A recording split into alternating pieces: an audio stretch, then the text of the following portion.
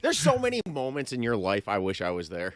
Like Not not the that scene, one, not not the that scene. one, no. but just the oddities of like the lead up, but not the like the one being in the car when the girlfriend broke up with you. Yeah, and you had to finish driving. Yeah. Cindy's reaction when you decided to invite the ex to the wedding. Well, that was fine. She knew that. That was a given going in. Waking All the up next to studio, your Studio sister. 54 moments. 248-539-97. I didn't get into Studio 54. I wasn't cool enough. We went to a place called Magique. 248-539-9797. All right, you guys, you've been hearing me talk about Michigan's #1 hair restoration specialist, Dr. Berkowitz from Michigan Hair Restoration for quite a while now, and maybe you've been on the fence. You're thinking about going to see him. Well, let me tell you, now is the time. It's Michigan Hair Restoration's 10th year anniversary, and Dr. B wants to celebrate. So he's doubling the savings for our listeners. For a limited time, you'll save $2,000 when you mention 97.1, and you're going to get 0% financing on your hair restoration procedure. So enough with all the ball caps every single day, being self-conscious when you go swimming, or maybe when you're on that Zoom call for work, or hey, maybe you're single and you're just ready to start dating again. Dr. B can help you get your confidence back, just like he's helped thousands of guys over the past 10 years. With the most advanced hair restoration techniques available, you can enjoy a thicker, healthier head of hair that looks and feels completely natural. For more information and to schedule a consultation with Dr. B, go to MichiganHairRestoration.com. That's MichiganHairRestoration.com.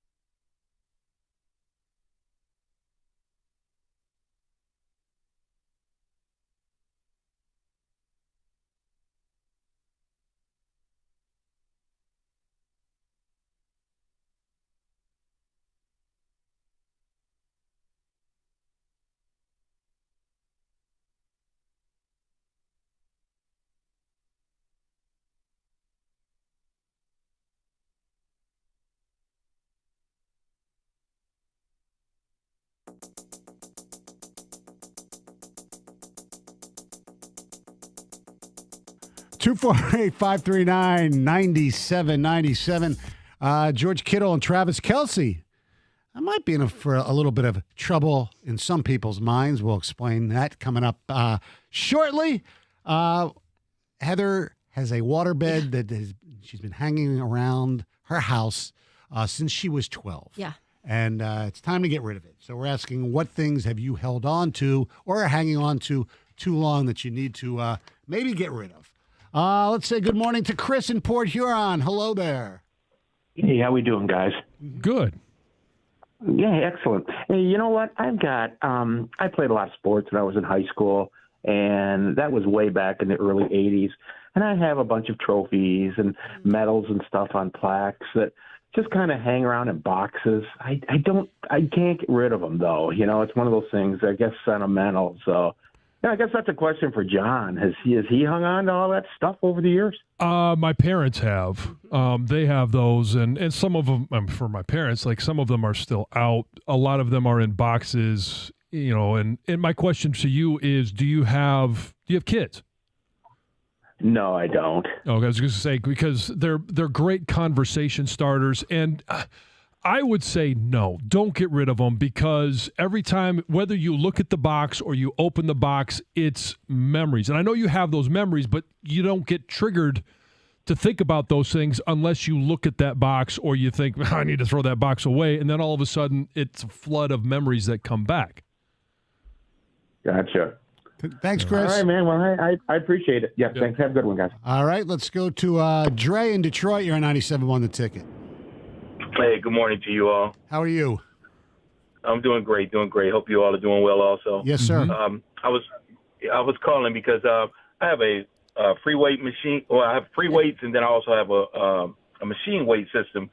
And our third floor was a bedroom, and it was just workout equipment. My father-in-law passed away. We got it renovated. We moved my mother-in-law in. I had to break all that equipment down. I've been trying to give it away for years. And, to friends who have, young, men or women that are in sports, and I say it's free, come and get it. And they keep telling me they're going to come and get it. They never get it. So now I'm to the point now I keep looking at the equipment. I want to get rid of it, but then I tell myself maybe I'll put a few pieces back up in the basement somewhere or in the attic, and I'll start working out again, but I never do. So it's been sitting there for about 7 years now. But it's hard for me to get rid of because I keep on trying to tell myself, yeah, I'll get back to working out again. And it just drives me nuts. And then I'm offering it for free for someone to get it, and they keep telling me they want it, and they never show up to get it. Here's a suggestion. I'm sure there are a lot of schools, athletic departments, in certain areas that don't have a lot of equipment, whether it's old or not, that would love to have some of that stuff, especially for free. Yeah. Mm-hmm. I would love to donate it. You know what? If there's, I wish I knew who to contact. I would love to get. It's about 400 pounds. It's an Olympic weight bench set. So there's about 400 pounds of weights there, and then then the machine weight is, it's a leg press, a butterfly machine, leg lift, a couple other exercises you can do with it. So call your local high school and see if they are in need of anything, right? Or a couple other schools around there, and if not, maybe middle school sometimes. Yeah. Mm-hmm. If not, I appreciate it. You guys, I really appreciate that input. I'll reach out, especially with the football season getting ready to start back up. That'll be a great idea. Mm-hmm. Thanks a lot now. Thank you. All right, we have some ticket texts on things you held on too long, you can't get rid of. My wife, somebody says. I did not say that. Stoney, one of your old tools you can't get rid of? That's right, I get that. My daughter, she's 39. Time to go. Oh, still at home. Mm-hmm. Mm-hmm. Wow. My brother has been living with me for a year now while he renovates his house. That's the thing I've held on to far too long. It'll just be a couple months, I swear. Yeah. Yep. I have my very first license plate from my car when I was 16, and I'm now 65. Oh, you got to keep that. That's kind of cool, yeah. though. I kind of wish I had mine. That needs to be on the wall somewhere. Yeah. In the garage. I wish I had Especially if it's a state of Michigan, it's the old blue one. Mm-hmm. Yeah. I do like the new. I do too, yeah. The black ones. Yeah, they're or nice. Amazing Blue. They're blue, Oh, right? They're blue? They're blue, They're like, yeah. They look black though, but I know they are dark blue. They are dark blue. Yeah. Okay. They look pretty blue to me. When I'm driving down the street, they look black to me. Whatever. So scary. You're gonna get through today? Yeah. Yeah. Nice. I think he's looking at me. No. Oh. My lucky Winnie the Pooh underwear from college. Oh. I'm 47. Wow. Lucky Winnie the Pooh underwear. Now, please explain why it was lucky. Well, Yeah, how many times? Exactly. And Tigger, too. Careful, Tiger. We have a couch from our first house. It's 24 years old. Needs a couch cover, but it's still so comfortable. Oh, yeah. I mean, you've had a couch long enough and you've taken enough naps on it. It's basically formed to your body. And having it 23 years, I mean, there might not be enough time left to break in another one like that. Yes, indeed. All right. Everybody knows that the sales of Bud Light have gone down the old you-know-what since people were offended with the Dylan Mulvaney cover that was going to be on a can, that was on the Instagram, whatever. A lot of people were offended, so they decided that they were going to not drink Bud Light anymore. My feelings on that is, and it has nothing to do, it's with everything. There are people like Elvis Costello, who I love, who have taken stands on issues that I vehemently disagree with. I'm still going to go see him because I like him. I don't understand, if you like Bud Light, why you're not drinking Bud Light. That's just me. Even if it's something, like I said, that I disagree with. Mel Gibson has been known to be anti-Semitic. When Lethal Weapon comes on, I'm not turning it off because of that. But you are you, and Right, a lot, I know. of people, I know. some people stopped watching NFL football when Colin Right, Kaepernick took a knee. I know. Okay. For me, I'm just I didn't get it. I love the NFL so much Right. that even though I didn't like it, Right. I get so it. everybody has their different Right, things. exactly. I'm just saying what my philosophy. I'm consistent no matter what the cause is. So obviously Bud Light needs some help, so they've gone to some football players for it, including George Kittle.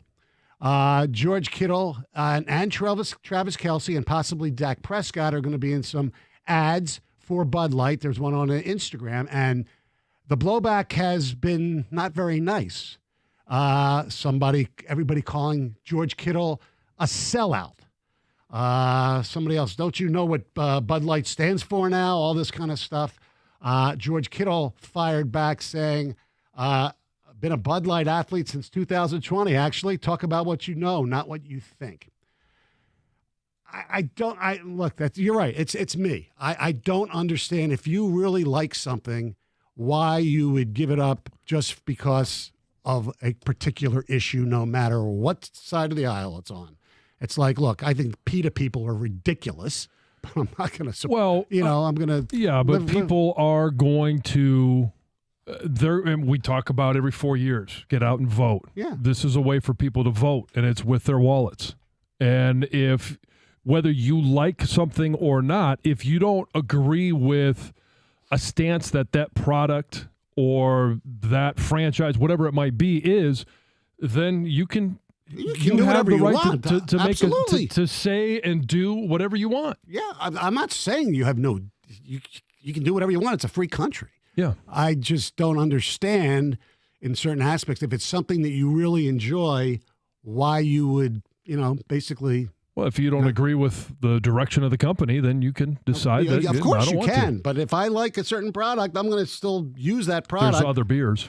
Yes, there are. But if you're a Bud Light drinker, maybe if Bud Light was your favorite beer, to me, this is not reason enough to give up your favorite. Just like there are people that I know that because they sell ammunition in like Walmarts and things like that, they won't go to Walmart. I think that's absurd. And that's on the other side. The whole snowflake thing is just ridiculous. I mean, you sit there and promote, snowflakes, but yet you're being a snowflake by being offended by this. I mean, to me, really, you are. If you're accusing people of being snowflakes for canceling things and doing this, you're doing the exact same thing. There are too many snowflakes on every side of the aisle, in my opinion, right now. Too many people get offended by. Let's get to the update here, and let's get into the Kittle part of this, okay? Because right. the Kittle part, I believe this is where people are starting to go too far now. Yeah, 248-539-9797. Time for the update.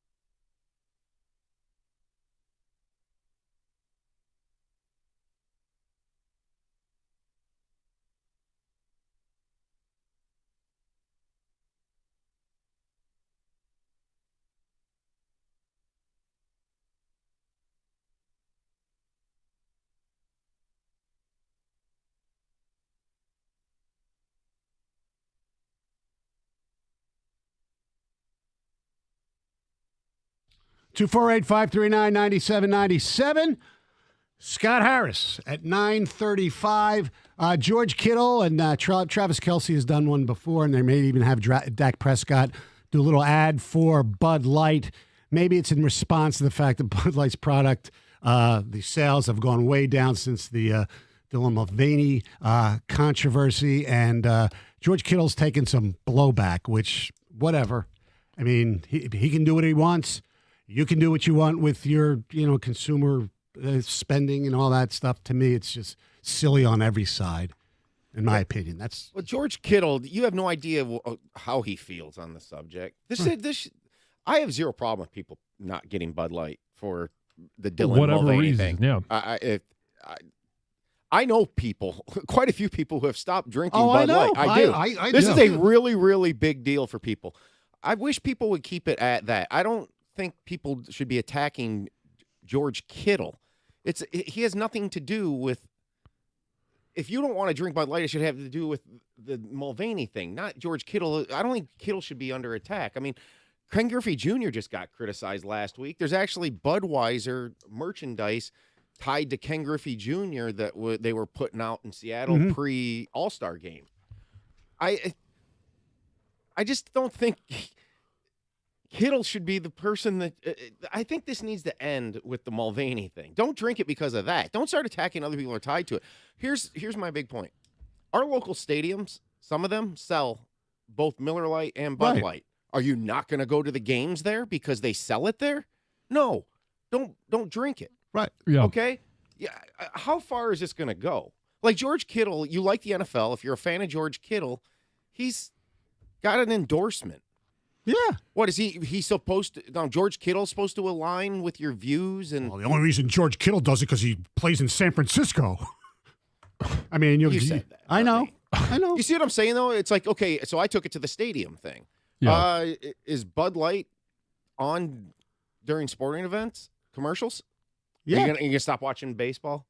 Are you going to stop watching the NFL? And that's why I'm kind of doing with Kittle. Yeah. here. Right. That's why I want it to stop with the Mulvaney. If you look, you can take it as far as you want. I'm not going to tell you what to do. Right. At what point does this end? Because you're not being consistent unless you do it across the board.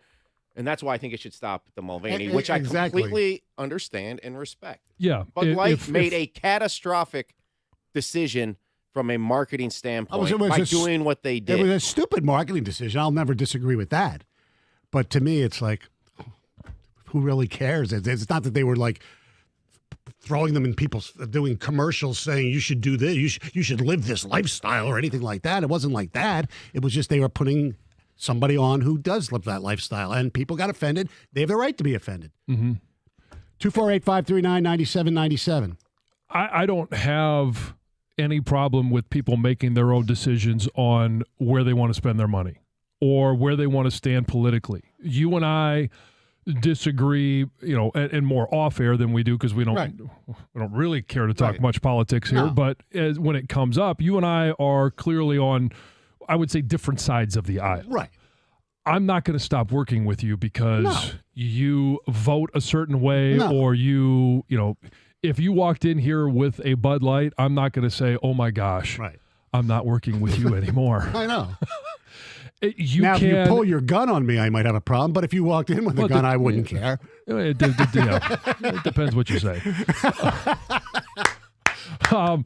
But we can have different views on a lot of different things, and you can have yours. We can disagree, but when it comes down to it, and this is where I think where we don't know athletes as well as we think we do. I don't know George Kittle. I don't know, what he stands for.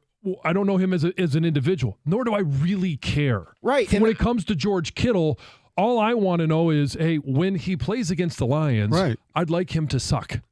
I mean, do people who are protesting Bud Light over the Mulvaney thing think that nobody should be an endorser? I'll bet there's somebody out there that you respect that's an endorser in some capacity. Probably. Or has some sort of merchandise. Look, if you want to take it all that way, fine. I'm just trying to say that at some point there has to be an end game here. I mean, there's people on these airwaves that don't believe in God. There are people on these airwaves that do. Are you going to grind every single thing down and never listen to somebody in any entertainment venue if you believe in God and they don't? You see what I'm saying? Yeah, I'm calling out the hypocrisies, or you're going to stop. You're going to. That's where I'll draw the line. Well, that's that's why my snowflakes on both sides. It's true. People don't want to look at it that way. In my opinion, too many people. We talked about this yesterday with the Canton Chiefs thing. I think some people get offended just for being offended. Ask Stoney why Jewish people refuse to purchase Mercedes and BMW. I still talked about that off the air. Refused to purchase Mercedes and BMW cars for decades following World War II. Sometimes you speak with your wallet, and it doesn't matter if you like a product because your political convictions hold more importance. Derek and Bloomfield. To me, especially now, I think that's absurd. But yes, what you're saying here is like you can do it your own. You can do your own, but I can have my opinion and say I think you're wrong. I just think going after George Kittle for being an endorser, you don't know where he stands on the issue. I just think it's going too far, man. Like that texter just said, speak with your wallet. Don't buy the Bud Light, just don't buy it anymore. Austin in New Haven, you're a 97 on the ticket. Hi, guys. I work for a Bud Light distributor where, they only made one can. I know. It's not like they made a mass distribution of cans that you're going to go to the store and you're going to see the face on it. And, it's been tough. I hear it. I'll write orders at my accounts and bars and restaurants, and I hear it every single day still from customers. I heard it yesterday from a customer who drank Bud Light that he didn't want to drink it because other people say stuff to him, even if they're not drinking it. Where it's just, everyone's different. Everyone has their own stuff. It's just ridiculous a little bit. Yeah. And here's where I think it's gone way too far is a guy like Austin. Yeah. And we've seen a number of people when Bud Light has cut back because of a marketing decision. Mm-hmm. It's those that had nothing to do with the decision that are being affected. Correct. But he's also points out that this wasn't some massive campaign. Now, if this was like a mass campaign, I could understand it a lot more. This was basically a social media ad with one can. I mean, But they entered an arena. They should have known better not I agree. to. I agree. That is very divisive. It was a stupid marketing. There's no argument there. But when you look at it, it really wasn't that big of a thing because they didn't make a big deal about it. But that's my point. The thing he just said, Austin, people are being Bud Light shamed. Right. And I just think that's ridiculous. Yes. When I went to a concert at Pine Knob, they are a Bud Light supporter. Like, they have a Bud Light lounge up on the hill, and they sell Bud Light at basically every single beer stand. We were sitting there eating, and a woman walked up to a stand to get a beer, and she just berated the person selling the beer. Was like, how can you sell this blank? And like was mad at the person selling the beer, and he's like, ma'am, this is my what job. I got. You're supposed to quit her job. I mean, come on. And See, Kyle and I were just watching. I'm like, oh my gosh, go get a water then if you can't. But she wouldn't even order any other beer. That this guy wasn't just selling Bud Light. Right. He had other beers available, and she was just giving him the riot act. It was wild to watch. Some, not all. There are some people who just like being angry at people. I mean, are there people out there that aren't going to draft George Kittle in their fantasy league because of this? There is. I'm sure. You're right. You are probably correct. People gave Bud Light the boot because it was easy to boycott them without having you labeled as a bigot. Drinking another light beer is an easy switch. I'm John from Livonia. It's very hard to not watch the NFL, even if you don't like their stances. There is no NFL direct replacement. Beer is easily replaceable. Bud Light was targeted because they are easy to dismantle in the fashion that has been going on. It will hopefully send a message to the corporations that we just want politics out of marketing. We are tired of it. Then you have the debate whether that's actually politics or just lifestyle. Like, you can go either way on that. Jason in Farmington Hills, you're on 97 on the ticket. Hey, thanks for having me. I wanted to push back, Stoney, on the whole bad marketing. Before this culture war that we're in, there was no such thing as bad. There was no such thing as bad publicity. So when they did, I'm glad the last caller sounds like they talked about it. It was a very small, targeted campaign. And I'm a proud beer snob, and I've talked smack against Bud Light my whole life, and now I have to defend it, and I'm put in an awkward position, you know? So let me ask you this. Will you go and buy it to spite the people who are boycotting it? 100%. My mother does as well. We provide it at parties. I would never drink it. I would never choose to drink it. It's not very good beer. It's okay, a light domestic lager. we don't, it's all the same. Yeah. You know, so it's like I want beer with alcohol and flavor. But it was a small marketing campaign. I mean, it's just awful. But this cancel, and I'm glad you pointed out the snowflake angle, Stoney, because they hate the cancel culture, and they are canceling Disney and all of it. So I think we see what's going on. Snowflakes. Snowflakes have no political affiliation. They're on both sides. Just like, real snowflakes. No snowflake is exactly the same. Right, John? Why would I spend my hard-earned cash to support a company that monetarily supports values that contradict my family values? That would be like paying someone to punch me in the face. Jason and Brighton. You have your absolute ability and your right to do that. I get that. 248-539-9797. Hey, for everyone out there who is suffering from constant joint pain, now that summer is here and it's in full swing, you want to get outside, go for walks, play golf. And if you go see Dr. Fleischman now at Straith Orthopedics, he's going to make sure you get back to enjoying all your favorite activities just as soon as possible. I'm telling you all the time about patients who rave about life-changing care Dr. Fleischman has given them. He's one of the highest-rated specialists in Southeast Michigan. And I've told you about my dad. He went to him, got a new knee. He was back on the softball field. I've had other members of my family go there, and they are back on the court. They're back on the field doing all of the things that they love to do. So start living your life pain-free. Call Straith Orthopedics at 855-STRAIGHT or visit online at straith.org. That's STRAITH.org. And Dr. Fleischman also offers free Lunch with the Doctor event. If you want to learn more about the minimally invasive, innovative treatment that Dr. Fleischman has to offer in a no-obligation casual setting, you can meet him in person and ask questions, and you're going to find out why everybody raves about his bedside manner and the fact that you get straight, easy-to-follow answers from Dr. Fleischman. You can sign up and find out where an event is near you. All you got to do is call 855-STRAIGHT. Straith Orthopedics is committed to you.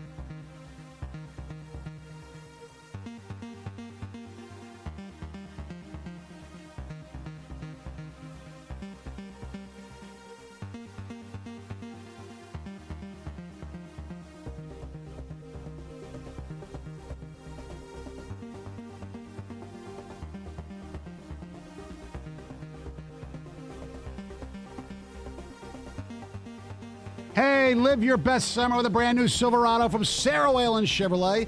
Silverado has advanced towing technologies that will get your boat or camper to its destination with ease. Or, if you're planning a DIY project, Silverado is the most functional bed of any pickup. And because Sarah Whalen is the #1 volume Chevy dealer in the country for new and certified pre-owned vehicles, they have a huge inventory arriving daily for every lifestyle or budget.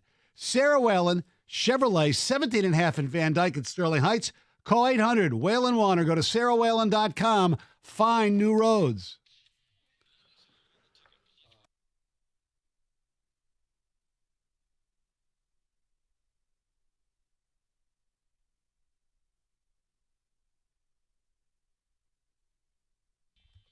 Two 248-539-9797. We were talking off the air. You know, look, people that are boycotting Bud Light, that's fine. But you could sit there and find something wrong with every freaking company practically. I mean, are the people that are boycotting Bud Light wearing Nikes and approve of the child labor stuff? And no, you could find it with anybody. And that's part of the hypocritical deal that all the snowflakes fall into. Ray in Clarkston, you're 97 on the ticket. Ray. Good morning, Ray. Information with the situation. Start over. Start over. Yeah, we missed the start of your. Oh, okay. Too many people get their information from social media and run with it. The facts behind this is Bud Light accidentally hired a saboteur. She came in and she clearly stated she was going to change Bud Light's image from the male bravado frat boy image to something more worldly, and this is what she did, and then she got fired for it. I was in Tennessee when this all happened, so I got a lot of flack, but, you look at someone in the face and you mean it and say, oh, I'm an American, I do what I want, I'm going to drink Bud Light, leave me alone, mind your business. They do, and if they don't, then they're the a-hole, People just got to get over stuff. So I drink Bud Light. So when you say a saboteur, you mean she was planted by somebody? Well, people right now going into a lot of corporations with the intention of changing it to what they want the corporation to be. Okay. And it's affecting a lot of different, you're seeing it all over the place, one way or another. Everybody's crazy right now, it seems. I know. And they all just are self-centered, and greed is king. There's no doubt corporate America, with its many branches, in my opinion, has ruined much of America. Here's some more ticket texts.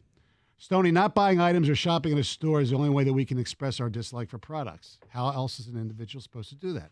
I get it. It's just not for me. You can do whatever you want. If John was going to Kid Rock tonight or this weekend, right? Yeah. And he said, Tony, I have an extra ticket. You want to go?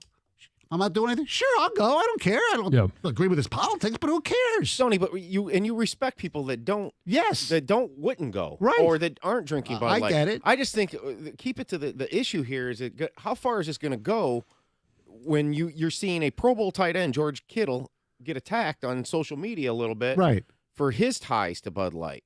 Because then, there's other ties to Bud Light, that go to stadiums and that sell. You're not going to go to that stadium anymore? Of course you are. Yes, you are. I just keep it at where it is. Don't buy your Bud Light.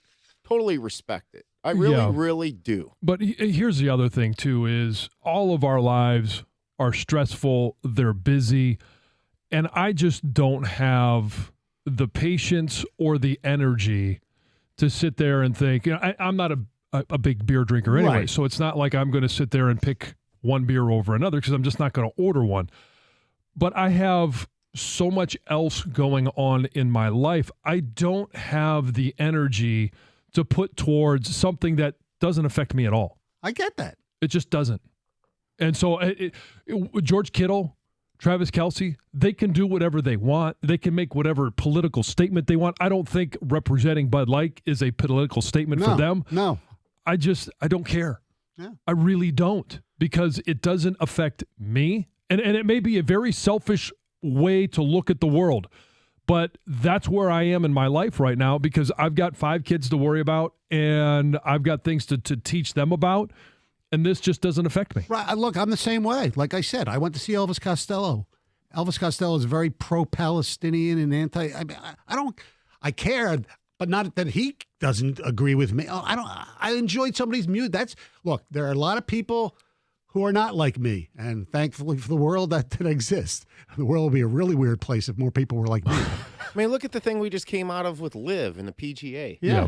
You know, you're never going to play golf again? I mean, that's how far you could take it. Yes. You know? I know. I'm not, That's just, maybe not watch? yes. Play? Yeah. All right. What's up, Heather? Well, a Detroit police commissioner is in some pretty hot water after undercover deputies found him with a prostitute on Wednesday.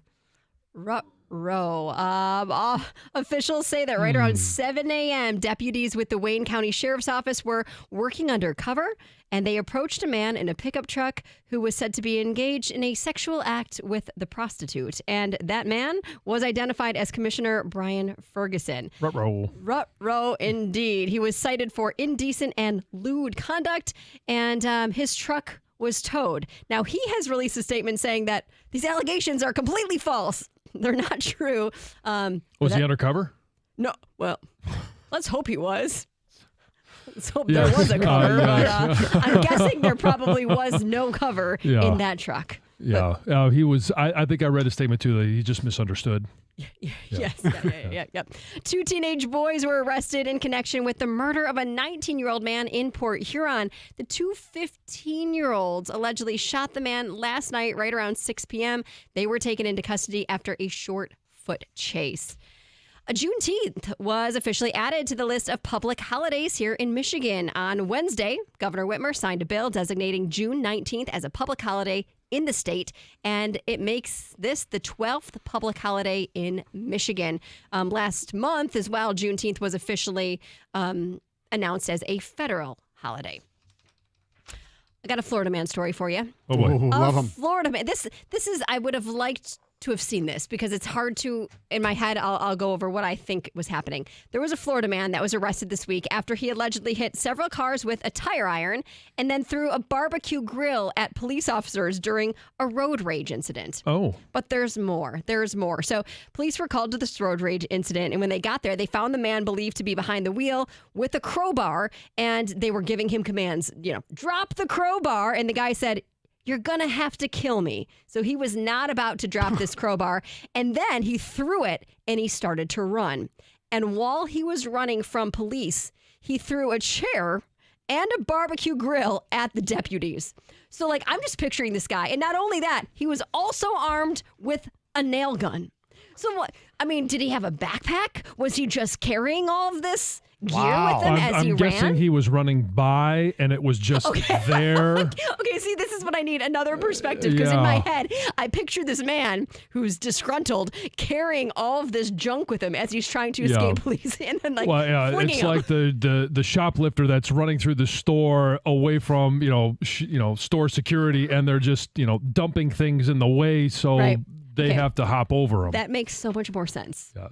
Yes. The nail gun now, that one is... Maybe he had that in his pocket. They're bigger than that.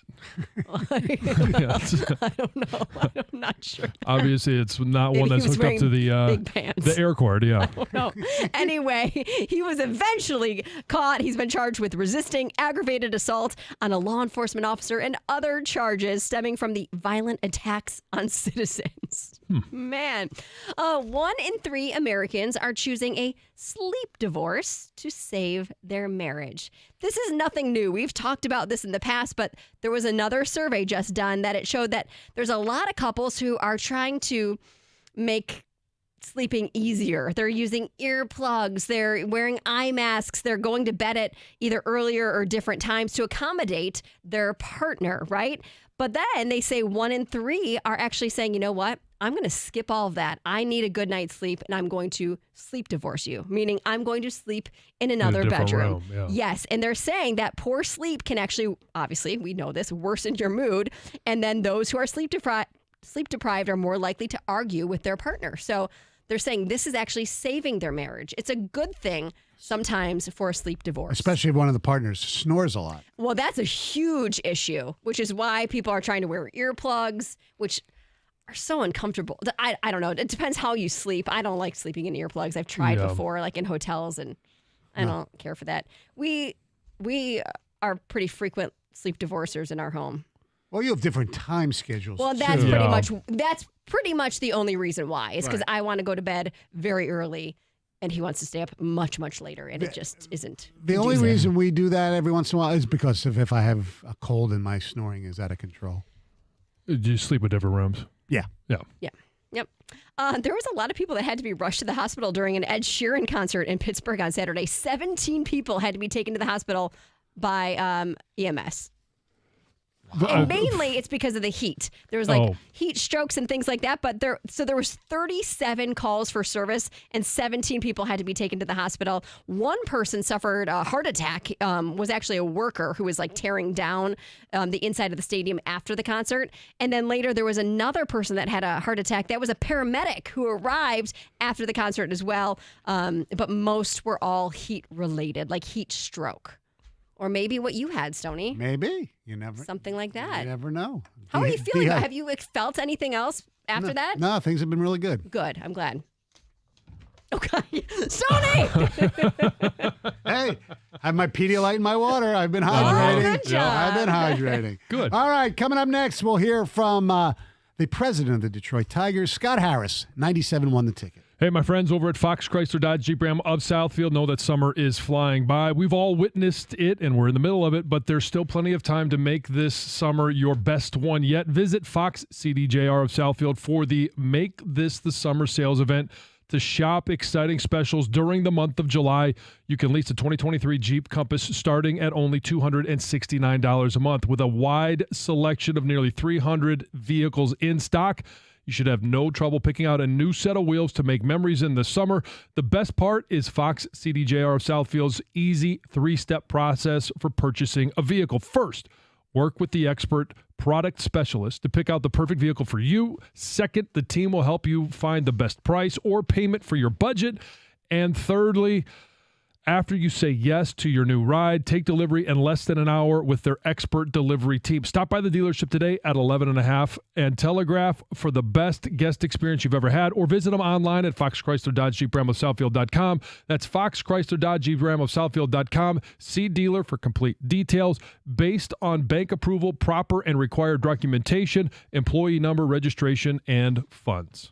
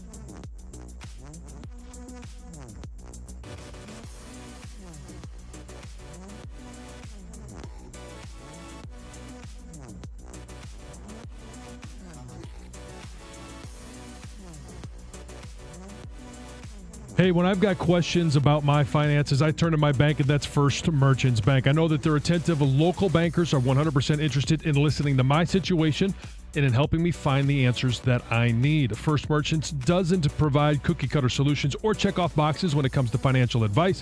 They take the time to learn about my life, my personal and financial goals, and they work with me to build a plan that fits my situation. And you understand that First Merchants Bank really cares when you sit down and they ask you those questions, and it leads to another question or to another question. They want to know about you. They see you as a person, not just as a number, and they're going to do all they can to help their customers and communities succeed. You can count on that, since First Merchants is staffed by local bankers who know and are passionate about the needs of the local community, because they know it's their community as well, and we all have to work together to help our communities prosper.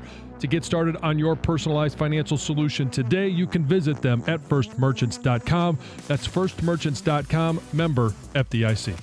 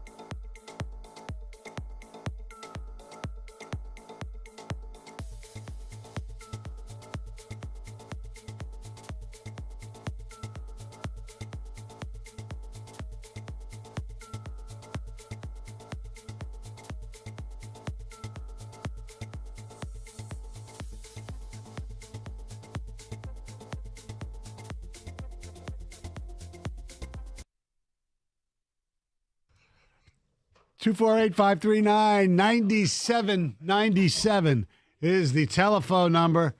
Scott Harris, man, he just seems like he's on the ball, man. Just intelligent. Yeah. If it doesn't work out, refreshingly honest for most of the interview. Yeah. And he's not going to, the Erod stuff, I get why he won't say anything. Well, for exactly why. Out of respect for him, but Yes. also out of respect for the organization Yes. and his plans and what Absolutely. or not he wants to do. I like the fact that he actually admitted. Now he wouldn't say what players because we didn't probe them on that. But most general managers was, we got everybody we wanted. He says, sometimes you get snaked in front. Yeah. And we know that happens in every draft. Oh, yeah, you're sitting there going, you know what? I don't have the assets or the ability to trade up 3 spots. I don't really want to, but I know I want this guy. I want this guy. And then he goes 1 or 2 Boom. ahead of you. Yeah, exactly. That's Plan B. exactly. No Gotta doubt. have it. No doubt about it. 248-539-9797. We had a lot of good stuff today on this show.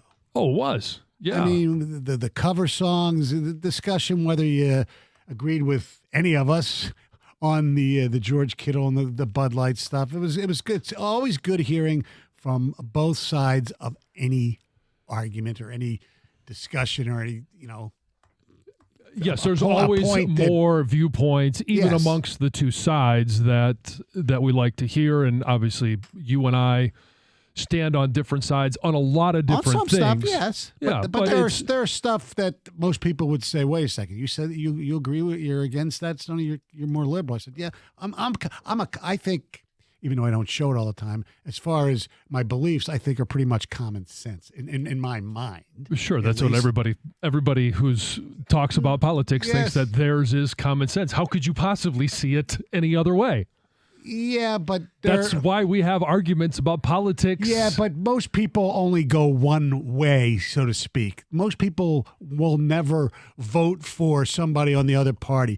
There's so many people that are just lockstep because somebody told them this is the way to go, and they'll always follow that view. And that to me or that's their view, and they just think that Sometimes that's it's common not. sense. Sometimes it's not, though. That's why so many people Well, just walk compared into to a you. vote. Some people walk into a voting booth and they'll just automatically push Democrats without even knowing who's voting, who's running. That's shameful. Well, I get that, but to sit there and say that you're voting for the common sense individual and somebody else is not, that to me doesn't seem very common sense in and of itself. To a certain extent, you're right. All right, Doug, it's time for you to play the 2 Grand Slam because I assume Gator's not here today. Oh, he's here. Oh, he is here. Oh, he is? Yeah.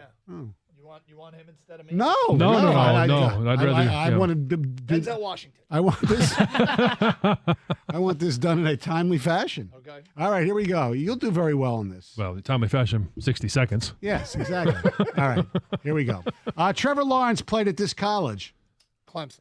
The Tigers open the second half of the season against this team tomorrow. Seattle. The Pistons re-signed this player to a $64 million extension on Monday. Isaiah Stewart. She is playing Barbie in the upcoming Barbie movie. Margot Robbie. Royal Liverpool is hosting this golf major next week. The British Open. Who is the team captain for the Red Wings after Steve Yzerman? Nick Lidstrom. Is Escanaba located in the lower or upper peninsula of Michigan? Upper. This band released their album Slippery When Wet in 1986. Van Halen. Oh, J.D. Martinez currently plays for this team. The Dodgers. Who holds the record for most strikeouts by a pitcher in the history of Major League Baseball? Nolan Ryan. You got 9. dude, the Wait a minute. 86 had to be your sweet spot. What was? Bon Jovi. I mean, Good dude. You got You got 9. Margot Robbie, so let's. Yeah, That's right. I didn't see that one coming. Honestly, wasn't that a question last week? You What? had the I don't same think question so. last week, and Oh, I I wasn't said Reese here. Witherspoon, and you said no, it's Margot Robbie, and you asked me, do I even know who she is? And I said no. No, I don't think so. It was the exact. wasn't. I swear it was the same question. I wasn't here. No, I Me neither. I don't Yeah. believe so either. That's the I'm only gonna claim reason I know ignorance. it is because you No. asked me before. Oh, I don't think so. I think it was maybe it was a few weeks ago. I don't know. Yeah. Anyway, Yeah, how are you? I'm good. Good. I'm happy with 9 out of 10. Yes, I know. Yeah. Very good. I would have done a lot better with LL Cool J album names or Run DMC Oh, album names. Okay. That would have been my wheelhouse. of course. Public Enemy, sure. Yes. Whatever's playing in the In helmet. front of me. Celine Dion, perhaps. Yeah. Thank you. Way to go. We didn't even have to go there. Bravo. Yes. What do you guys got going We're going today? to talk about something Harris told you guys right out of the gate. All right, 97 won the ticket.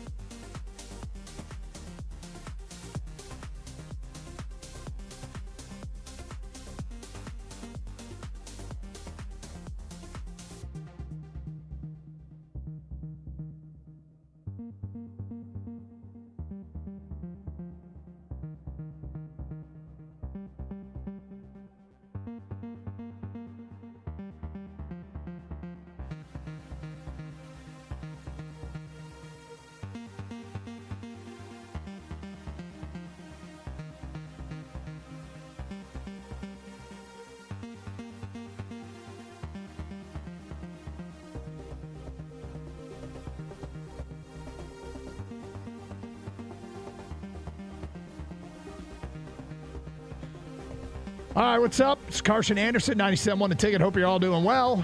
Great to be with you here on a Thursday. Tigers back in action tomorrow. Look forward to the second half of the season getting underway. The GM joined the morning show and gave the guys gave us some stuff to talk about. And we'll get to that coming up in a few moments. Gator, how are you today? Well, now I'm bummed. Why? Because all day. Can I guess why you're bummed? Yeah. You thought the Tigers second half started tonight. Yeah. Yep.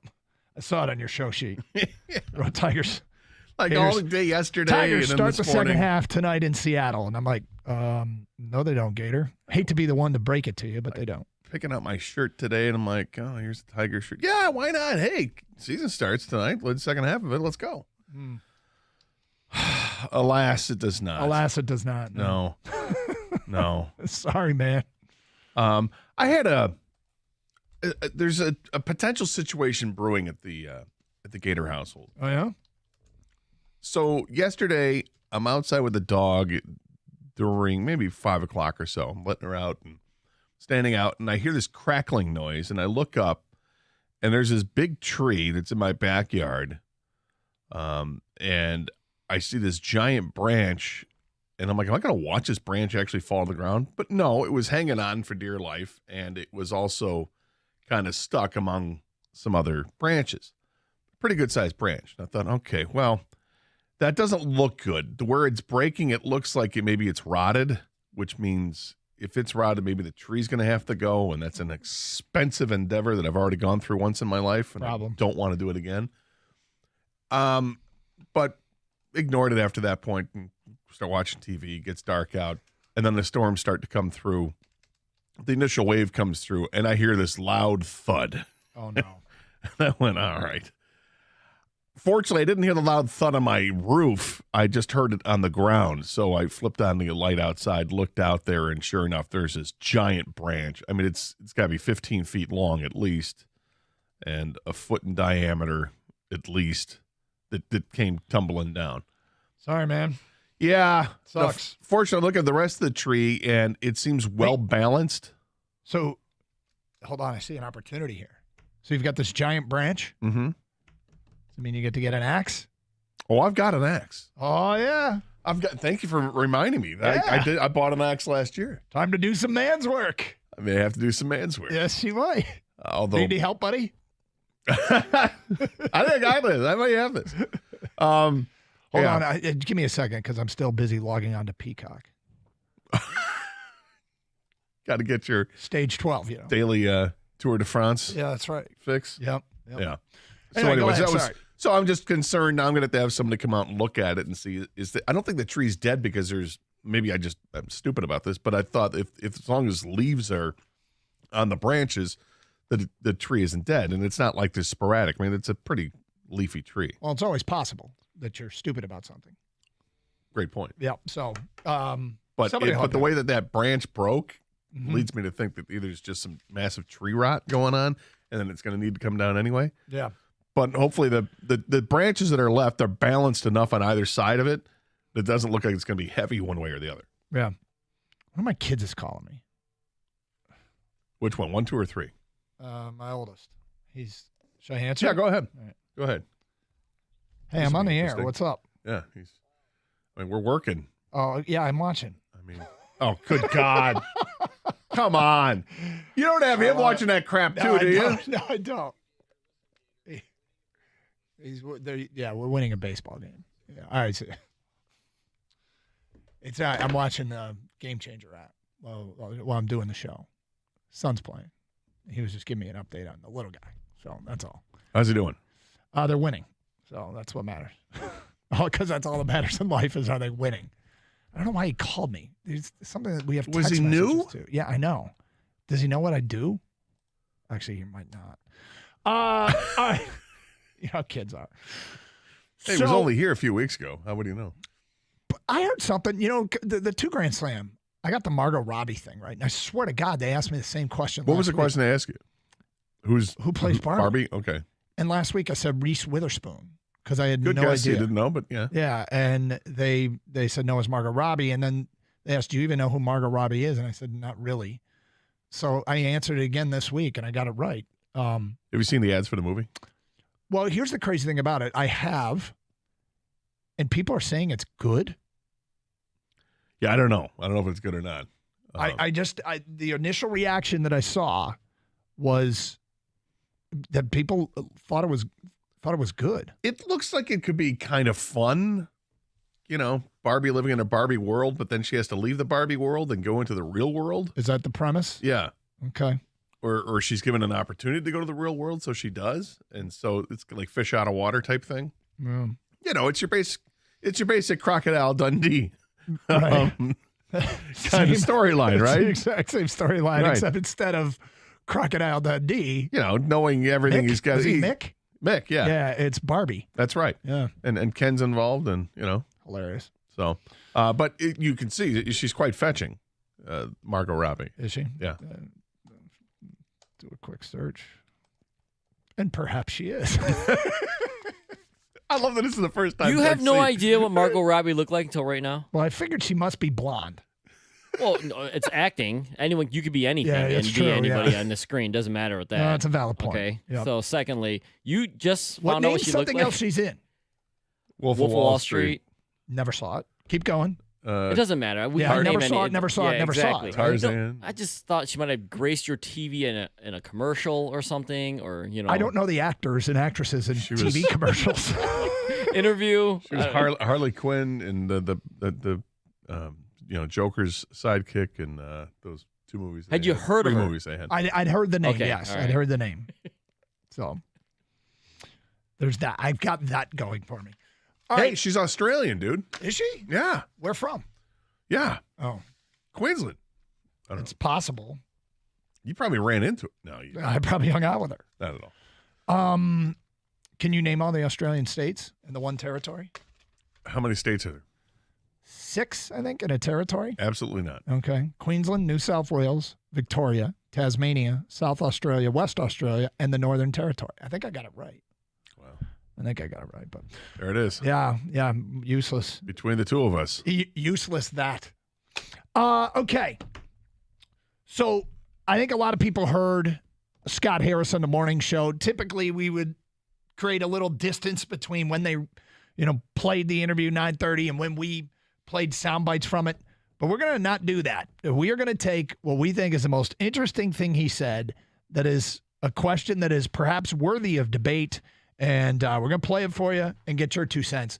Coming up today at 10:18. It's Carson Anderson, Open Lines. Good to be with you on a Thursday on 97.1 The Ticket. Well, summers will never be the same once you transform your outdoor space with Trex composite decking from Builders First Source. Fade, stain, scratch, and mold resistant, Trex composite decking from Builders First Source gives you a maintenance-free, ageless look. So whether you're looking to build it yourself or maybe you need a referral for a Trex-certified installer, Builders First Source has got you covered. With decking for every budget, make the most of outdoor living with Builders First Source. 2 locations, in Shelby Township, also in Clinton Township. Builders First Source, Macomb County's largest and first source for decking.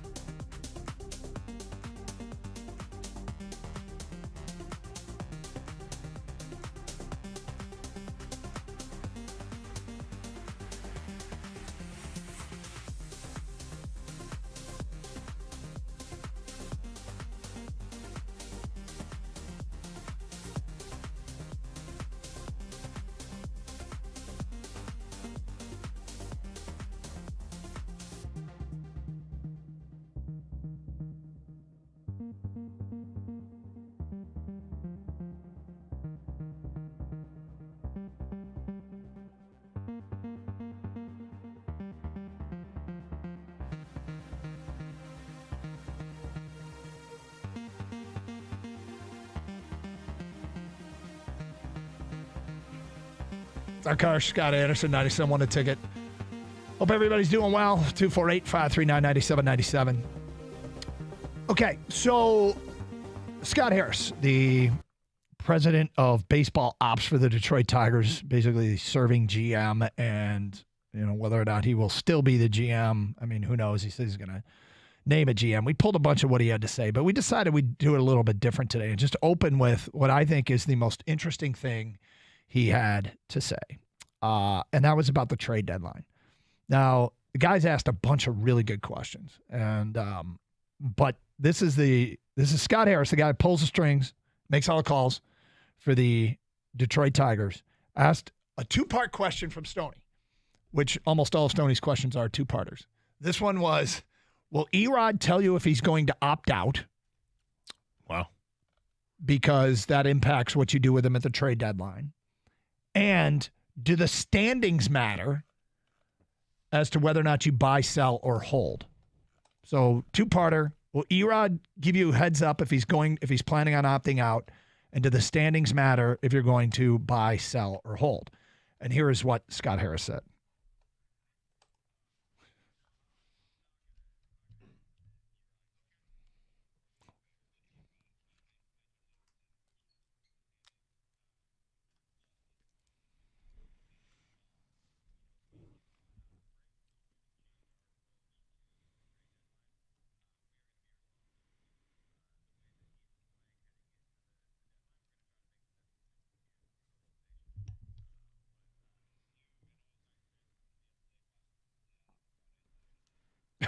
It was funny. It was like he was selling tickets or trying to drive up the ratings at the end of that. Okay. So the standings are going to matter if they get hot out of the break. And I'm intrigued by this. I mean, he could be just building a market for their players, right? Because you're talking about the possibility that he's just simply doesn't want to make it sound like he's going to give anybody away. I've said this all along. Drive a hard bargain because you can sell the fact that you're legitimately in some sort of chase. Now, it's a chase for a crappy division, but you don't have to just take anything because, I mean, hell, if you're close-ish, you don't, okay, and you don't make any moves, well, then try and win the damn thing, right? Of course. But I would say that, with the stance on the trade deadline, I think you have to be, at this point, you've got 3 weeks basically till you get to the deadline. You got to be open. I mean, he just said, look, if we get hot out of the gate, which is going to be interesting if they can. I mean, 3 at Seattle is not the ideal way to start it. Then you continue the road trip. You got, it's 4 at Kansas City. But just looking who they're playing against, it's not, the easiest schedule getting there. Mm-hmm. But if they get hot, if they do, then you have to consider it because they're only 5.5 out of the division. I wouldn't expect that they'd be overly aggressive in trying to, go for it if they do get hot. But what I would expect is that they are, like you said, drive a hard bargain when it comes to your players. Try to get the most out of it, of course, if you find yourself out of it. And even, out of it, I guess, is kind of relative. What do you deem to be out of it? If they've gained no ground and the trade deadline's here, sell, right? I mean, do we kind of agree on that? What are they, 5.5 out? Yeah. I mean, it's tough to say. It's tough. I guess it's dependent on how they're playing, how they look, how the other teams in the division that are ahead of them, is Cleveland looking good? Is the Minnesota looking good? I mean, it's all relative. I just can't give an easy answer right now. And as I was trying to paint some picture, even then, I don't know. It's something. You play it by ear, and you play it by feel. Well, look, I mean, a couple of weeks ago, we did a show and we did a Twitter poll. Remember? We were just past the halfway point. And we said, if they're still in the hunt for the division at the trade deadline, do you buy, sell, or make no moves and just see what happens? And I don't know if you were in that day. I don't think you were. Did you care to venture a guess what the people said? If they're still in it at the trade deadline, buy, sell, or no moves and see what happens. See what happens. No moves. The number one response was sell. No. I get it. Because, and I would guess that the reason being is that people would say, even if you are in it, you have no chance in competing with the other teams that are actually playoff teams. What I found most interesting was if we asked that question, say, back in the beginning of April, at the beginning of the season, when we get to the trade deadline, do you want the Tigers to buy, sell, or make no moves and see what happens? I would guess the number of the sell would be 90% if we'd asked at the beginning of the year. Expectations were incredibly low. And remember, they came home to opening day, and they were, 2-4? Were they 2-4 or 1-5? Whatever it was, yeah. Anyway, the point being, it was 41.8% said sell. But that means that nearly 60% didn't want to sell anymore. They either wanted to buy or stand pat and see what happens. So when you hear the general manager say it's dependent upon what happens right out of the gate, is he saying that they could actually potentially buy? I think he's saying, yes, they could if they get hot, and then it's not just hot out of the gate is hot out of the gate for the second half of the season. Mm-hmm. Does that mean the 3 weeks leading up to the deadline? I think it does. It's not just, oh, hey, they just got on a 5-game winning streak. Let's go buy in the middle of June or in the middle of July. I don't think that's what it means. Get through Seattle, Kansas City, San Diego, the Angels, and then they've got that last series before the deadline is at Miami. Where are you there at that point? Are you a game out of 500 at that point? Because they got some work to do being 11 games back, and they don't have that many games before the deadline. They have more than 11, but it's just, it's something you keep your eye on. My guess is they're going to move some players, and not for the benefit of right here and now to compete for this year. They'll move some players for the benefit of competing for next year or the year after. Then they'll move guys to get a couple more prospects because they have the guys that aren't going to be here next year, that aren't going to be future Tigers, right? Like Jonathan Scope was not a future Tiger. They let him go. You're not going to let Eduardo Rodriguez go, but if Eduardo Rodriguez has another couple good starts, it would behoove him to enter the free agent market at the end of the season, and they would know that. And I know they didn't want to answer that question, but I'm guessing that the reason he didn't want to answer that question is because, that discussion's been had. Yeah. So they'll know. And he's not the only one. There are other players there that, that have some value, that are one-year guys, or that have some value that are still under team control. The one-year value guy, all-star Michael Lorenzen. If he continues to pitch well, what do you do there? Well, put it to you like this. I like that he's open-minded about it. It sounded a little bit more optimistic than I expected. He might be just trying to create a market there a little bit. But, maybe the buy move, this is going to sound weird, but maybe the buy move is Colt Keith. Maybe that's the buy move, is to by then you've seen enough where instead of trading for somebody that you think might be able to step up and do some things, you just call a guy up. It might be Parker Meadows. It might be Justin Henry Malloy. Or the buy move may simply be you see a player that's become available that you think could be a Tiger and be really good for years to come, that you want and you covet, and all of a sudden he's available? Let's trade for him.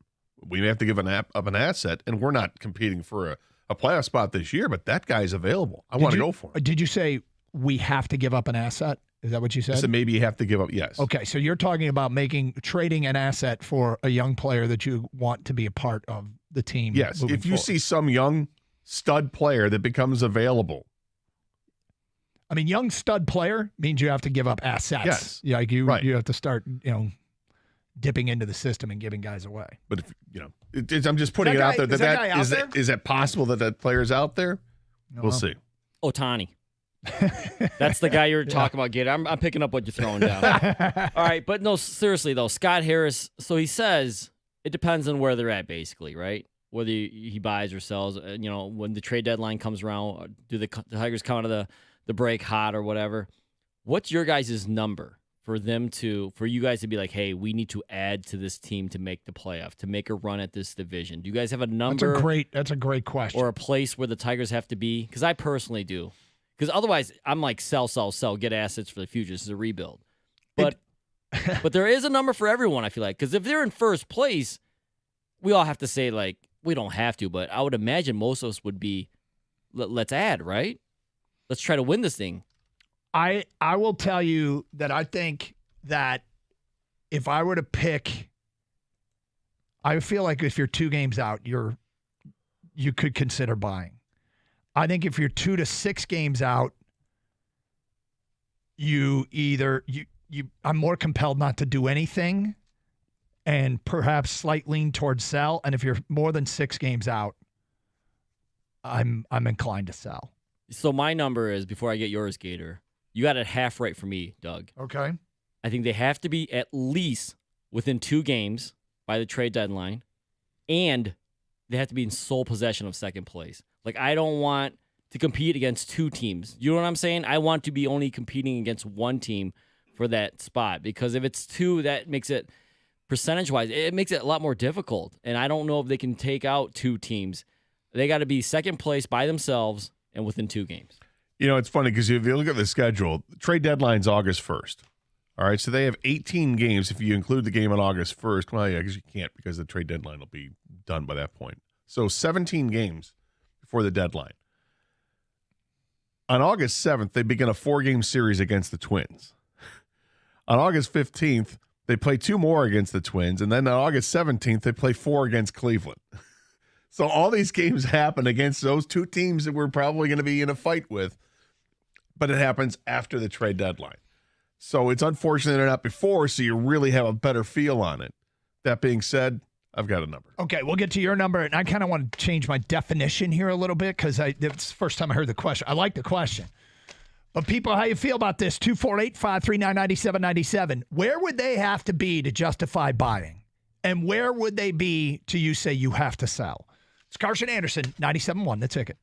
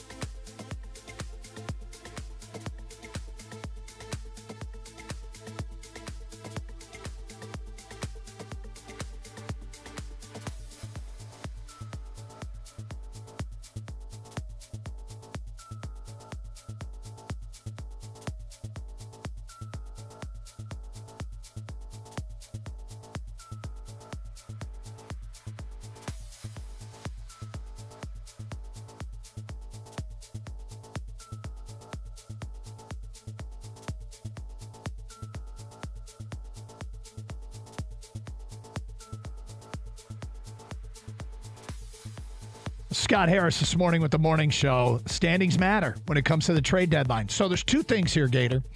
One is I want to get your number. Kang asked the number. What is the number back where you'd say actually buy? And what is the number back that you say sell? And I've got, I'll go to yours because I want to redefine mine after giving it some thought. But what is your number? How many games back to justify buying? Well, the number I have in mind, and I'll explain the number. 11 is the number I have in mind, and that number means 11 wins in these 17 games. So I would hope that they get to that 11 total well before the deadline for me to want to buy. Okay? So the game, but what about games back? I'm getting to that. Okay. I'm just right. saying. So right. I need them to be a winning team. So to be on their winning ways, not just continue the suckitude that is the Central Division. Still 11 games under, but yeah okay, I gotcha. That makes sense. Because I'm not going to want to give up assets just to have a chance to be competing. I mean, I want the team to be playing well. Yep. So that's where I have that. In terms of where I would expect that to be in the division, I would expect it to be 3 games or better. So within 3 games. Within 3 games. So you're okay with buying if they're 3 games or closer? Yeah. Okay. Provided, of course, they have the winning baseball that they're doing. Like I said, the 11 wins. I mean, I guess if they manage to go somehow, some way, cut it to 3 and go 6-11. Nope. I don't know how that's No, that no, means the but that's Guardians why and Twins are absolutely unraveling. That's why it matters to me. It matters to me that you have to be playing winning baseball. You're showing that you don't. Yeah, not just that the division's collapsed. Like we know it's not a good division. Do you have a sell number? Or is anything above that sell? Or do you? I think anything above that is going to be selling because they have pieces to sell. So there's no reason to hang on to Eduardo Rodriguez when he's a free agent at the end of the year if he opts out, and it looks like he would opt out. There's no reason to hang on to Michael Lorenzen unless Lorenzen absolutely loves it here, thinks he found his second life here and desperately wants to be here. But I imagine if he continues to pitch well, you're going to get interest. Go ahead and move him. Same thing with Alex Lang. You know, I like Alex Lang. You don't have to move Alex Lang because he's under control for a while, and Jason Foley's another one. I wouldn't move Foley, but hey, if the right deal comes along, you got to be open to it. There aren't many untouchables on this roster. There are some, but there aren't many. Yeah, so mine is if you're 2 or closer, I'm okay with buying. If you're between 3 and 6 games back, don't buy. Don't buy would be my only rule. And if you're more than 6 games back, I'm adamantly selling. I'm aggressively selling. 248-539-9797. Let's get to your phone calls. We go to Ian. You're on 97.1 The Ticket. What's up, Ian? Hey, thanks for the phone call. I just wanted to talk about Austin Meadows. I know he's kind of going through some personal things, but you know, when we signed him, he was a big hitter for Tampa Bay, and we've really only gotten like 40 games out of him. And just curious if you had any updates on him and, you know, what his contract looks like and what his timetable might be to potentially return to the lineup. I'm not going to blow smoke up your channel. I have no idea. I haven't heard anything. They haven't talked about a timetable. I think he's still in Lakeland, I believe. And they're hopeful that he's going to be able to compete again. The last updates were 3 weeks ago. Scott Harris said it was positive. He's working through treatment. He's working out, but there's no talk about him returning to the field. Yeah, I certainly wish him all the best, but course, you know, he's a couple of years removed from a 100 RBI season, 27 home runs, left-handed bat. That'd be huge, you know, if we would be able to get him back in some sort of capacity. But thanks for the call. I appreciate it. No, you called us. We appreciate it. 248-539-9797. We're the thankful ones. Frank is next. Hi, Frank. Good morning, sir. What's up? I understand you're talking about 6 games or 2 games or whatever. Yep. But the Tigers at this stage, you know, how long, if you keep on looking for these young studs, how long do we have to go through a rebuilding? The Tigers need a veteran that can lead these. The St. Louis Cardinals are looking to sell. Nolan Arenado would be a perfect fit for the Tigers between Riley Green, Torkelson, and Arenado. That would be a start of your rebuilding. And he's easy to get. The Cardinals want to get rid of him.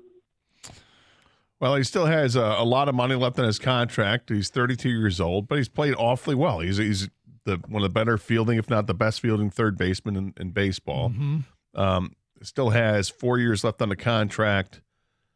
That's significant money. $35 million, $32 million, $27 million, and then $15 million for Does the he last fit year. the timeline of when we think this team can legitimately compete? And I mean, you look at him; he's still pretty damn productive. He's a good defensive player, still pretty damn productive at the plate. You use the term "easy to get." I don't know about that. And that's where I think that you might be. I don't know if I would describe him as easy to get. Available and easy to get are two different things. I understand that, but he would fit in perfectly, I think. With Riley Green and Torkelson and him, that would be a great start. I would not be mad at the Detroit Tigers if they were able to do this at the right price. Okay, so what'd you say, he's 32? Yeah. And what's he hitting? Do you have his numbers in front of you? Yep, he's hitting 283. And he's got an 850 OPS. He's still hitting for power. 19 homers. Okay. Driven in 62. I mean, he'd be costly. You would think he'd be very costly. If I'm in St. Louis and they're talking about selling Nolan Arenado, I'm thinking you want to be set up for quite some time. I mean, let's just say for sake of argument that this name comes out. You know what St. Louis is asking for? Colt Keith. Yeah, probably. And then you have to ask yourself the question, would you do it? I mean, I don't think the Tigers are in that position where they make a move like that, where you give up your top prospect to get a guy who's an absolutely proven stud like Arenado. If this team were better off, this team were already a 500 team, and let's say the division wasn't as bad as it is, but they're competing for first place in the division. They're a few games above 500, and they look like they're a quality baseball team. This is a move you make at that point. I don't know if it's a move you make while you're in the midst of your rebuild. But let's say they do what you ask. They win 11 of 17, and they're 2 games out at the trade deadline, and you can basically, the centerpiece going the other direction is Colt Keith for Nolan Arenado. I think I might do it. I might do it too. I absolutely do it. Are you kidding me? Come on, and I just don't want it. If the time came, you'd be on board, Gator. You know what my hesitation? I know. My hesitation isn't Colt Keith. My hesitation is wait. First Kubalik, now we got to give up Colt Keith. No, my hesitation is, and it wouldn't obviously be just Colt Keith. My hesitation is, where is Arenado's timeline in his career, opposed to when the Tigers are actually going to be good? And I guess if you put in a good off season. Yeah, it makes sense. Then Scott Harris has to speed up his own timeline. Then Yep. That's what happens in sports. You can turn it on faster. Yep. Than people think. Yep. As we talk this through, I don't know if he's available or not. Right, and that's the type of He's player you'd have rumored to be available. That's the type of player you'd have to give up to get him. Would be Colt Keith and then some. Right. Yep. So here's what he does provide. Of course, he's an amazing fielder. He's a 10-time Gold Glove winner or something like that. He's won a Gold Glove every year he's played in baseball. So it's 10 years. This is year 11. I saw a stat yesterday that showed fielding statistics or fielding rankings, basically. And the difference between the Tigers outfielders and the Tigers infielders is dramatic. Mm-hmm. The outfielders are doing a bang-up job first in baseball based on whatever metric they were using. The infielders, not so much. One of the bottom 5 in baseball in terms of the infield. You look over at some of these errors. I don't have the numbers in front of me, but I'm guessing that a lot of the errors happen on the left side of the infield between Baez and whoever plays third base. Arenado, of course, does it at the plate, but what he does in the field is amazing. It's such added value to have a player like that. I've always been a fan of his. He put up these Mickey Mouse numbers while he was in Colorado, and people are like, all right, Colorado, whatever. He's gone to St. Louis. His first year, he hit 34 homers, drove in 105. Then he hit 30 home runs, drove in 103. This year, he's got 19 homers already and 62 RBIs, and his OPS is at 850. He's done just fine outside of Colorado. He's a great baseball player. I'd be very interested in Nolan Arenado. And that'd be a type of player that you could that he's still signed for 4 more years, given he's a veteran, but is that a player that if he becomes available, you go for? 248-539-9797. Scott Harris said the standings matter. When it comes to the trade deadline, the standings do matter, meaning if this team gets hot, and he used that term, if we get hot out of the break, it sounds like all things are on the table come trade deadline. Tiger fans, how you feel about it? It's Carson Anderson, 97.1 The Ticket.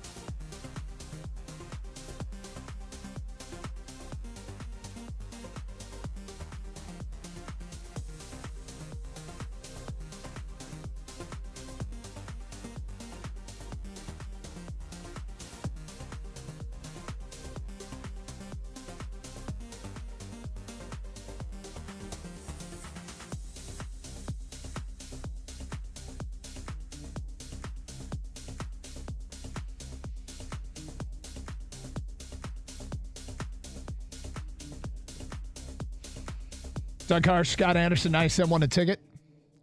Carson Anderson here on a Thursday. Scott Harris on the morning show saying the standings matter. I mean, they could be buyers come trade deadline. And the Tigers' second half starts tomorrow, 5.5 games out. I mean, your point is a really good one. And he made this sort of the same point. They got to come out of the gate awfully hot to justify a buying situation. But maybe that could be in play. And here we are, with a Tiger team that is trending to be slightly better than their preseason win-loss total, which was 68.5 or 79.5, or 68.5 or 69.5, and they're trending towards winning 71 games. But the only reason this season has been interesting is obviously because this division is what it is. So, with that said, we got this possibility that they could get hot here and make a move. From an unnamed texter, they should be buying, but look to trade from the organizational depth to add a controllable offensive talent. Look to get one of those Arizona outfielders. It's from an unnamed texter. We had a previous guy say, make him run, go get Nolan Arenado. Typically, when a team is where they are in a rebuild, and it's funny because we hadn't given it any thought, calls up and suggests it, and I'm like, a 32-year-old at this point when you're in a rebuild doesn't feel congruent with what you're trying to do, does it? No. Where you are 11 games under, you don't go get a 32-year-old as good as he is. But then again, if you get hot and he still doesn't even, he's still producing. He's producing, definitely producing. Yeah. But you'd have to dip into the prospect pool, and it would probably come at a price that hurt, right? It would definitely hurt. I'd feel a lot better if he were 28. I'd feel a lot better if the Tigers were further along in the rebuild. Probably wouldn't be available if he were 28. Probably not. Well, he was the first time, but then free agency, and that's what happened. Yeah, I really like Arenado. It's almost like now I'm pissed that he brought it up because he's such a great player, and it's more than just the bat; it's the glove, and the glove, how much better that can make the whole defense. Mm-hmm. I mean, you're talking about saving runs and winning games because of your defense and not just the bat, which is intriguing. The Tigers have there are other prospects that are highly rated that teams would be interested in. None higher than Colt Keith at this point. Although I imagine Max Clark is probably highly regarded too, but that's not happening. Would they be able to put packages together that center around Jace Young? Maybe. Instead. If I were the Tigers, I'd like to treat, and I say like because I can't say you have to, no concrete rules here. But I'd like to be able to treat Colt Keith and the organization like Houston did Kyle Tucker. It's not happening. Mm-hmm. You can talk about other people, you can't talk about him. But this goes back to when we were talking about trading for DeBrincat. When you give up a prospect, there's always a chance that you literally gave up nothing. Sure. There's always that chance. Of course there is. Yeah, and it's interesting because you brought up maybe the trade that they do is actually it's not a trade. It's just you promote Colt Keith and see what you got. And Colt Keith's bat might be amazing. The problem with Colt Keith is that he will never be close to confused for Nolan Arenado when it comes to defense. No, and it's unfair to everybody else in baseball because nobody else is. It's Nolan Arenado is the guy at third base. Unnamed texter, I don't want to give up Keith before seeing him play. He could be special. I want a core of Green, Tork, Keith, and Henry Malloy. Those are our guys. Yeah, but if you can get Nolan Arenado. That's the thing about it is you could be putting a core together of which one of those guys is kind of proven. I would love a core of Green, Tork, Keith, and Henry Malloy. Chances are, not all those guys are going to pan out. Oh, you don't want to give a winning lottery ticket away? That's kind of the point of the lottery ticket. That's how you get a trade, Yeah. If Colt Keith is going to be great, you don't give him up. Yep. But that's why this is door number 2 for them, for the Cardinals. If they want to give up a Gold Glove, great hitting third baseman, they're taking a chance. Yeah, actually, the reason they have him in the first place is because he was traded. I thought it was a free agent. He was traded from Colorado to St. Louis for a bunch of minor leaguers. Tom in Rochester writes in, my number to buy is 5 or less games under 500. To win the division, the Tigers have to get close to 500. The Twins and Guardians have been hovering around 500 all year. I don't expect that to change. If they get hot, 5 or more games over 500, then I'd sell. They have to. Harris said it. If we get hot out of the gate after the break. So that would assume that they're pushing towards 500. It was funny. I was looking at either Sports Illustrated or MLB.com, and some writer wrote, second half predictions. And one of his second half predictions was that the winner of the American League Central will be under 500, which is depressing. Yeah. It is, but I get what you're saying, Gator. You don't want to make it if you're just going to be a really bad team in a really bad division. But for me, No, I didn't say that. What I said is I don't want to be trading if that's all it's going to be. Okay, I'd love for I'm the sorry. Tigers to be in the playoffs. I don't care if it's a bad division. I don't want to try Yes. You don't want to sell go the for it. assets Yeah, to go for it to do that. You're right. I'm sorry. I do, because I think once you get in, it is kind of anything is possible. I mean, the year the Tigers lost in 2006, the Cardinals won the World Series, right? Mhm. Now, they were over 500. I think they're 5 games over 500, but they were clearly the worst team that made the playoffs that year, NL or AL. Yep. I think you can get in and kind of just, I don't know, be a bunch of dirtbags or grit or whatever it is, and kind of, in baseball, some solid pitching, it can get you pretty far. Right? It feels like all those years, we have examples in hockey and baseball that give us hope when we are these teams. St. Louis wasn't good, but made the playoffs, won the World Series. I mean, they were good, but they weren't great. Made the playoffs, won the World Series. How many years were the Red Wings won the President's Trophy or the top seed and lost to an 8 seed? So that programs us now when it comes to the Red Wings and Tigers that getting in, we've been on the other side of that. So we see the value of just getting in. And it could be that I'm a desperate Detroit fan that wants to see any of my teams in the playoffs for the first time in feels like forever. Mhm. What if I told you there is this, though? Arenado, you don't have to give up Colt Keith. Yep. Because honestly, what if they say, I mean- hey, we want to shed this guy's contract? Right. No, I get it, which is a distinct possibility that they may be so desperate to trade away the contract that they'll take. Well, it's like I said, they're still going to take something. Yes. So that's why I'm like, you want Jace Young? Okay, Yeah. I'll do it. Jace Young, the first round pick from a year ago, who's playing at high A ball in West Michigan, hitting about 250, a decent OPS around 800, I believe, last I checked. Infielder guy, second base, maybe play third base, whatever you need there. He's a top 100 prospect in baseball. Does that get it done? Maybe it does, or at least it's the start, and then you throw in some other pieces. I'm a huge Nolan Arenado fan, so this is why it's difficult for me. I mean, but you take Colt Keith off the table, I'm like, yep. Yeah, because he is 32. He's got a big contract. It may not take your top prospect, guys. Their trade, I just looked up all the stats on the guys that they got for Arenado, Mhm. Colorado. They got fleeced in the worst way ever. They have nothing to show for this. There's 3 minor leaguers that they got that all suck. And then there's 2 major leaguers that they have, a pitcher and a hitter, that have done nothing significant. The Cardinals stole Arenado. Yeah. Well, and that's the thing, is that's when you give up prospects, it can be a steal. Look, the reason this has legs. Why is did 'cause you bring that name I don't up? know. It was just a caller. It was just a caller's idea. I mean, come on. Sounded like he was from Boston. He did. I think it was Ben on the Twitch stream and said he sounded like he would call Yankee games in the 40s. Ben, that was a funny line. I saw it. All right, so feedback coming in to the Carson Anderson inbox, and a lot of it.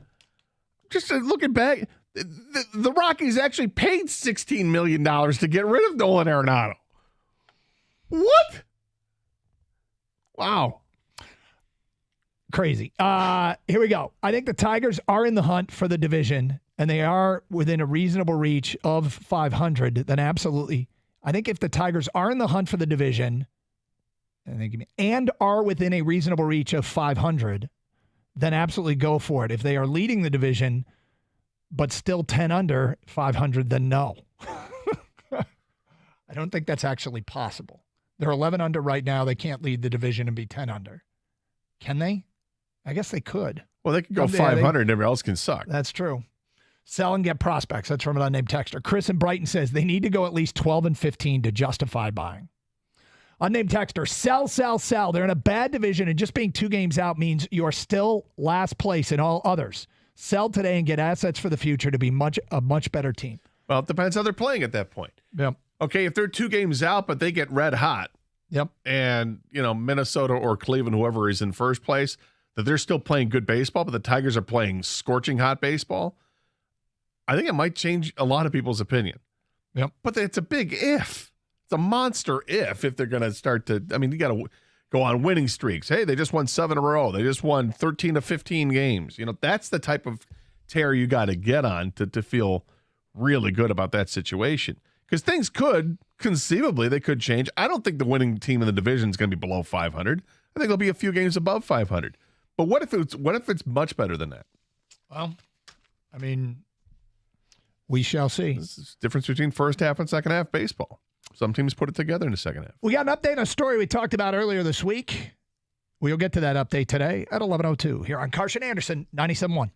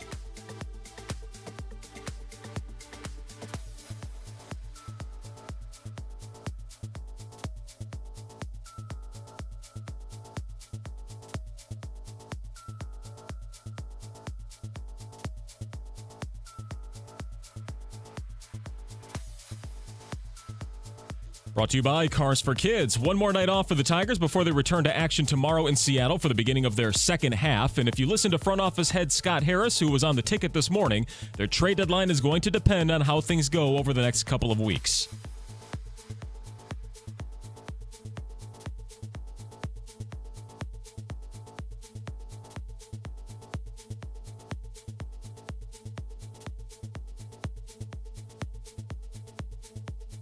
Harris also complimented the current team's defense and pitching, but does admit that injuries play a part in crippling the offense. Plus, he does not want to rush Colt Keith, Parker Meadows, or JHM to the majors, especially with top prospects elsewhere struggling around the league. The Associated Press says that Russia and Belarus will not receive formal invitations to the 2024 Olympic Games in Paris.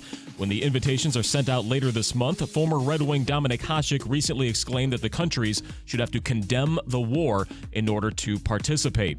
Northwestern recruit Jameer Benjamin from West Bloomfield, Michigan, says that he is not shaken by the recent scandal that resulted in the firing of head coach Pat Fitzgerald, telling MLive that he remains committed to the school. And the Scottish Open well underway overseas. The final tune-up before the Open, Rory McIlroy shot an opening 64, which was leading at the time until Ben An shot a course record-tying 61. And afterwards, Rory gave a quote regarding the LIV proposals, asking if he would own a team and play in their events. He says that if LIV was the only option left in the world, he would retire. At the Ticket Update Desk, I'm Chris Villar. For more, go to 97.1 The Ticket and Odyssey.com.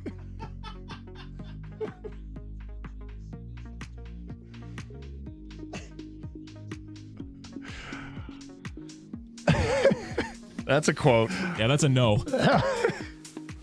So, should I put it down a pencil? I don't see any scenario where he plays in the LIV Tour, guys. Is that a firm no? I'll put you down as a maybe. Well, how about we call you next week? And Look, I've always been. I'm not a big fan of the LIV Tour, and so I've throughout this entire thing, I've liked Rory more and more and more. I mean, very, very likable for me. You like the LIV Tour, you might not, but. All right, Carson Anderson, 248-539-9797, open lines. Good to be with you here on a Thursday. By the way, Gator, the Jets announced yesterday. We didn't bring it up. The Jets were announced on Hard Knocks. I'm stunned. You're stunned? No. Of course it was going to be the Jets. With Aaron Rodgers and a New York team. I'm not sure.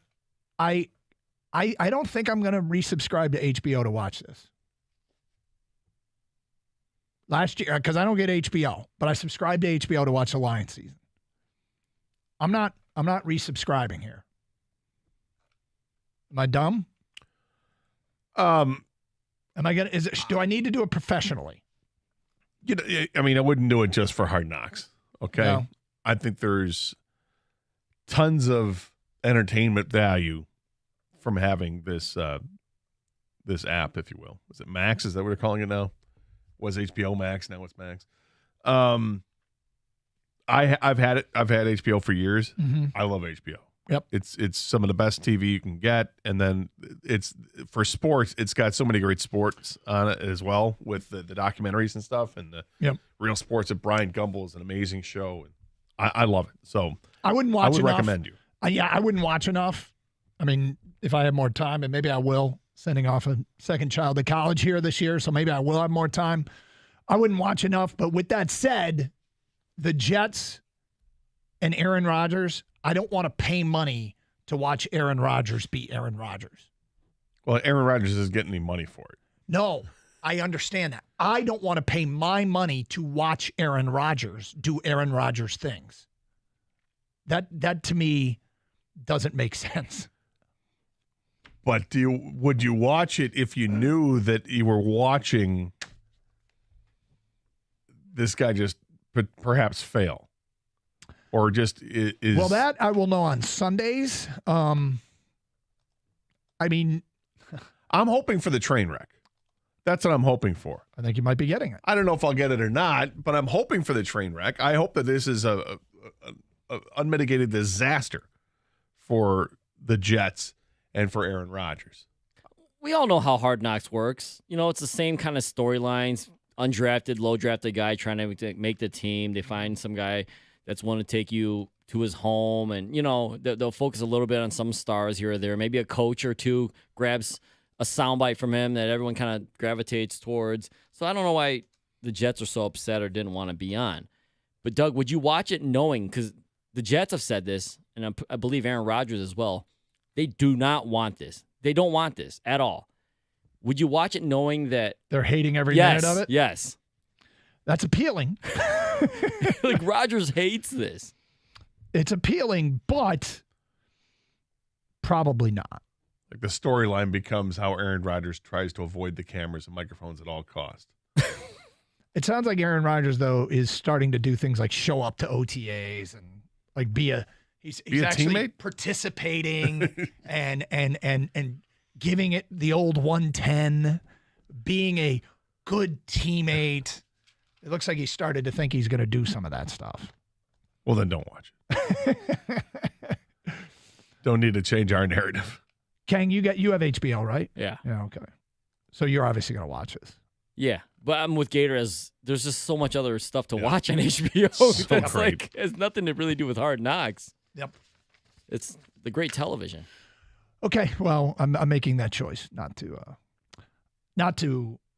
get HBO. You'd rather go on a darkness retreat than watch Aaron Rodgers on HBO. Well, I'm on a Rodgers retreat right now. I'm Rodgers free here for a while. So, Would you rather watch a live golf event or Aaron Rodgers in Hard Knocks?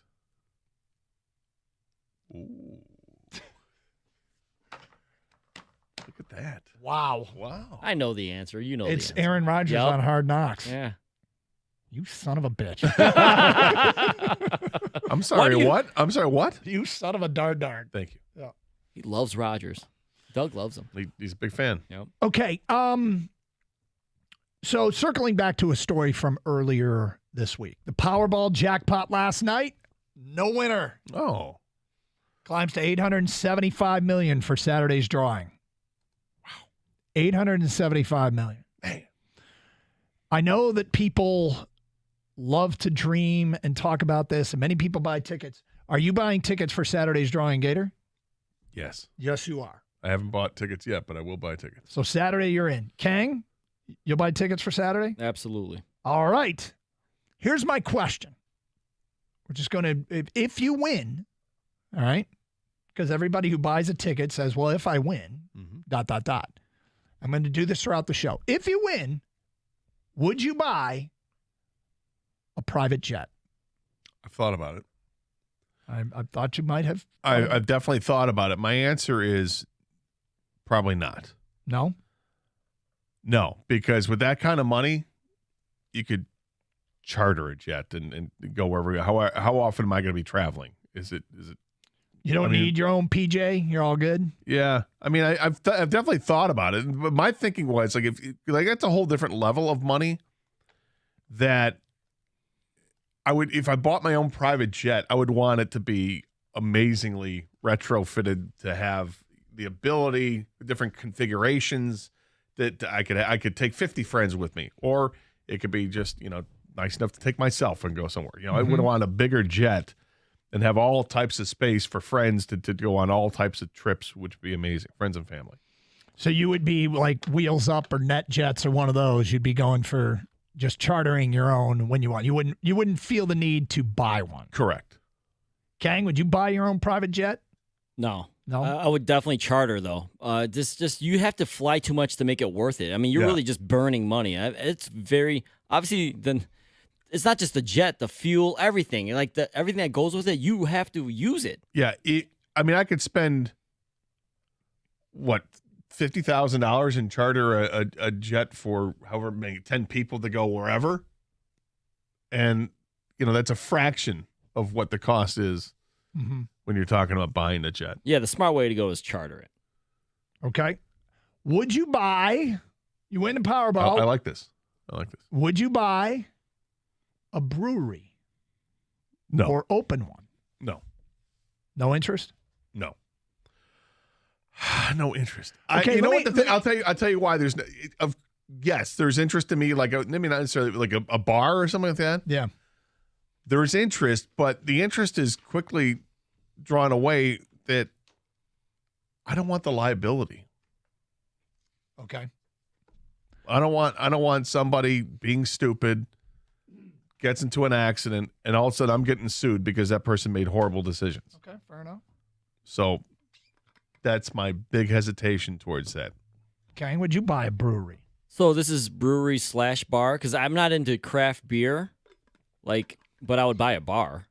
You would buy a bar. Yeah. Okay, It'd be now a little, I'm fine with the spin-off here. Yeah, okay. sure. It'd be a dive type bar. It would not make money. We would lose money every month, okay? I'm being specific on this because I want to have a bar where I can go to at any time, any point with my friends. Heck, my friends can go there without me and have a drink and just relax, watch some games, whatever. This is not for making money purposes. This is just for me to have a spot to go and So hang out you with want my a dive friends. bar. Yes. Okay, and smaller place, but one that can serve the purpose. Can I make one request of your dive bar? Sure. Great TV situation, right? Absolutely. Right behind the bar, talking 4 TVs with access to everything. No, not too much though. Good TVs, but this is not a place you want to go, people. All right. Well, you want to keep people out. I mean, they can come, but it's not like I'm not trying to You don't make want it to money. be too See, good. for me, that's my basement. No, see, I don't want to be at home all the time. Hey, I'm out of here. I'll see you. I'm going to my bar. Can I do another spin-off question, Gator? What about a tequila Ria? Like your own, start making your own brand of tequila. I'd consider that. Yeah. I'd consider that. I've often thought of you following a similar career path to the Kardashians if you make it big. Don't they have a tequila? One of them does. Well, one of the Jenners, yeah. Right. Yeah, no, I'd consider that. Yeah? Yeah. Would you have like a tequila bar or would you just want your own line of tequila? Like a tasting room or would you like open a tequila bar, tequila Ria? You know what? I wouldn't. Again, this is just I would have my own kick-ass bar in my house. Or to King's point, I like what you're saying, that you don't want it and you want to go someplace. I get that. And maybe just build your own place that's not necessarily open to the public. But you have a building. Oh, you want a private club? Oh, you want private? Yeah, No. yeah, I got a club. It's my place. And it's like, you only let your friends know. Yeah, something like that. We're going to be doing this throughout the show. If you win, because you're both buying tickets and Powerball's up to $875, which means the walk away after you take the lump sum once you win, pay taxes and everything, you walk away with like $78 million. But whatever it is, would you buy? Actually, it's closer to probably what, 300 something? Probably close to 300, yeah. Powerball, the would you buy topic. We will continue it throughout the show. Pistons Summer League. Things were interesting in Vegas yesterday. We will get to that today at 11:20 here on Carson Anderson 97.1. Hey, CGC Water reminds you, whether it's leaky faucets and fixtures, clogged drains, or old water heaters that need replacing, CGC Water Treatment and Plumbing got you covered. Now's the time to replace your old sump pump. Get a brand new pump installed for just $500. Convenient scheduling and guaranteed work. Call 855-339-4242. Let CGC handle your plumbing needs. Call CGC Water Treatment and Plumbing, 855-339-4242, or visit cgcwater.com, your local independent Connecticut dealer.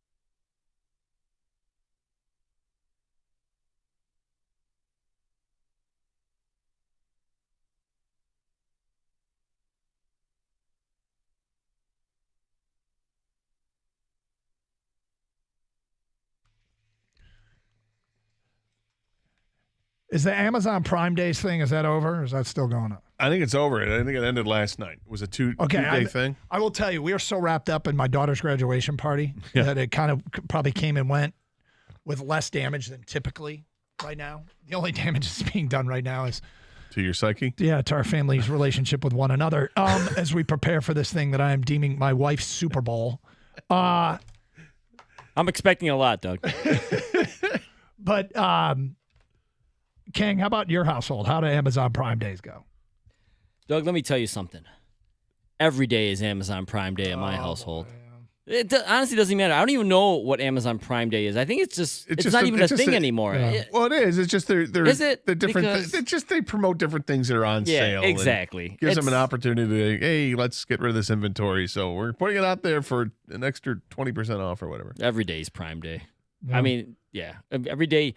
I told you this before. I feel like my second job is shipping and receiving when I get home. Dude, I see boxes and I'm breaking down boxes. I got that X-Acto knife. Yeah.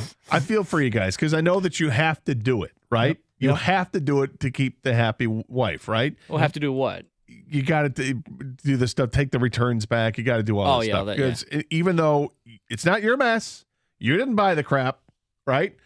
You didn't buy it knowing that it was going to be returned. Because guys shop differently. When guys shop for stuff, they get it and they got it, right? Yep. Unless it's a completely way off size. Like, this is not what I ordered. And even then, we might be too lazy to return it. We're not, 100%. We're not sending it back. All I got to do is pack out some LBs. More beer. I mean, I was talking to my friend the other day, and I because is this what do you got going on this weekend? She's like, well, I got some returns. I'm like, you say you have returns every week? Well, yeah. Why? What do you mean you have returns? It's because there's all this online shopping. Yep. And they do it knowing that they're going to send half of it back. Yep. How does it work? And then if you're married to them, you're the one, you, Doug, you, Kang, you guys are the ones that have to go and return this stuff. You're like, what do you mean I have to return this stuff? Based upon my level of competence of the variety of to-do list items I have, returns is one of my favorites because I almost never F it up. Really? Oh, my God. Compared to some of the other things I'm asked to do. Like buy grapes or something? Yeah, I mean, I was buy grapes. Yes. How about this one? Can you dust the credenza? And I'm like, the what?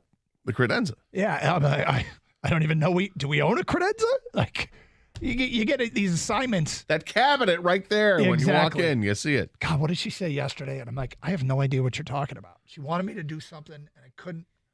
I was like, can I do it? Maybe. Please explain to me what that is. I'm sure I can. If you explain it, I will be happy to. Well, suffice it to say, yes, when it comes to the variety of honey-do list stuff, returns is one of my favorites. Gets you out of the house. Gets me out of the house, and it's marginally successful. And I think Doug likes completing tasks. Am I right, Gator? Like, I think 100%. You like doing things. Checking boxes, I think all of us like that, but I think Doug likes it more than others, yeah. But that's something like if you put it all in her court and say, hey, box everything up, you tell me where to go, I'll be happy to take it out. Mm-hmm. That's easy to do. And I've made your life easier and you're happier for it. Okay. My wife's like that. That's one thing. She's very efficient with the return process. She'll put them in different bags with Post-its on them. So that's good. I just show up and I'm like, I don't know. My wife did this. And I've been complimented before. It's like, oh, I love that you did this for me. Thank you. I'm like, I didn't do it. How about this, though? How many times... I feel like she's not listening. How many times have you gone to do a return for her and they go, well, this is the wrong receipt? Oh, yeah, it's happened. Yeah. You're in Athleta, not Macy's. Well, this is Zara. You got to go down. Exactly. You got to go downstairs. Yeah.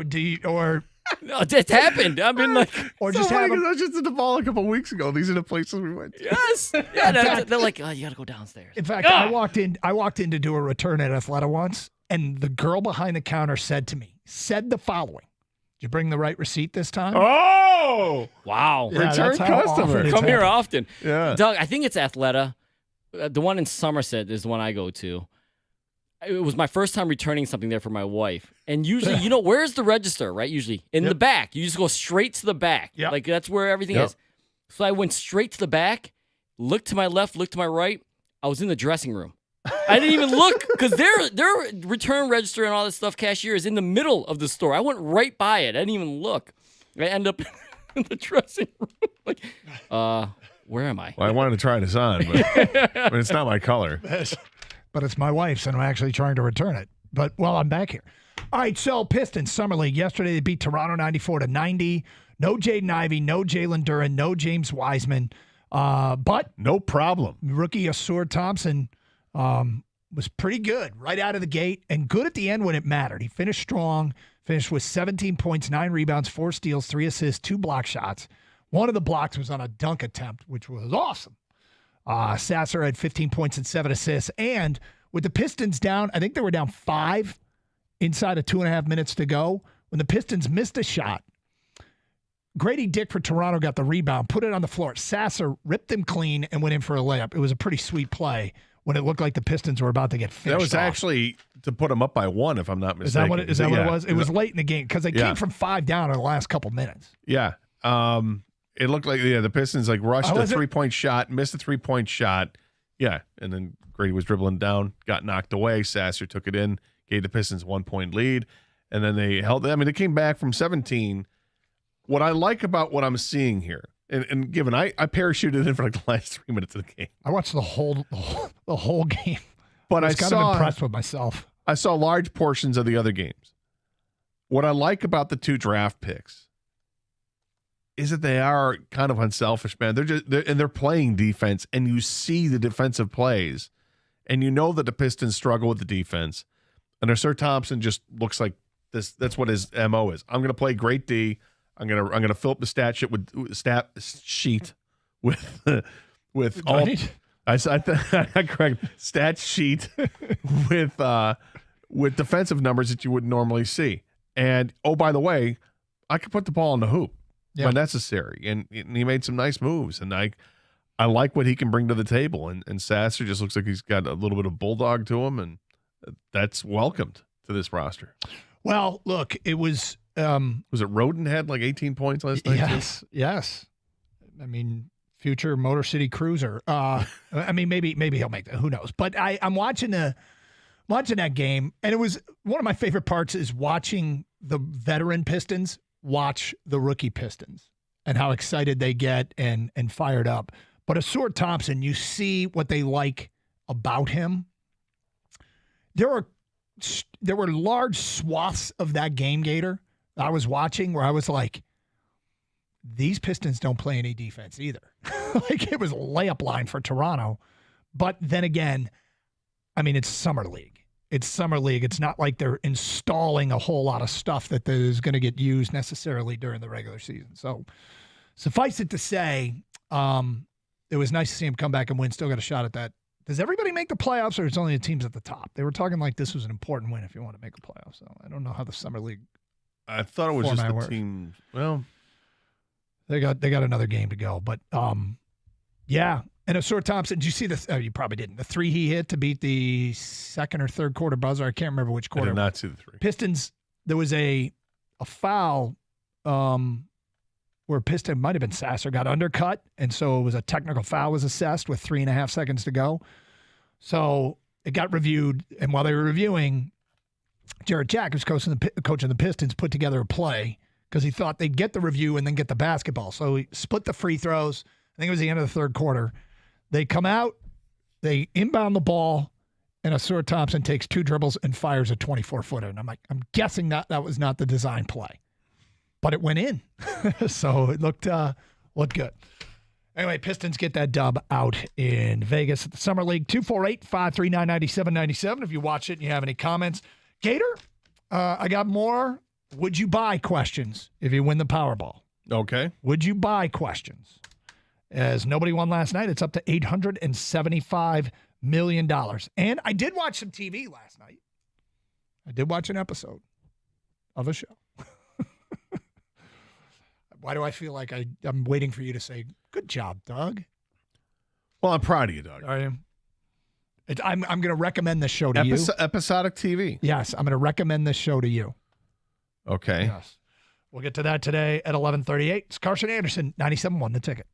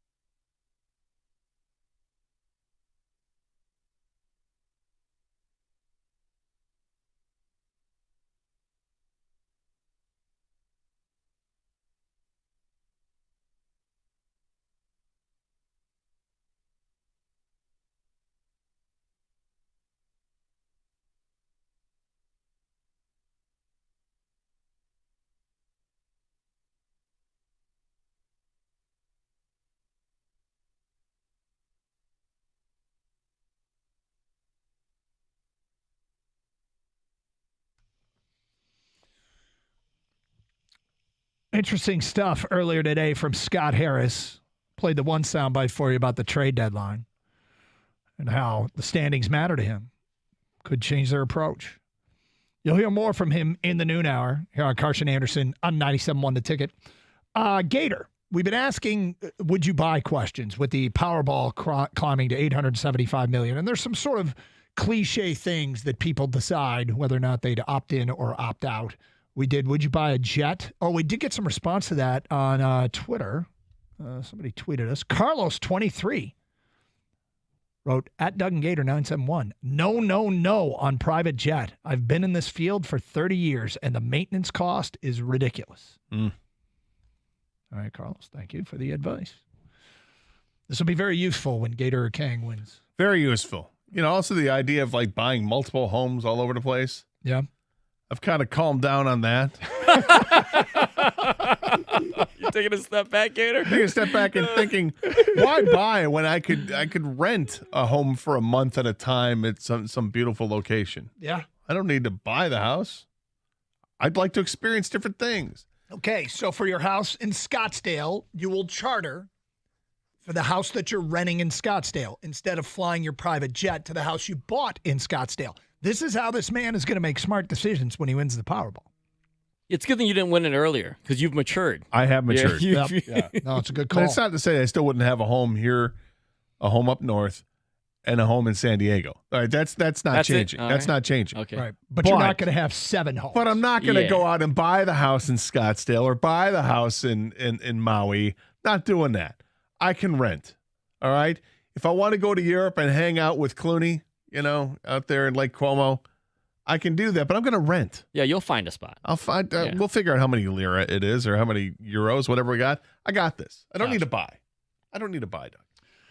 All right. The next up, would you buy a minor league sports franchise? No, I would not. Okay. I can recognize it would be kind of fun. Knowing my love for minor league baseball. Yep. I see where you're going here. Yep. And now the new owner of the Erie Seawolves, Scott Anderson. My penchant for looking up the stats of the Grand Rapids Griffins on a weekly basis. Yeah, I could. No, I would not want to own a minor league team.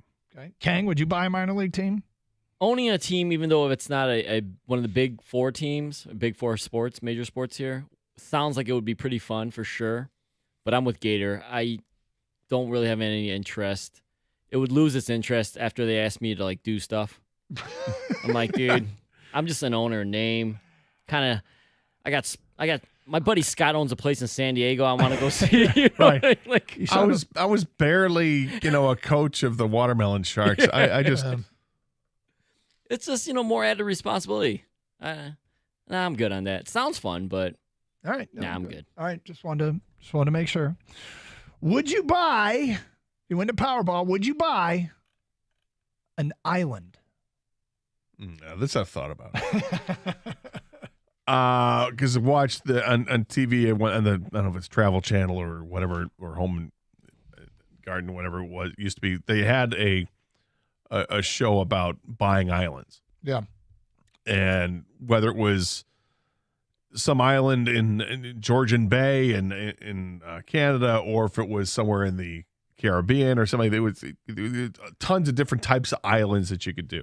Mine would want to be in a tropical area, and I've thought about it, but it gets back to my new credo here. So you're gonna rent an island? I could rent. I'll rent a place. I don't need to buy the place.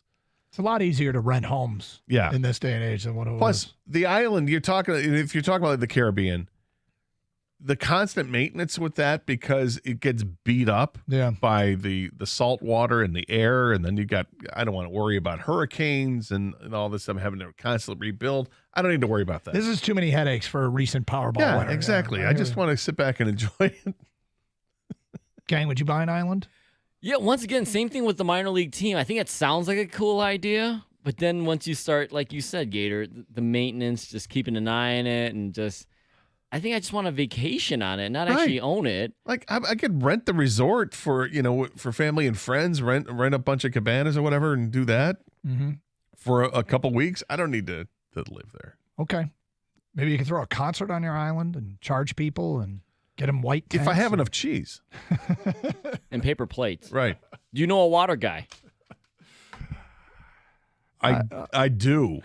Because I don't want to have to know what you have to do to get it. But it's one of the first things you need to establish is get a water guy. Yes. All right. There you go. Just we'll revisit this a little bit later on. So I watched the first episode of Quarterback on Netflix last night. That's what you watch. Yep. Oh, you're unimpressed? No, it's just not shocking. I mean, I should have known. When you're talking about watching a TV show, I'm thinking episodic TV. And, when you hey, have you heard about the show called The Office? When that day happened, you guys had a good laugh at that. It was kind of funny. This show, The Office, is pretty good. I was really kind of hoping you were going to say something like, "Hey, have you heard of this show called Friends?" But you're talking about a, current football centric show, so it doesn't surprise me. I recommend it. I really do. I think it's going to be very entertaining. Patrick Mahomes is probably going to be the star of the show. Go figure. Although Kirk Cousins, I really enjoyed Kirk Cousins' backyard. I'm like, ooh, I want that backyard. But if you win the lottery, I win the lottery. Yeah, I don't play, so I'm screwed. No, but so Patrick Mahomes, they fell behind 17-0 in week 2 or week 3 to the Vegas Raiders last year. And Patrick Mahomes and Max Crosby went at it. I mean, little cheap shots from Crosby. Mahomes was getting fed up. And there was a lot of back and forth. And it was really damn entertaining. What is this on? It's Netflix, and they're following all of last year. And I forgot about week 1, what happened with the Falcons, but they are behind the scenes with 3 quarterbacks. Kirk Cousins, Patrick Mahomes, and Marcus Mariota. I don't know if you remember how the Falcons lost week 1 to, I believe it was the Saints. They had a late third and about half a yard to get a first down to be able to run out the clock. And Marcus Mariota dropped the snap. Picked it up, tried to run for it, and it looked like he lost yardage. They ended up punting, and New Orleans took the ball down and kicked the game-winning field goal. And it was basically, the storyline was Mariota dropped the snap. So watching... You had trouble with the snap. Yep. But from a standpoint where we have seen our teams lose in a variety of ways, it felt like it was one of those, this happens to other people too. Yeah, we've seen it. Yep. Of course, the Falcons have one of the most infamous losses. Yeah. Infamous losses of all time. But what? Anyway, it was a pretty good show. So now, do you have? I mean, does this sound like something that you would be interested in at all? Yeah, the problem with Netflix with me is that I have to be in the mood to open up the app. It's the same problem I have with any of those apps. I'm so used to just watching regular TV, and not that it's tremendously taxing, because of course it's not. It's just that there's a commitment you make when you go to the app. You know what I mean? Bothers you? Well, it's not that about. It's just it's a Too much stupid work? thing. I know it's not too much work. But the commitment is that once you get to that app and you start to go through and you're going to watch something, that you're watching it all the way through. You're not flipping because there's no commercials. Yep. So you're not flipping around and catching some other stuff that might interest you. So this it kind of affects my ADD. If I'm going to make a some. prediction here, Kang. This man will never be a full-time streamer. No, I highly unlikely. Gator's the one who embraces distractions. He wants distractions. He wants to flip around. He wants to look at, what is that, a bird? What, you know what I mean? Like, he wants that. I'd like to look at pretty things. He doesn't want to focus just on what's in front of him. But I certainly watch Netflix, and I've got a bunch of stuff in my queue, and I get to some of it, and there are shows that once they're on Netflix or Prime or whatever, that you start to binge watch, and I don't want to stop. But that's what I'm saying. It's a commitment that I make, and then once I'm committed, I'm committed. I'm in there, right? And I'm watching it, but it only goes a day at a time. So it's that next opportunity. Is this show, are all the episodes already in, or are they releasing one a week? I think they're all in, because as soon as I finished episode 1, I knew I wasn't going to watch more than one. Immediately in that lower right corner, the thermometer started filling up saying next episode, and I'm like, no, I don't want to start the next one, because then I'll watch the whole damn thing. So we know how many episodes there are? I do not. How long is each episode? An hour? There were 3 games. I don't know how long it was. It was hour-ish. There were 3 weeks covered in week 1, so there might be like 6, 7 episodes. Okay. No, I think it's definitely something I'll probably watch. Okay. Straight ahead, we're going to take 10 texts right now. We do this every once in a while. 10 texts, first 10. According to an insider, it feels like a make-or-break camp for this Detroit Lion. Feels like a make-or-break camp for this Detroit Lion. Gator, I want to get your answer. Kang, I want to get your answer. And I want to hear from the people. Feels like a make-or-break camp for this Detroit Lion. Who is it? 248-539-9797. The first 10 texts will be read on the air. Sign your name so we can give credit where credit is due. And then we'll tell you which insider says so or who the insider says at 11:52. It's Carson Anderson, 97.1 The Ticket.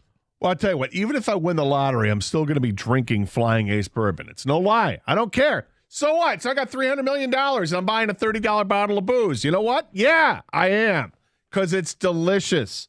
Here's what I like about Flying Ace bourbon, okay? It's a small batch, American-made bourbon. It's part of that the Coppercraft family out there in Holland, Michigan. It's all delicious. It's got notes of caramel, toasted rye, vanilla, ripe stone fruit. It's a versatile spirit. Have it any way you want, okay? You can drink it straight. You can drink it on the rocks. You can mix it with ginger ale or cola. However you want to do it, you be you, my man. And don't worry about it. Like I said, it's only $30 a bottle. People can look at you side-eye. You can look at side-eye right back at them and say, listen, try it and you'll understand. It's delicious. Give it a shot yourself. You can follow them at Flying Ace Spirits on Instagram this week to stay up to date on all their upcoming releases. And as always, please drink responsibly.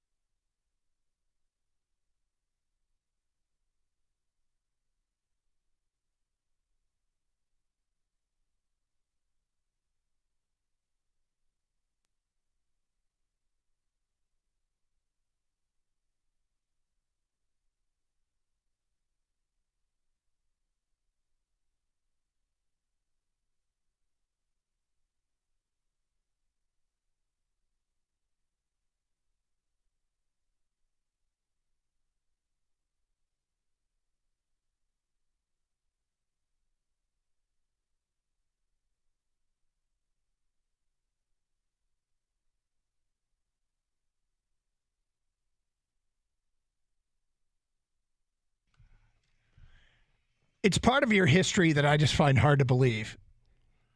Yeah? Kang, this man coached Little League. Gator coached kids that weren't his own. Nope. By himself? No, Nope. him and his buddy. Yeah, my best friend. It's my best friend's younger brother's team. Mm-hmm. So I was 16, Buddy was 17, and his little brother was probably 12 at the time. The entire concept of Gator coaching kids in baseball. Could you do us a favor and do it now? What, coach now? Yeah. Oh, hell no. Yeah, see, I don't think he fully hated kids yet. I don't hate kids now. Yeah, sure. Listen, without that experience, by the way, we never would have had Champ or Chump. Well, this is true. This is how he used to hit ground balls, and if they made errors, Gator called them chumps. He called the kids chumps. I wouldn't call them anything. I just said Champ or Chump, and I'd hit the ground ball. And the results spoke for themselves. I didn't have to call anybody out. Before you hit him a ground ball, you'd say, are you going to be a champ or are you going to be a chump? Then you'd hit him a ground ball, and if they booted it, you would go, huh? No, it was just the beginning of the drill. I would just say it before the drill. All right, guys, take some grounders, right? Time. Did you call the drill champ or chump? Yeah. I don't recall any backlash or any ill will or kids crying because of it. Okay. I don't think that ever happened. And in fact, I don't know if we ever. The only time I think we had a kid cry, I think, was when somebody got drilled by a pitch. Yeah. I hit a kid in batting practice. Was it a 117-mile-an-hour shot off Vladimir Guerrero's bat? It was not. Just making sure. By the way, we do have a confirmation. The kid's okay. Good. Yep. Good. All right. Here is make or break for this Detroit Lion. Here we took 10 texts, and it looks like everybody signed them.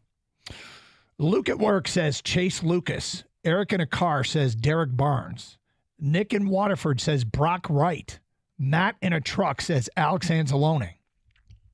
Jason says Levi Onwuzurike. Ryan in Novi says Tracy Walker. An unnamed texter says Halapoulivaati Vaitai. Jeremy and Jennison says Nate Sudfeld. Matt in St. Clair says Will Harris. Jack in Romeo says Malcolm Rodriguez. There are some names I wouldn't put on here. I don't think Alex Anzalone and Malcolm Rodriguez fall into that category. I don't think Nate Sudfeld. I think Nate Sudfeld's pretty secure. No, Nate Sudfeld's pretty secure. But I mean, it's a matter of opinion, right? So here we are. What do you agree with any of those? There's a couple I agree with. Yeah, a couple of them I would say make some sense. I think the one to me that makes the most sense is Levi Onwuzurike. Is that your guy or? That's my guy. Okay. Make or break camp for Levi Onwuzurike. Kang, who is your guy to make or break camp? I think that's going to be the answer, but for me personally, he's been done in my mind. I don't expect anything out of him. He's already break. But I'm going to go with the same answer as Gator, Levi. Okay. This was from The Athletic, and I was presuming it's Colton Pouncey. It was a cut and paste job from yesterday we never got around to. Is a Lions roster review, what to expect from all 46 players on defense and special teams. And they're going through the defensive line, and Colton Pouncey writes, Julian Okwara, this feels like a make-or-break camp for Romeo's little bro, Julian. There's plenty of competition at edge this year, and considering the Lions retained other players, we'll see how many they opt to carry in 2023. The 6 above him all seem pretty safe, so the obvious candidates were above him. Okay. I could absolutely see it. Yeah. You know, he's somebody who's shown potential, who's been banged up, and you want to see more from him. I got it. Mm-hmm. I think you can make the same argument for Onwuzurike that we haven't seen him. Sure. Sure. He was a high draft pick. He was a pick that the staff loved when they made the pick because they considered trading up to get him, trading back into the first round to get him. And we've seen nothing out of him. And this is the make or break year for Levi Onwuzurike. So here's what he wrote about Levi Onwuzurike, which is a great answer. Drafted 2 years ago to be a disruptive interior presence, injuries have caused more disruption than Onwuzurike's on-field play. He's missed an entire second season with a back injury, and his progress has been slow. Dan Campbell's hopeful he'll get back at some point in training camp, but nothing is guaranteed. I mean, if he's not even back during training camp, I'd have to think that's probably over. Well, he's in year 3, so the option year for him is year 4, right? Yep.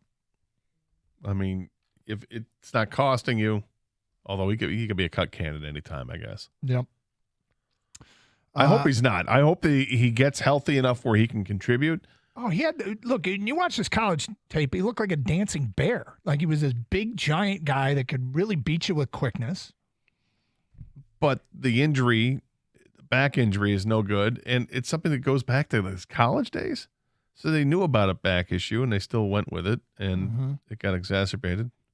And some of the other names, Chase Lucas, Colton Road. He needs. He had a strong preseason last year. He needs to repeat it this year. Will Harris.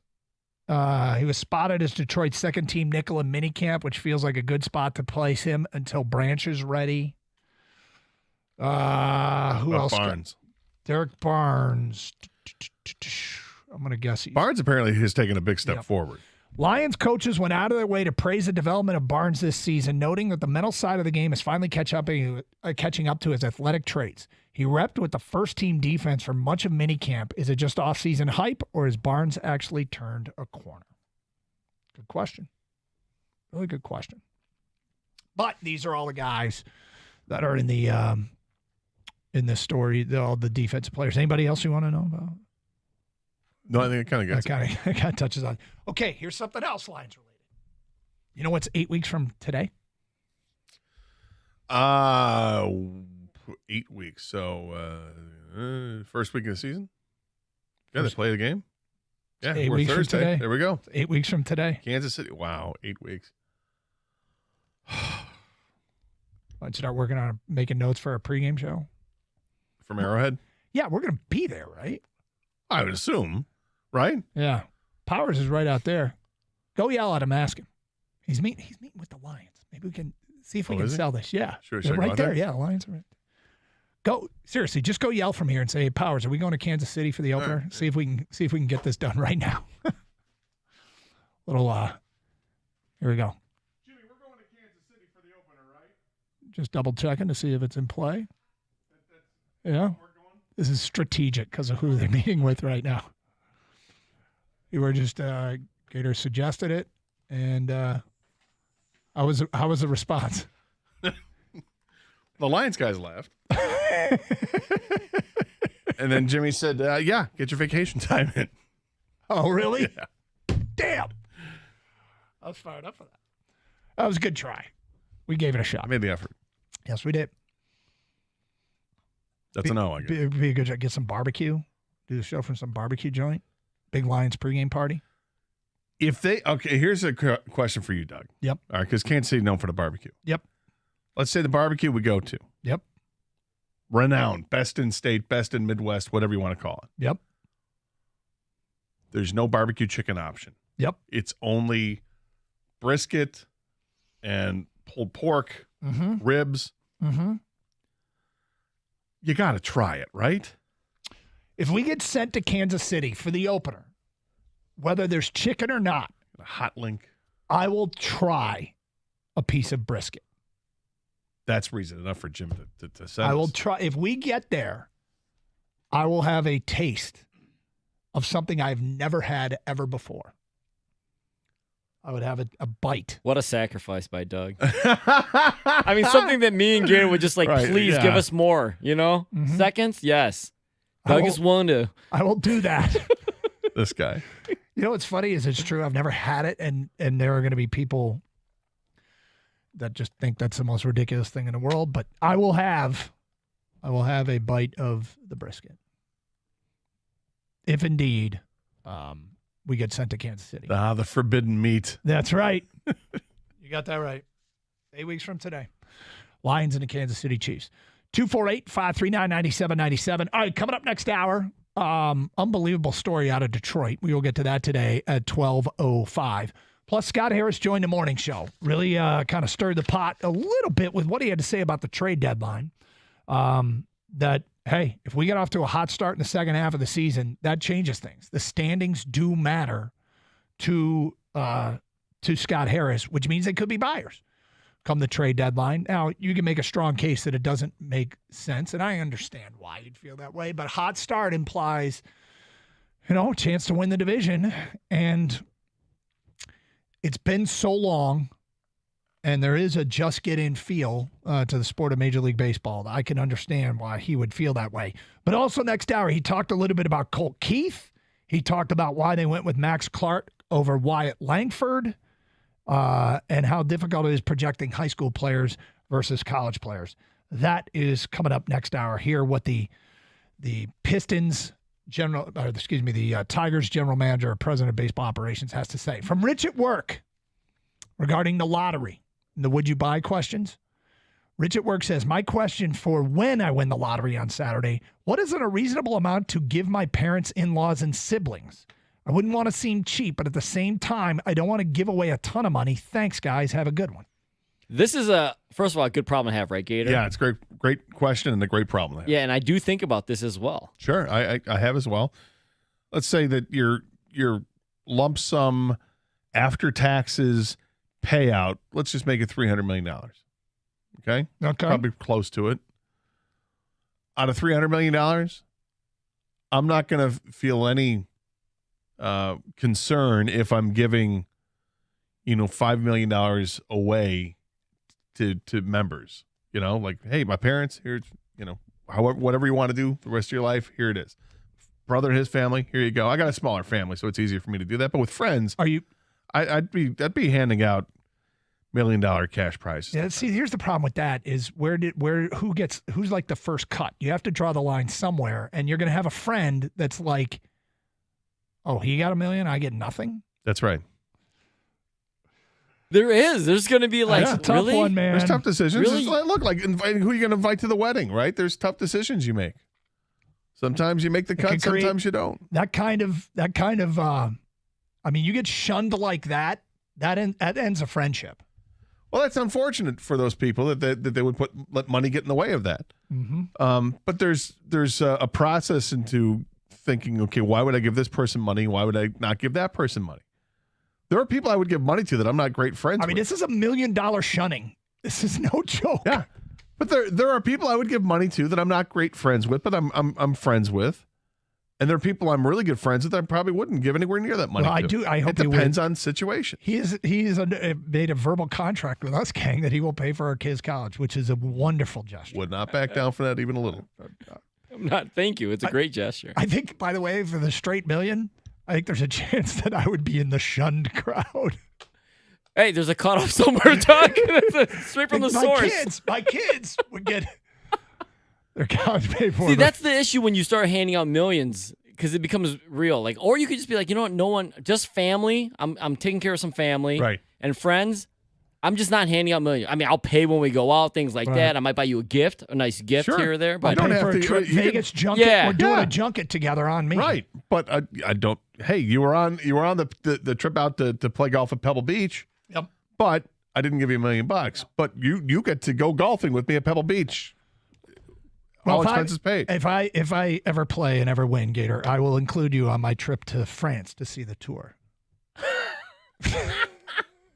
Or maybe take a real nice like Uber XL to Dayton. Yeah, there you go. For the play-in game. Uber XL.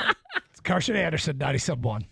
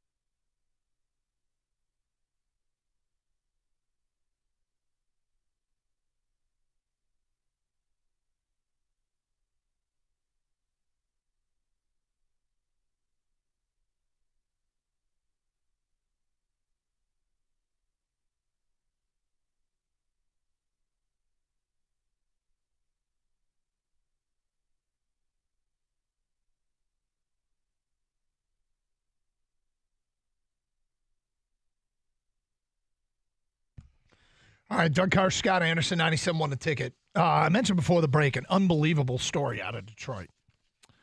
Worker on the Ambassador Bridge fell into the water from 140 plus feet up. Wow. And survived.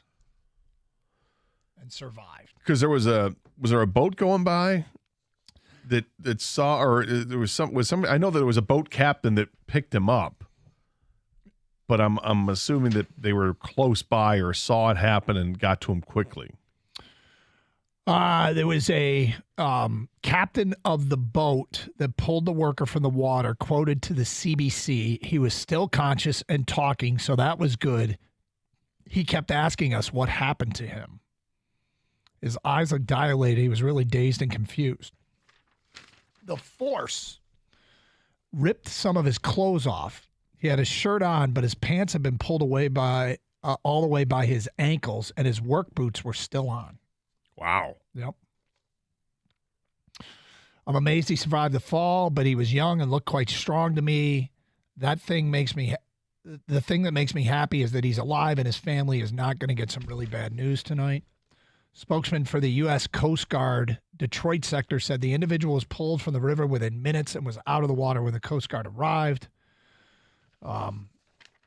Really pretty incredible. I mean, that to fall from it, it looked like there was some work being done on the underside. And, yeah, survived the fall. Amazing. It really is. God, that's just, confirms fears. Yeah? Yeah. On a bridge, working on a bridge, that's got to be your biggest fear of falling. The place that really got me, the whole fear of falling thing, was when we went to the Grand Canyon, because I was blown away at what I would call sketchy fencing. Mm-hmm. I mean, incredibly sketchy fencing, where it's too big with too much access to like fence everything. So when I was in the gift shop and saw a book called Death in the Canyon, which all it does is document all the people that have died in the Grand Canyon, I wasn't surprised that it happens quite frequently.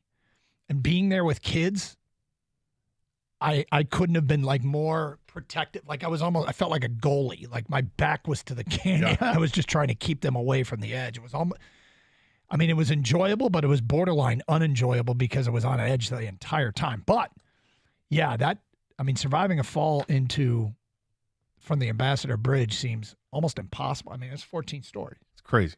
Yep. That's just crazy. Yeah, no, I don't. Now it makes you think twice about even just walking on the bridge like that, being that high. And of course it would, but it's. Have you ever walked like a span like that, the Ambassador or the Mackinac Bridge? You ever do anything? I haven't. I would. I'd like to. Because they got that Mackinac Walk every year, and is that Labor Day? Yeah, it's usually I think Labor Day when they have the conference up there or whatever. Yeah, my dad used to do it for years. He would do that. Oh, did he go up there and do that?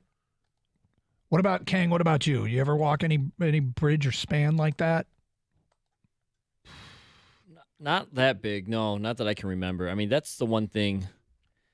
It's almost non-negotiable. I can't heights of that nature. No thanks. Like when we watch the window washers at the building across the street from us. Yeah, which is what, 30, 25 stories, whatever it is. Blows my mind that they just go up there and going to work today. Mm-hmm. It's like, nope, not going to work today. Yeah. It's a high paying job for a reason. Yeah. It's sure that comes with lots of insurance that you're going to have to purchase, and it's just frightening. Are you missing like a gene or something that allows you just not to fear heights like that? Yeah, how is it? Some I feel people like it's have natural. no issues at all, and Yeah. other people do. And I think I remember seeing something. It was like a sociology experiment that was done with babies, where they would put a baby on like this platform that was plexiglass, and you could see right through the bottom. And the younger the baby was, they didn't care. They would just go right across because they were just feeling it. They weren't really paying attention to what they're looking at. Then they might look down once in a while, but they just go. Mm-hmm. But the older that the babies got, the more they became aware of what, spatially was there, and then they would see it, and it became like a fear of heights, and they were apprehensive about going over something that was with the clear bottom like that. It was really kind of interesting. But I agree with you, King. I wonder if there's just something to do with like genes. Like people have the gene that they don't either like cilantro or you don't. Yeah, that's like something in your tongue and your taste buds where, it tastes like soap to some people, and everyone else it tastes like cilantro. Like cilantro. It tastes delicious, yeah. I have a buddy, Dave, who's kind of famous for doing dumb things and saying funny things. And Dave, whenever you're up, at the top of a building or anything, Dave's like, I always feel like there's this force that's just going to lift me up and over this. Like I'm not even trying to. And somehow, some way, if I get too close to the edge, I'm just going to go over. I'm going to do something dumb. Yeah. Listener Scott here sends this in. I have a policy, never ever go where one bad step could be my last. I have taken too many bad steps. I need a 3 or 4 step margin of error. Yeah, that Grand Canyon, man. It's a good policy. It is a good policy, the Grand Canyon. But thankfully, the guy survived to fall from the Ambassador Bridge. But I do not recommend this. It doesn't mean you will too. So watch yourself. Be careful, man. You also wonder what can go wrong, because you'd have to think that everybody up there that's working on the bridge is like clamped in, carabiner and harness. Where did it go wrong? And when it comes to safety stuff like that, I think some longtime workers maybe don't follow all the rules. They're like, I don't need that. It's just a pain in the ass. But when you see black and white pictures of the construction workers who were putting together the Empire State Building back in the day. Yeah. Yeah. Are you kidding me? The stones that those guys had, walking on girders, a couple hundred feet up, don't care. I'm just eating my lunch up here. Yeah, having lunch. And then they would take a picture from that vantage point, and it's like, wow. What about the guy who took the picture? Yeah. I literally am getting sweaty palms right now. Reaction thinking about those pictures. Good thing we're on the ground floor here. Yes, I prefer ground floor. All right, Tiger President Baseball Ops Scott Harris talks about Cole Keith, trade deadline, Max Clark over Wyatt Langford, some of the highlights of what he told the morning show. You will hear them starting at 12:18 here on Carson Anderson, 97.1 The Ticket.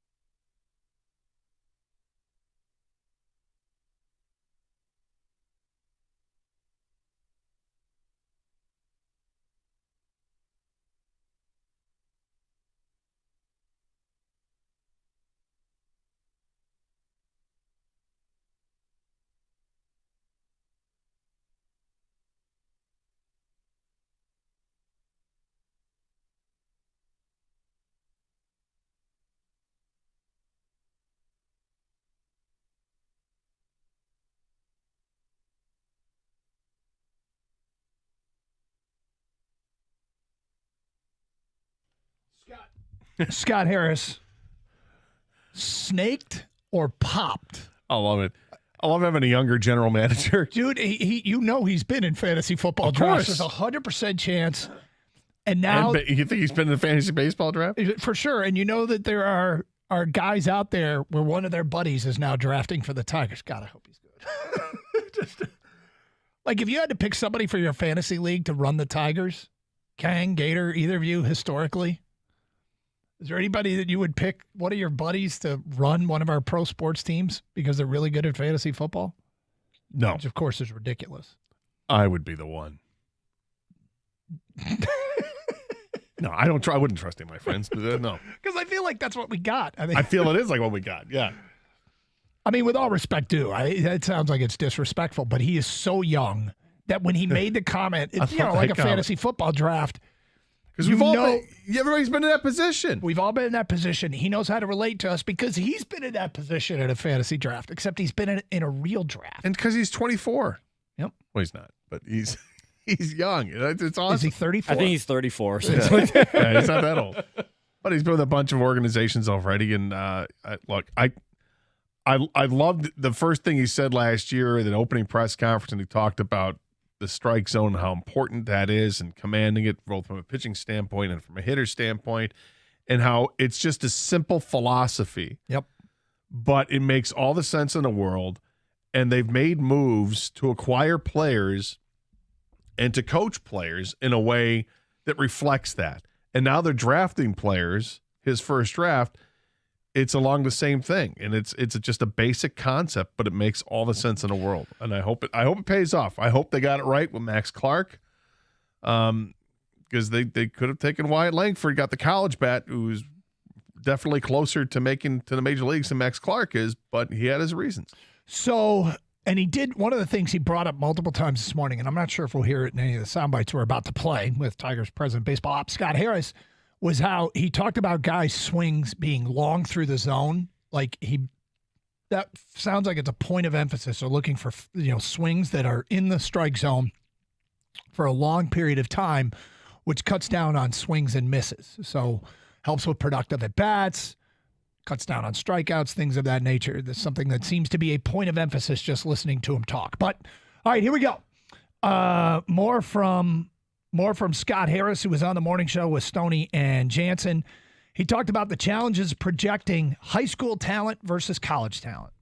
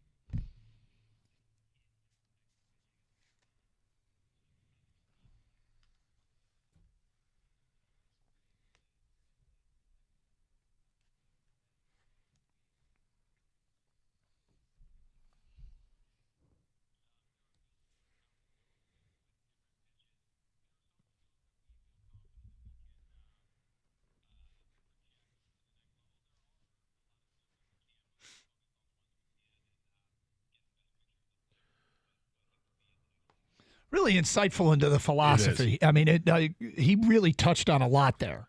Everything he touched on there is in addition to simply looking at numbers and analytics, right? Mm-hmm.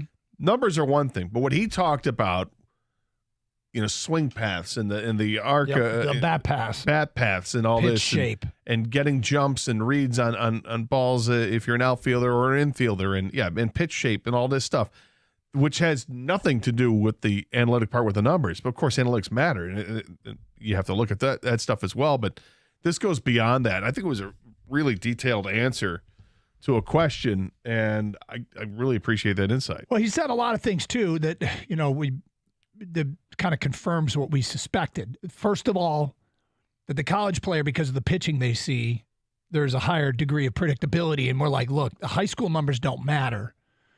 Sure, anybody that's good enough to get drafted straight out of high school is going to put up sick high school numbers. Do they really matter?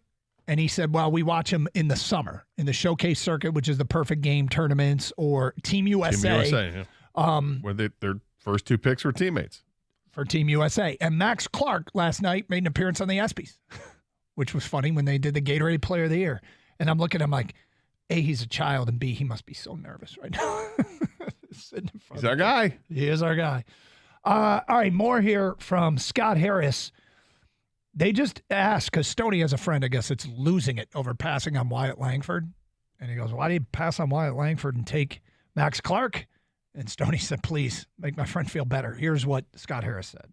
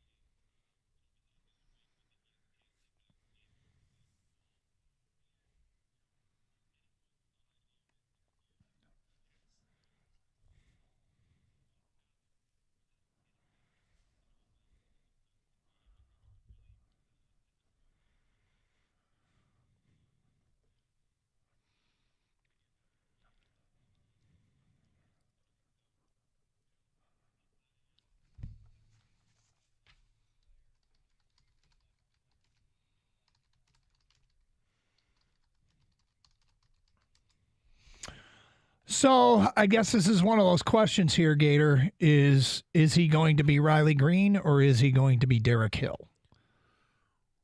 Well, and that's an interesting comparison. Derek Hill was a great defensive outfielder, but couldn't hit at the major league level or really at the minor league level, didn't hit that well.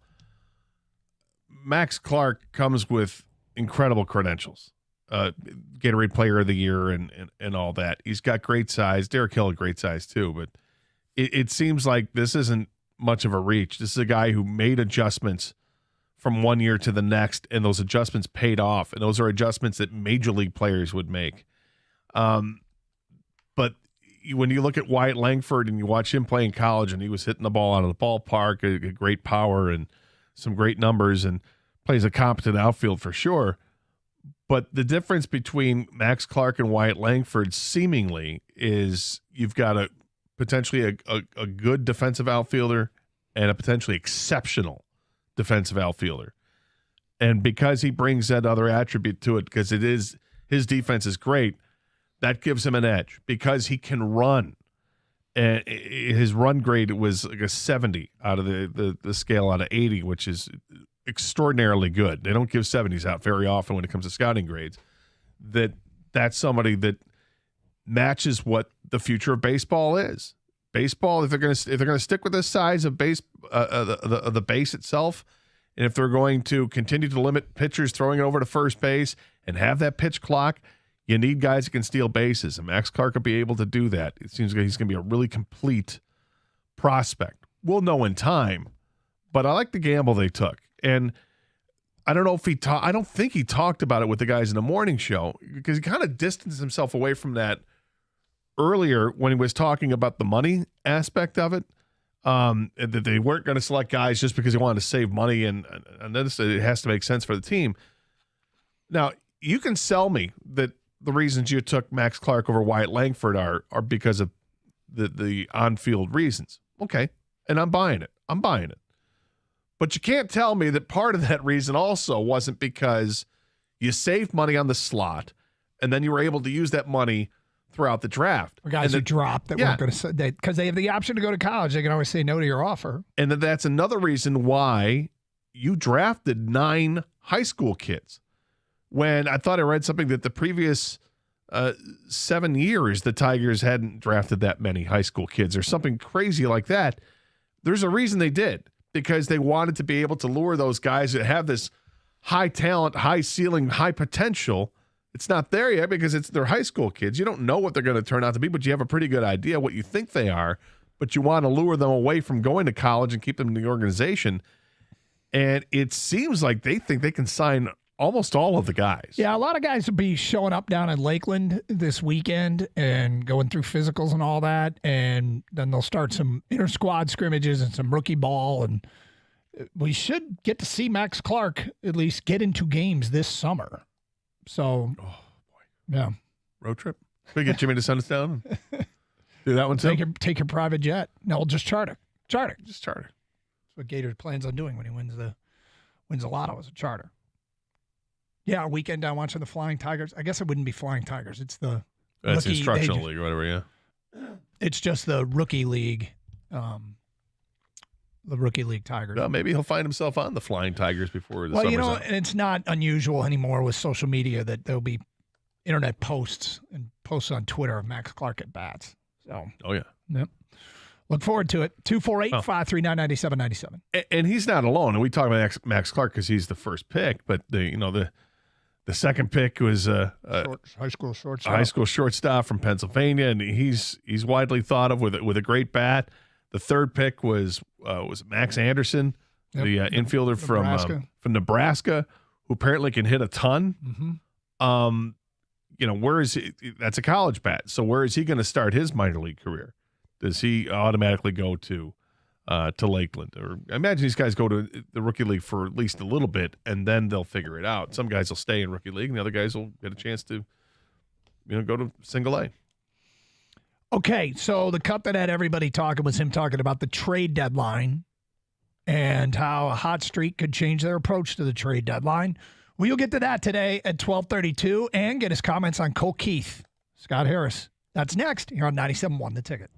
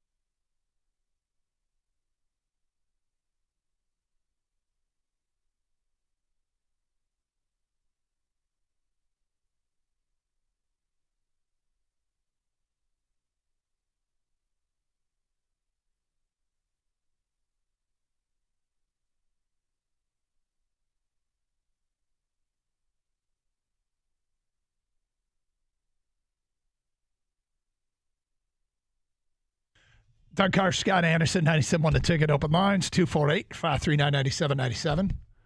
What's that look for? Am I misinterpreting this? You're giving me a look. I'm not giving you any look. Okay. You're like skeptical or curious. Can we discuss why you were a little distracted to start the show? Because I do find it interesting. And when I said when your son called and you're like, should I answer this? I'm like, yeah. Because the team that I usually coach in baseball is playing right now. And I'm doing the show, but I'm watching the Game Changer stream. And my son's at the plate. There's a 3-2 count. He's up right now? Yeah. He's fouled off a couple 3-2 pitches. So and this is game 2 of the day? This is game 2 of the day. And so you got the little graphic and it kind of shows what's happening. Oh yeah. Yeah. And I've watched it before. Have I been distracted today? Is it shown in my on-air performance? No, I don't think it has, but I think it's funny because we get to a commercial break and you'll tell me like situations and I'm just like, wow, I can imagine it's tough for you to not be there because you're typically there with your son coaching this team. Yep. And can we discuss the finish of the first game?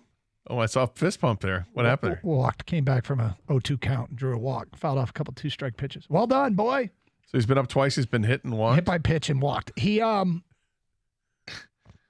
in the opener, which is probably do you think this is interesting to people? I just think it's funny when it comes in the context of how you're trying to do the job while this is going on. And other people, I'm sure, have tried to do their jobs, and there have been some real distractions that they can get through it. Just real quick, our team was winning 3-2 in the top of the 7th. Which is the last inning. Last inning, and my son was put into pitch. And shortly thereafter, the bases were loaded with nobody out. That's a jam. Yep. Pop out. Hit by pitch, forces in the tying run. Pop out. So getting out of it, only allowing 1 run, and go to the bottom of 7th where it's win or tie. He let off. He got hit by a pitch, and eventually came around and scored the game-winning run. Which nice. Yep. Yeah, that's great. I think it's great. Well, thank you. And now you got game 2 going on, and you're still distracted. But I think it's funny because your oldest son is helping to coach the team while you're out. Yes. Well, he does anyway, right? Yes. But has no concept of time or what your responsibilities are and keeps giving you updates. Calling me, and I'm like, dude, A, I'm on the air. B, I have Game Changer so I can see what's going on. And C, you got a phone in the dugout? But, yeah, it's a cool little graphic. It's a great little app they have. Come on, Matt! Sorry. If you follow other like Major League games online, you get the same type of graphic thing, and it can be delayed. Yep. And you get very frustrated watching it. But anyway, let's get back to what we were talking about. Real baseball. baseball. That people probably care about. Scott Harris. All right, this was a soundbite, and there's a great question by Stoney.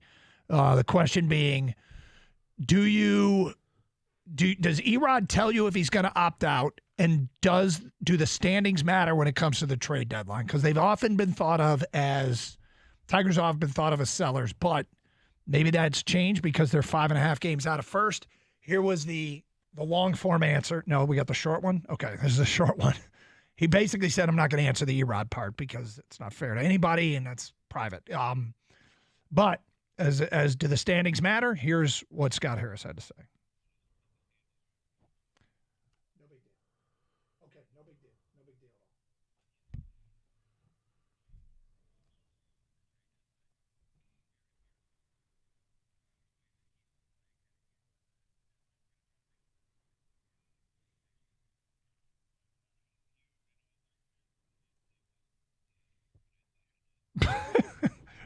Such an interesting way to wrap up the answers. Hey, make sure you're watching. Absolutely. So standings matter. If they get hot out of the break, it could change their approach at the trade deadline. Well, they got 17 games to play before the trade deadline. Mm-hmm. 17. So what is hot out of the gate? If let's say that you want to leave yourself a week or so prior to that, you're talking 12 games. Yeah. So in those 12 games, what's hot? 8-4. Is 8-4 hot? I'd say so. It's hot enough. And I think it's hot enough. Well, you would say it's hot enough. So that's hot enough for you to say that you can take a shot, depending on what that is reflective in the rest of the division? I'm big on where are we in the games back column, because if they go 8-4, but the Indians go 11-1, right, then they've lost ground. They've lost ground. So it's got to be the two parts of it. I gain some ground, and gain significant amount of ground. I'm not buying unless they're 2 games back or less. And if they're between 3 and 6 games back, I'm not buying, and I might sell. If they're more than 6 games back, I'm actively trying to sell. That's sort of my range. You're cool with selling anything less than, what'd you say, 2.5? It's like 3. I went on 3 games. Was it but 3? Okay. Yeah, because I think there's pieces they're going to have to. Yeah. They're just players that aren't going to be here next year. So get something for them if you can. If there's a deal to be had that's going to improve your team for the future, involving players to be traded like an Eduardo Rodriguez or Michael Lorenzen, for instance. Yep. Consider it. If it includes Matt Vierling, I'd consider it. Mm-hmm. But if it's not going to be improving your team all that much, maybe you might get a bullpen arm and it's okay. You don't have to. You don't have to trade just for the sake of trading. You trade when it makes sense, and you trade if you improve your team. But I could see a scenario where the Tigers are maybe just during a 12-game stretch that they're 7-5. Right. But the rest of the division goes south, and now they find themselves a few games within the division. Am I going to be inclined to sell to buy players at that point? No, I'm probably not, because my team they're not red hot. The division's bad, and I'll just ride it out, and we'll see what happens. Maybe I'll trade off the assets the 2 starting pitchers. I'll try to trade that, because they're not going to be here next year. That's always going to be a work in progress to try to trade those guys. But I'm not going to go for it, go crazy here. I'm not making that Nolan Arenado deal. Which a caller suggested and got us on the spot thinking about it. I want to – the best trades, right, are the ones where what you're looking to do is give up nothing and get a lot. Of course. And nobody who's going to trade with you says, we would like nothing. They are hoping to get something back, right? It's the gamble. They want the lottery ticket that is your prospect, and this is if you're in buy mode. But there's another way to buy without giving up anything, and I put it in quotes, buy. And that is the guy down on the farm gets called up and just rakes. Mm-hmm. That he is Rookie of the Year worthy. And I don't mean that the guy you call up at the end of July is going to win Rookie of the Year, but if he were a full year, like some rookies hit the ground running and become Rookie of the Year candidates. So there are potentials there. It's not like we're grasping at straws with Colt Keefe, Justin Henry Malloy, Parker Meadows. Can one of those guys be the not the rookie, but can he be the buy where you don't have to give up anything and you hope that from within you got the right stuff to make it happen? But the other thing that I'll never forget is when the Tigers made their purge in the past, mm-hmm. when they had guys that of value and they got like nothing for them, and it was JD Martinez and Justin Verlander and David Price or whoever it was. I feel like for the Price trade they got some stuff back. They took a chance and got some guys, but the other two they got nothing back. Right. And can they find that kind of a deal with somebody else where they're getting the good player? Now, the problem is, the difference is that those guys were at the end of contracts. They were going to be free agents, and they had to, they were going to get what they were going to get. But there are other teams in that situation where maybe it's a player that's going to hit free agency, but it's also a player that you would like to sign in free agency and give the extension to, like an Alex DeBrincat type. So you think back, I guarantee when the Tigers did all those purges, there were people going, I don't want to give up Lugo. It hurts giving up Perez. The names that we got back that didn't do anything here, right? Right. And in the moment in time, I bet some of that stung those organizations and their fan bases because they saw their prospects that they had high hopes for go away. So can we be on the, I don't think you can make that kind of trade without giving up what feels in the moment like something that's worth something. We got to get to the Colt Keith stuff because he did mention Colt Keith. We will do that today at 12:46 here on Carson Anderson, 97.1. It's a perfect way to celebrate life's special moments. Well, how about raise a glass and toast to the good times with Cenote Tequila. Cenote Tequila, crafted with care and passion, captures the essence of Mexico's rich heritage. From the moment it touches your lips, you'll experience the smoothness and complexity that sets Cenote apart. Whether enjoying a night out with friends or hosting a gathering at home or watching Tigers chase a postseason spot, Cenote Tequila is a perfect companion. So next time you're looking for that extra touch of elegance, reach for Cenote Tequila. Cheers to the moments that matter. Celebrate with Cenote.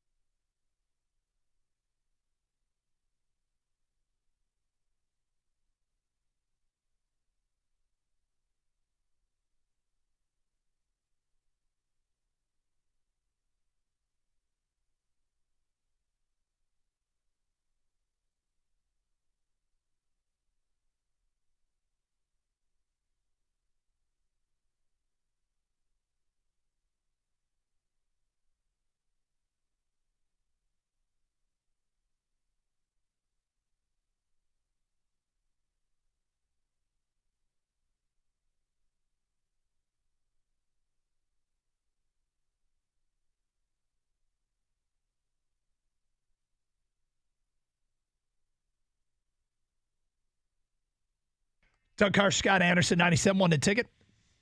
Open lines, 248-539-9797. So look, there's been a lot to talk about in the wake of the Scott Harris interview, who runs the Tigers with the morning show. He doesn't run the Tigers with the morning show. He was on with the morning show. Stoney has nothing to do with decisions that are made at the highest of levels of the Tigers organization. So the question was Colt Keith, and should, do we expect to see him? Should we expect to see him anytime soon? And here is what the president of baseball ops of the Tigers told our guys in the morning.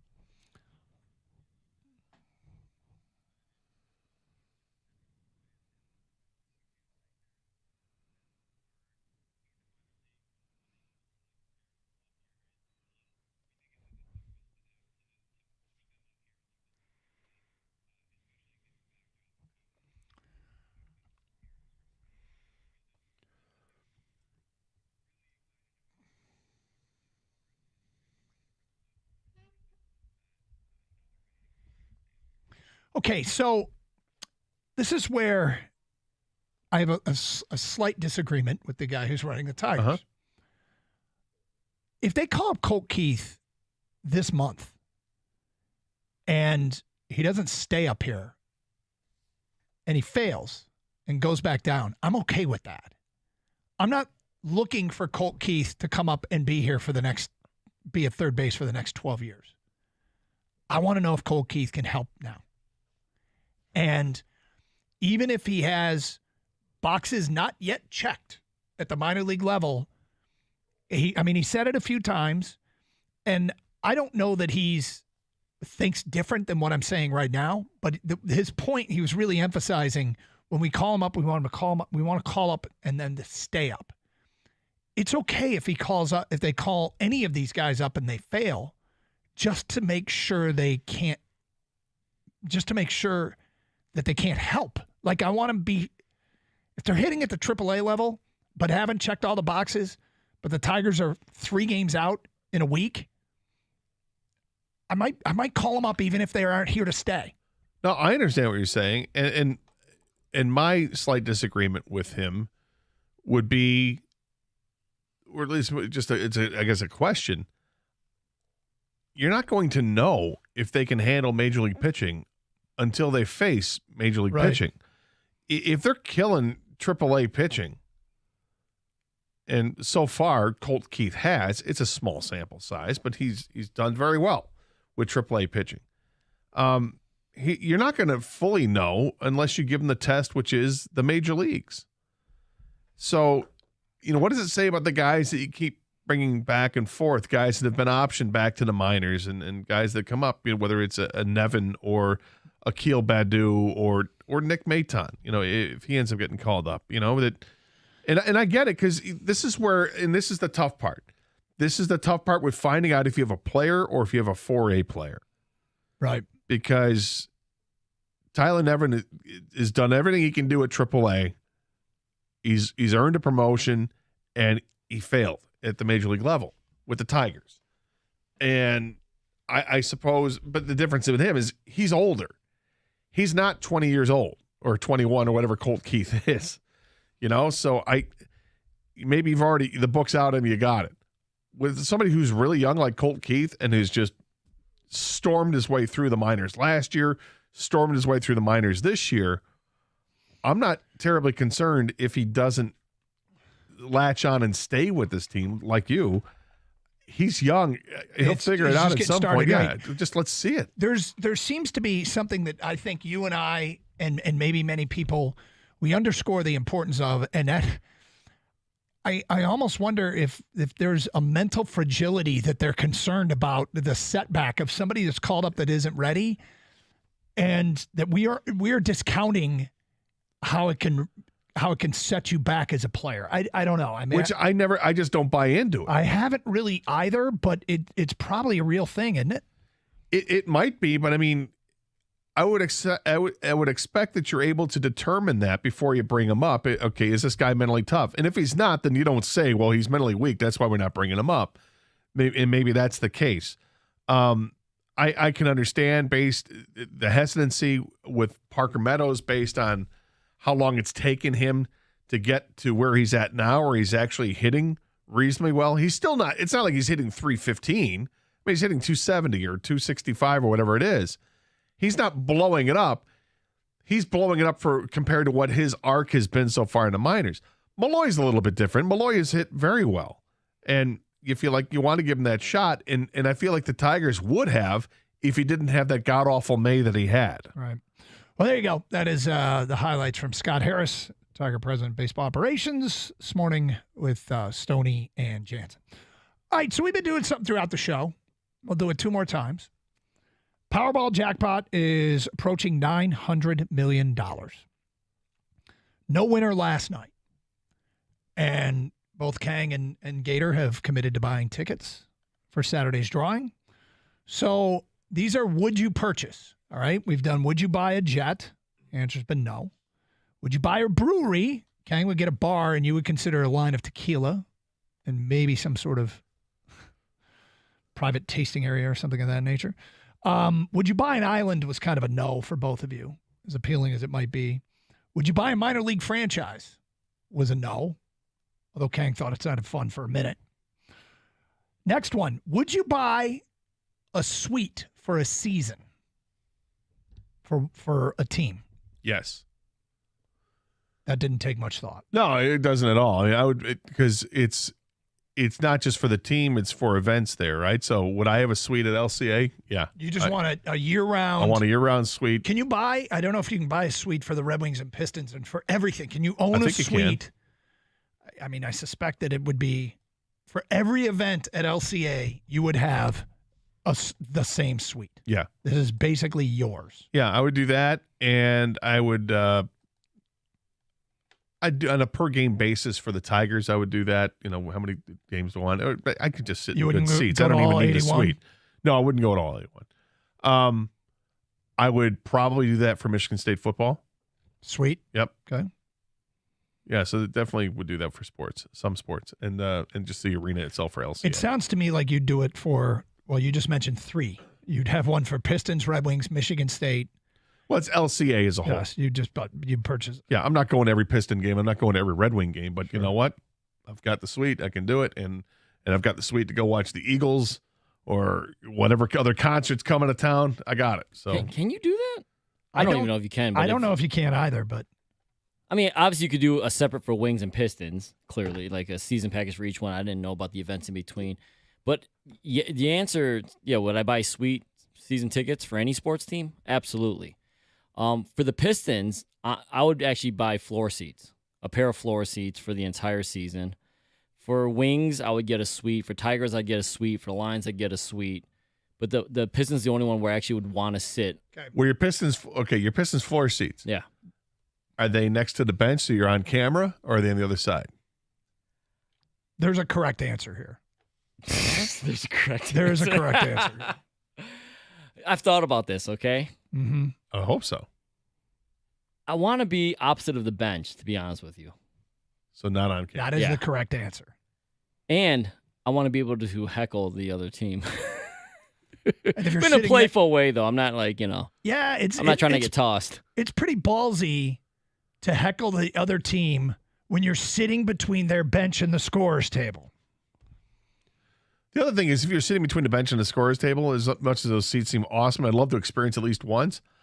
I'm guessing at the end of the experience, you're like, yeah, okay, it was pretty great, but it wasn't great? Not being able to see the game because you got coaches that are constantly going back and forth in front of my view. And I personally want to be closest to center court as possible. You also don't want to be on camera. Like, that's you, Doug. Well, no, I think people will find after a while that your every move being scrutinized and anything you do that's stupid. And as someone who occasionally does something stupid, spills a drink in his own lap. Did you see what Kang did again last night? Yeah, It's all over Twitter. Mm-hmm. I'm not super concerned about that, honestly. I just wanted to be closer to center court. That's why I chose the opposite of the benches. Yeah, as the lotto winner that worked here, people will be focusing in on you and talking about you on social media. Be the opposite side. That's the correct answer. All right, one more here. Would you buy any sports memorabilia? Like collectibles? Is there something that you would go after? Well, I know. I mean, collectibles. Yes, I know. I would buy some guitars and probably have them encased on display. Mm-hmm. Sports memorabilia. I'm sure. Yes. Helmet, signed helmet, or something like that, or a jersey that I could display in an office. Something like that. Autographed football, whatever the case is. I haven't really thought about the specific. Would it have to be, hey, here's the football that whatever somebody scored at the end of the Packers game. I don't know. Oh, I got something specific. If I'm allowed to answer, You're allowed to answer. Okay. I'll get to that after Kang. Kang, would you go after? You're a collectible guy. Yeah, so of course I'd buy sports memorabilia. I mean, I'd be not just memorabilia. I'd go, because I collect sports cards as well. I'd probably go after some huge grail that I couldn't afford otherwise. Some kind outdoor kitchen setup kind of. No, Grail, like Holy Grail of cards. Grill, and I'm like, what does that have to do with sportsman? No, Grail. Grail. My bad. Like a whole, Thank you, Gator. You're welcome. You get that. Did anyone else Jordan think you rookie, said grill? Your Jordan rookie card, something like that. Yeah, something like, yes, something like that, yes. Like a one of one, something where, hey, you don't even know if it exists or it's out there, it's never been seen. Hunt that down. Maybe you're a baseball fan, you want a Honus Wagner or Mickey Mantle, one of those things. But definitely sports memorabilia. That's what you put in the basement with the man cave. Yeah. I'm going after Jim Craig's mask. The goalie for the 80 Olympic hockey. Yep. Didn't have a little shamrock on it? It did have a shamrock on it. I want Jim Craig's mask. That's a good one. That's the specific thing I'm going after. All right, we'll do it one more time next hour, 248-539-9797. People on hold, phone calls, feedback. Additionally, is there too much of this? We'll explain today in the 1 o'clock hour here on 97.1 The Ticket.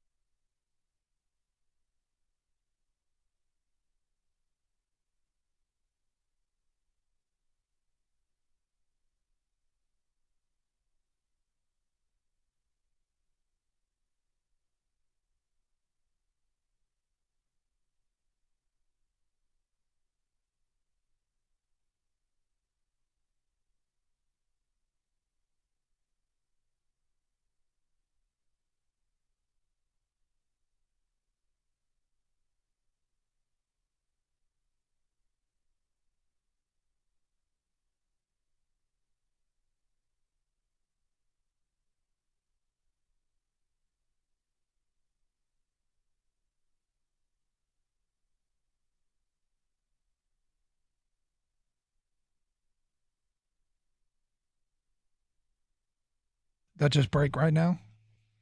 Well, I saw this 8 minutes ago. Dov Kleiman, football's reporting favorite friend, has tweeted, says, update, Eagles rookie Jalen Carter is sued for leaving scene of fatal car crash per ESPN. That's not a huge surprise. I mean, I wouldn't. I guess it's not something that I mean, is this a money grab, or do you think it's something legit here potentially? If you knew there would be some civil suit here. I mean, if you can prove that him leaving the scene caused death, I don't know what to say. I have a hard time buying that argument. But we'll let it play out and see what happens. The suit alleges that Carter left the scene of the crash without offering aid to the victims.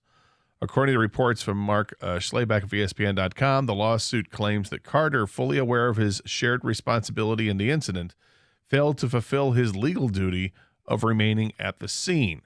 Instead, it suggests that the rookie football player, motivated by concerns over negative publicity and its potential impact of his NFL draft status, made a conscious decision to avoid questioning and evade responsibility for his actions. In addition to the lawsuit against Carter, Bowles has also targeted the University of Georgia Athletics Association, holding them accountable for negligence in permitting staffer Chandler LeCroy to operate the rental car involved in the tragic accident. Allegedly, LeCroy was intoxicated at the time of the crash, resulting in his untimely death. Bowles seeks damages from LeCroy's estate as well as the Athletic Association due to injury sustained in the incident. So that's that. Stuff's brewing down at Georgia, and it's not just this. It's going to be interesting to see what happens. Yeah, and it's Victoria Bowles is the one who survived the accident, has filed the lawsuit. Gotcha. All right, 248-539-9797. Let's get back to your open line calls. We go to David. You're on 97.1 The Ticket. What's up, David? Hey, guys. Happy Thursday. You too. Hey, so I got a quick comment on Scott Harris's interview and a Max Clark comment. The first comment is Scott really can't come out and say that, a factor, the difference between July 14th and on August 14th call-up of these three guys is that if any of these rookies get 130 at-bats, why they get called up, it negates their rookie status for next year. And next year, I'm not saying any three of them could be Rookie of the Year, but you can't just say that they won't. And they have a chance to, if they make it out of spring training next year and stay all year and become like Rookie of the Year, they can do what Seattle did and get an extra very high comp pick, which for this organization means more than for other organizations. So I don't think he can just negate the opportunity for them to be Rookie of the Year and have a successful rookie year next year by bringing them off for at-bats and destroy their rookie status for next year.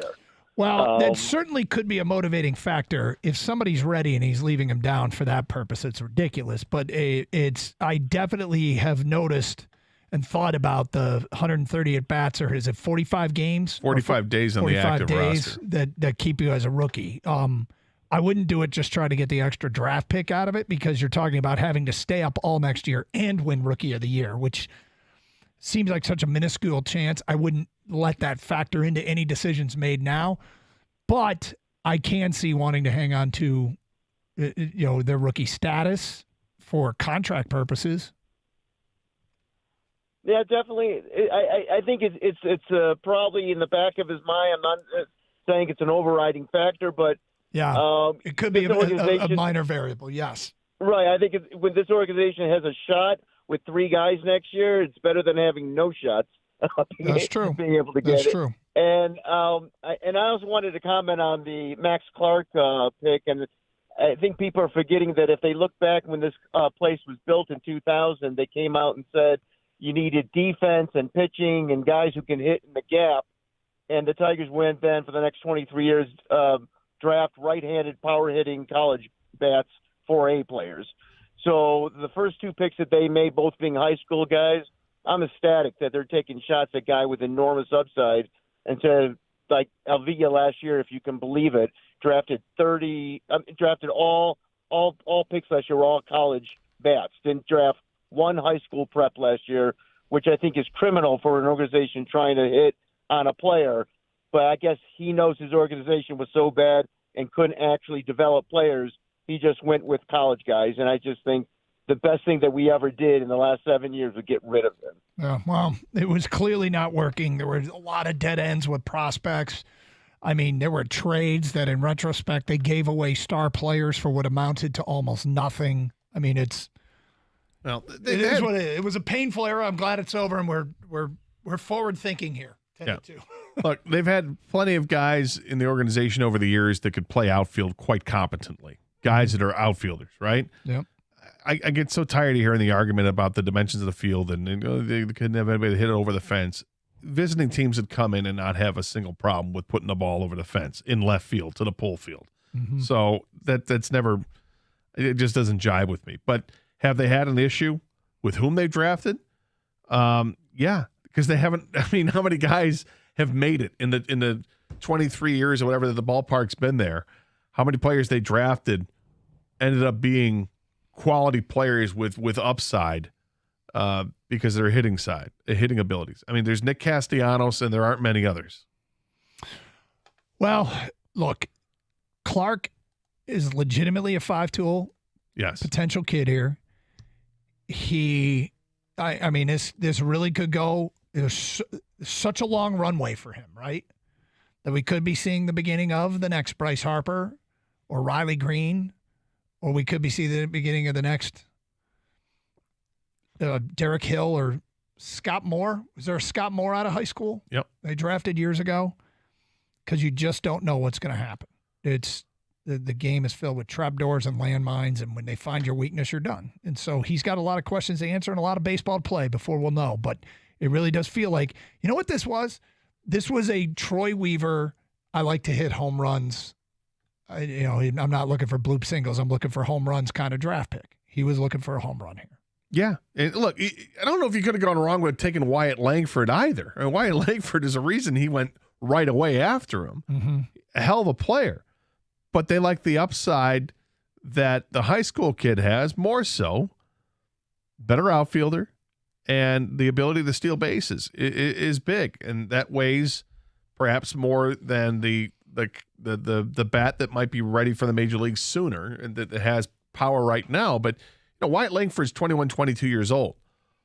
What kind of power is Max Clark going to have when he's 21, 22 years old? What kind of adjustments is he going to make over the next couple of seasons while he's playing in the Tigers minor league system? I think the power won't be an issue. He's got a pretty good frame and looks like it'll project that way. All right, one of the originals has gone out of business. One of the reasons cited, oversaturation. We will get to that story coming up today at 1:16. It's Carson Anderson, 97.1 The Ticket. Are you tired of being tracked online? Well, of course you are. So do something about it and download the DuckDuckGo app to help block those trackers when you're browsing and searching. Now, if you use DuckDuckGo as your browser, you're going to be able to conduct private searches with the help of tracker blockers that help to prevent the spies in your searches. Looking at different stuff on Amazon last night, right? What do I see today? All over my phone, the stuff that I was looking on Amazon. It's annoying. Keep your searches and browsing activity more private. Don't delay. Download it for free today or visit DuckDuckGo.com.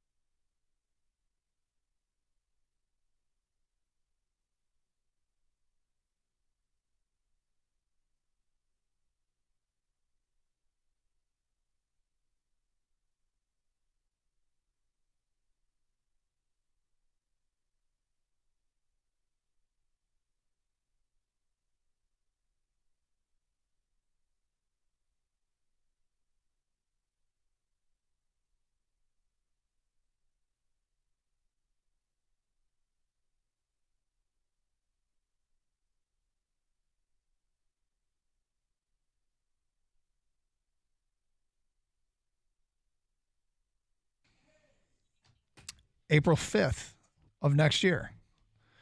Tigers, home opener against the A's. April 5th? Yep. Is that a Thursday or Friday? I do not know. I'll take a look. I can do the same. It is a Friday. Well, Yep. looks like you got it faster than I did, didn't you? Yes, I did. So the other thing I'm a is, failure. Yes, you are. So the other thing is, the night of the NFL draft, the Detroit Tigers don't play. They're home the Friday and Saturday after, but the Thursday of the first round, Tigers have the night off. Well, the draft is 3 days long. Right, but the big first night, the Tigers aren't playing. So, for what it's worth. Okay, back to your phone calls. We go to Ryan in Novi here on 97.1 The Ticket. What's up, Ryan? Hey guys, love the show. Thanks for helping me get through the workday. I appreciate it. That's awesome. I just Glad to wanted to help. touch on. I just wanted to touch on the Tigers draft and Max Clark. I think one of the things that goes under the radar a bit is his marketability. Like if someone as young as he is that's already kind of tapped into the Instagram, the TikToks, and we always talk about how baseball doesn't do a very good job of marketing their players.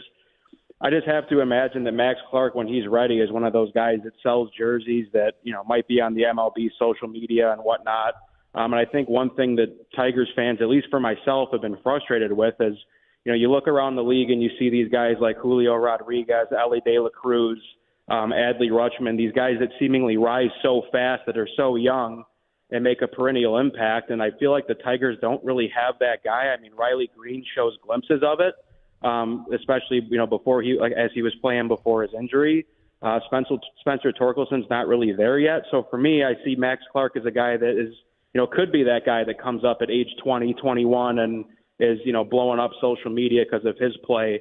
And I love the fact that, they were showing the graphic at the draft of, his bat speed's already on par with the major league average. And I just think he brings a lot of tools to the game that the Tigers could use. And I don't really know as far as Wyatt Langford is concerned, if people assume that he's going to be ready to play in the majors in 1 to 2 years, because in my opinion, Max Clark is good enough that if Scott Harris and his team can develop him, which will be a huge test for him, I mean, Clark can be up here in 1 to 2 years as well, and I think he'll have an even bigger impact from a marketability standpoint than Langford does. Well, that's a lofty expectation if that's what your expectation is, but I would imagine that, given that this draft has prospects that are very advanced.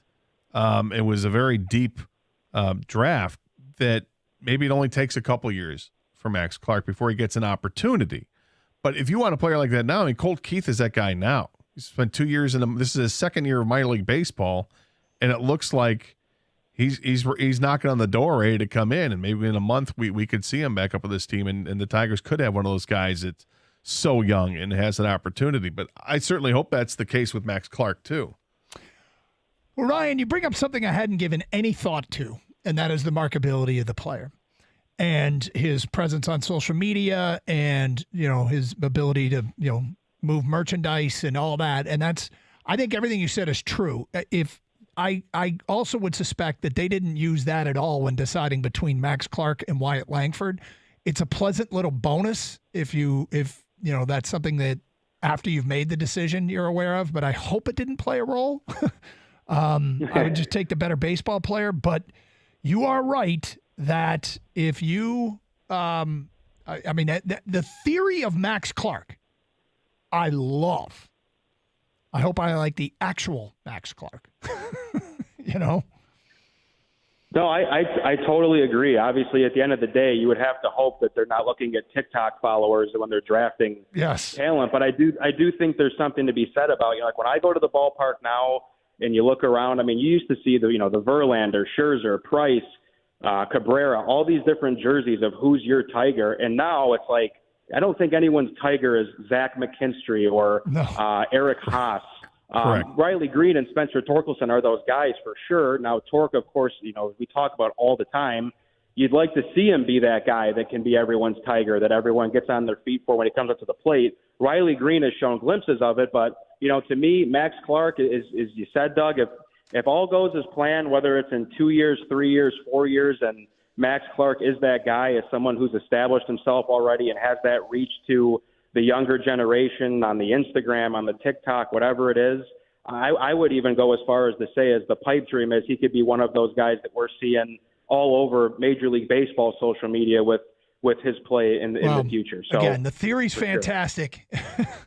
And if Wyatt Langford was going to be a better baseball player, I'd just take him. But all of what you said could be true. Could be true. Yeah, and it's funny, as we're talking about this, there's the Oakland Athletics have just called up two of their top two prospects. Yeah. And one of them is a 20-year-old that they just brought up, one of their catching prospects. Is that right? Or I'm sorry, he was from the 2020 draft. He was a high school kid in 2020. And he's hit pretty well in the minor leagues. Most of his time has been spent at high A ball, but he's getting a promotion. A's feel like when you're one of the worst teams in baseball, is this what you do for them? But Tigers a little different situation. They're being a little more patient. You can't help but wonder if some of that is, at least with Colt Keith, is more so with Colt Keith than the other two guys get mentioned all the time. Is it because of what the previous caller said, the service and all that, and starting the clock going and keeping his rookie status and everything there? It's possible. It's quite possible. And it starts with anybody that you bring up. But the other players, Parker Meadows or Justin Henry Malloy, they're older. But we're excited about all of them. You know, I'm more excited about Colt Keith because he's the guy that's killed it. Parker Meadows has been a steady rise to get to where he's at. And Malloy is the guy they traded for, so there's some juice to that too. You know, to go back to the caller's point about younger excitement, getting, energy, things like that. A ticket texter sent this, and I just double-checked it. You want to take a guess on how many Instagram followers Wyatt Langford has? I was wondering, I was thinking of comparing them, but given that he had the stage of the University of Florida, I actually bet it's quite a bit. I don't even, 150,000. Gator, want to take a guess? I would guess less than that. On the gram, 30,000. What about Max Clark?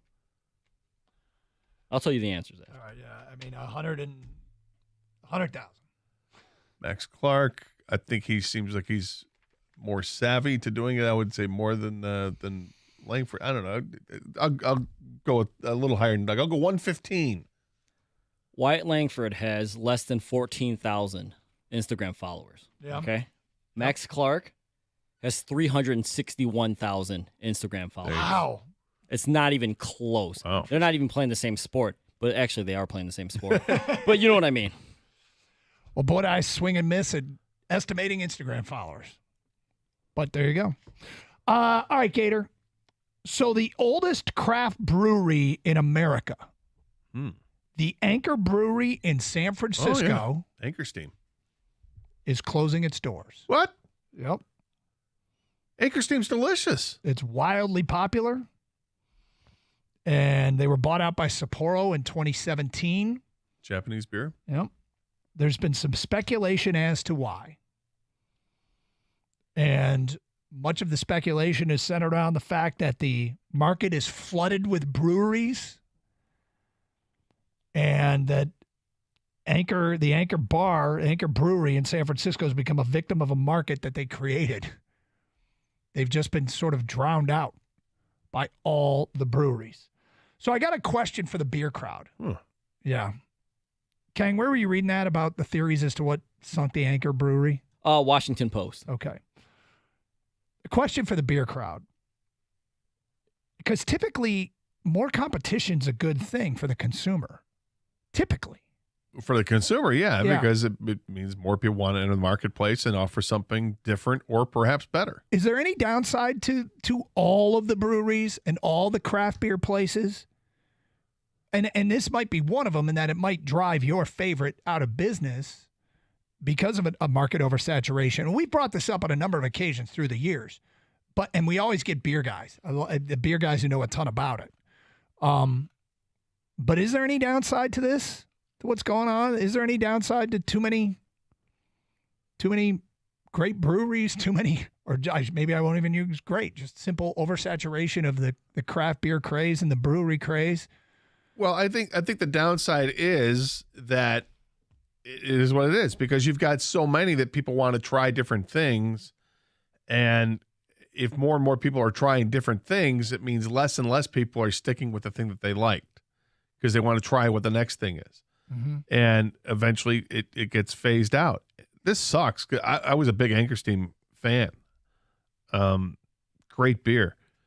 And to hear this I'm dismayed. Doc, I'm dismayed. Yeah. Because there's so much beer out there that I can't stand. and now I'm feeling like it's your fault.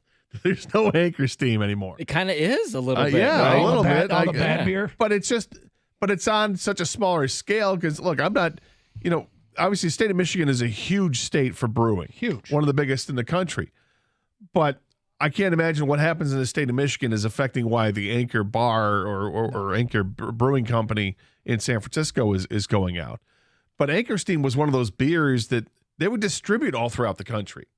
Even though it was, I don't know if it was technically a microbrew or not, but so they're facing the competition from the state of California. I mean, California is another huge brewing state.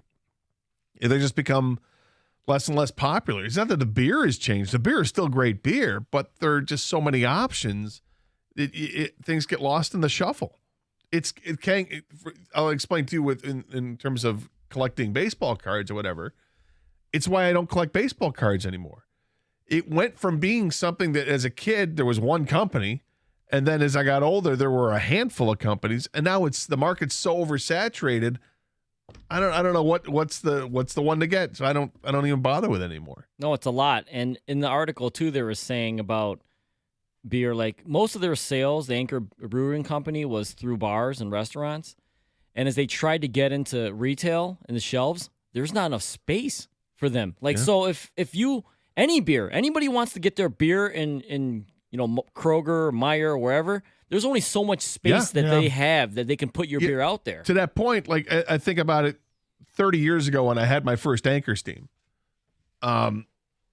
you could find it in liquor stores because there weren't that many beers that were available to be distributed nationwide. But Anchorstein was one of them. And, you could find it. But as more and more breweries that opened up and more companies started selling and mass producing their beers, it gets squeezed out. So, some places going to have their beer cave that you go into and pick it out. Maybe they're only buying a case a month of the beer because, hey, we're housing up to 200 different kinds of beers here. Yeah. We can't dedicate all this to yours. I mean, all due respect, it's a great beer, but we're trying to sell everybody else too. It is pretty remarkable. I was walking down an aisle at a Meijer the other day, and I was like, there's so much beer that there's stacks and stacks that isn't even in the coolers. Yeah. That just sit on the floor. Right. End cap or whatever. There you go. Yeah. 248-539-9797. Is there such thing as too much beer? 97.1 The Ticket.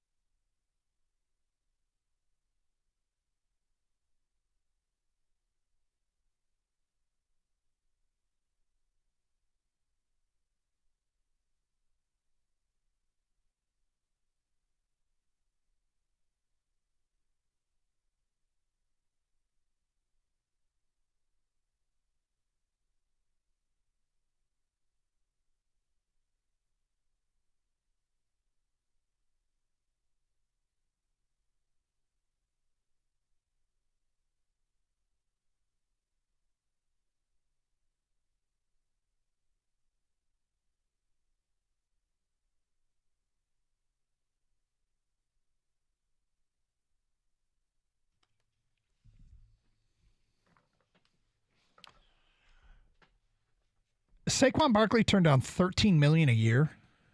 Yeah, apparently he wants $16 million a year. That's the reports.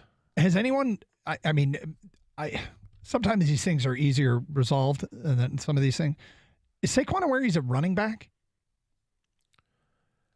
See, I understand what you're saying, and that comment bothers me. I know it does, but it's the reality of the game, right? Well, I mean, is he going to count for more yards than a wide receiver that's going to get a higher salary than him? It's not the metric that is used to typically invest your money. It's wear and tear, and he's had his share of wear and tear already.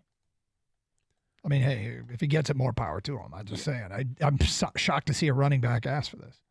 Apparently, the word out of New York is that sources are saying that he will get 14 to 14.5 per year. That they'll come to that agreement. So I mean, it's all negotiating. Sometimes you play your cards right, and sometimes you play them wrong. Well, the question is, and I'm not being critical. I'm saying on a short contract, I bet a team, the Giants, they do that, right? I mean, it makes sense on a short contract if you got the cap space and keep your bell cow happy. I mean, far be it for me to care if the Giants sign a terribly, constraining long-term contract. That's fine with me.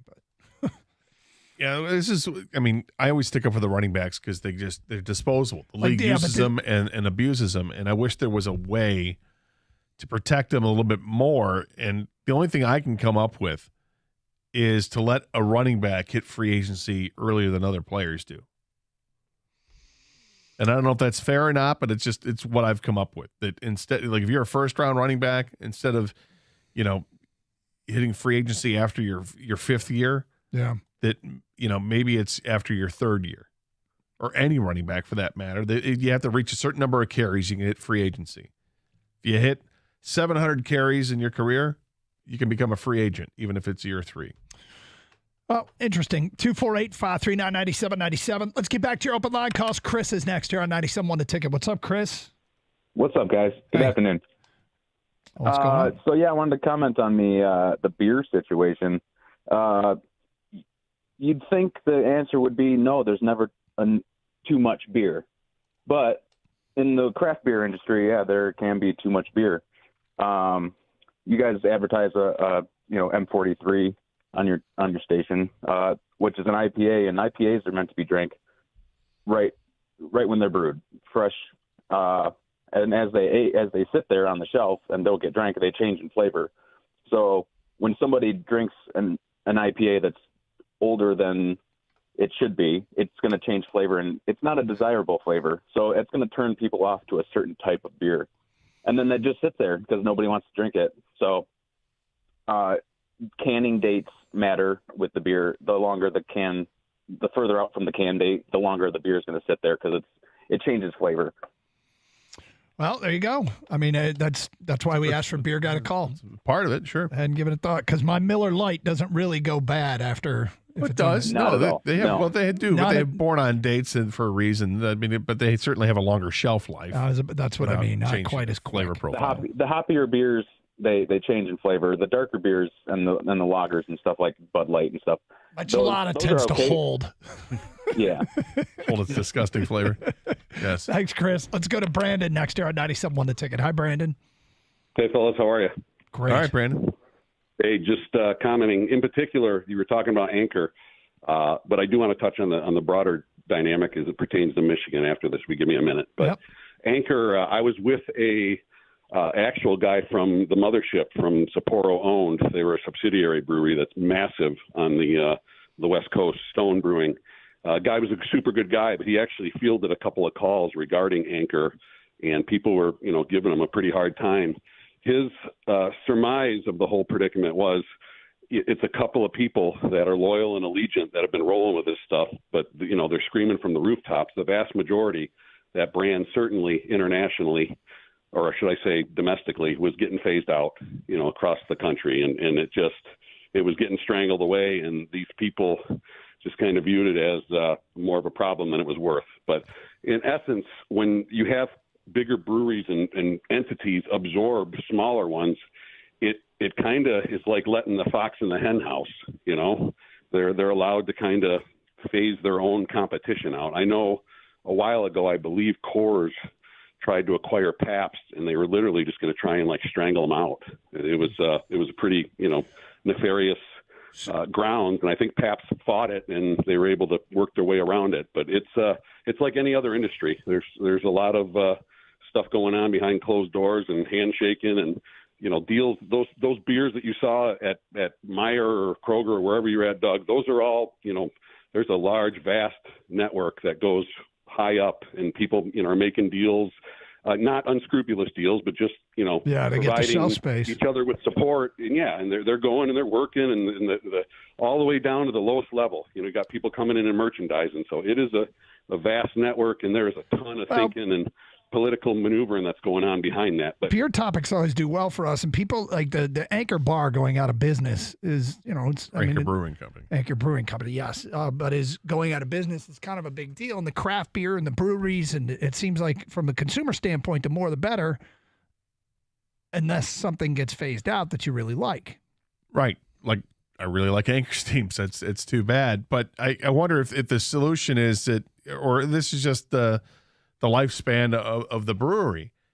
You come up with something that people like, you produce more of it, you mass produce it, and then it's going to reach its crescendo and come back down. At some point, you're going to have to downsize again or cut a different deal, and you're no longer living the high life, if you will. If that's a different beer, but living a different kind of lifestyle. Okay, look, everybody, we love our company, but we're going to have to downsize. We're going to have to go back to being what we were, which was this local beer company. And maybe you see there's so many brew pubs out there where you go and restaurants out there you go into, and they only have their own beer. And they won't serve other beers because they'll offer you, hey, we make 10 different kinds of beer here. Yep. And we'll have something for you. Sorry, we don't have your Miller Lite. We don't have a Corona or whatever. We don't have the IPA you're looking for. Do you have anything that's like Summer Shandy? Right. No. Right. Not even close. And then to get the snobs that step up that way. But this is maybe where it's coming to. In order for those smaller companies to make it, is that they have to turn into themselves just into brew pubs, and we're selling it here. We'd love to mass sell it and mass produce it, but it's not a real plan for the long term because the market is so oversaturated. Feedback coming in. It depends on the setup. Founders scaled back and cut a location. Anchor didn't have that option because shelf space ran out. Ryan in South Lyon says Anchor will be back like Stroh's. Unnamed texter Gator, where can I find Anchor Steam in Michigan? Do you know? I don't know anymore.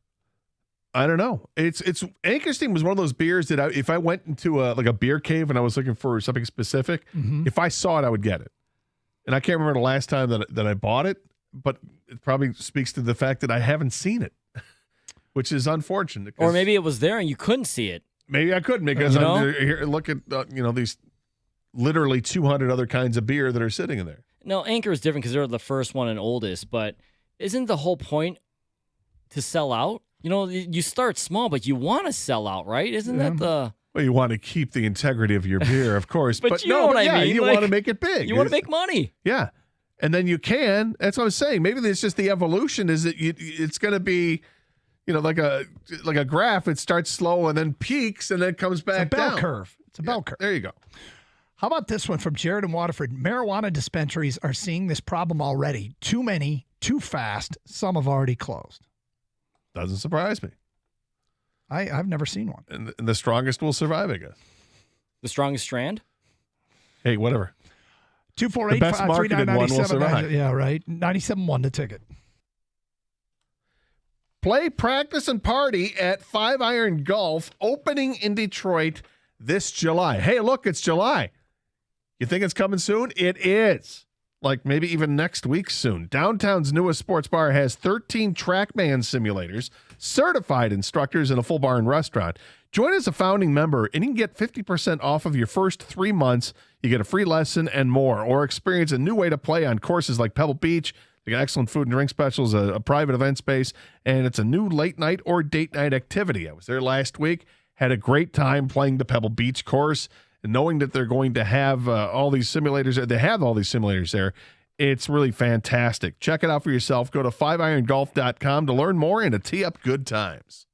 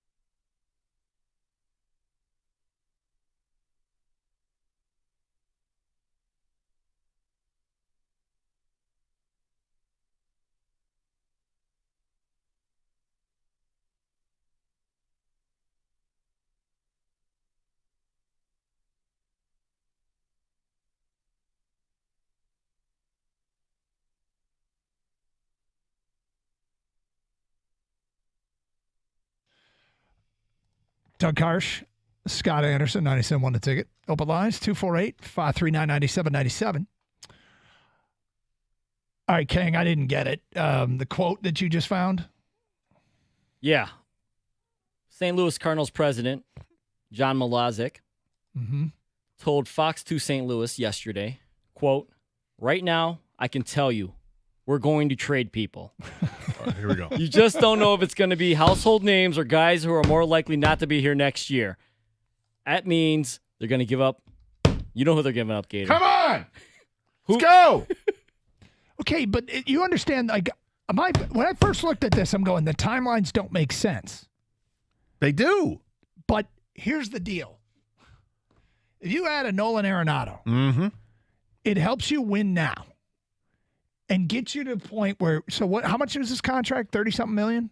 Yeah, it changed. And that only leaves Chris Ilitch like $50 million in salaries that might drop off. They're not all going to drop off. There's still money to spend and go for this division next year. Well, it drops. I mean, it's 4 more years after this year.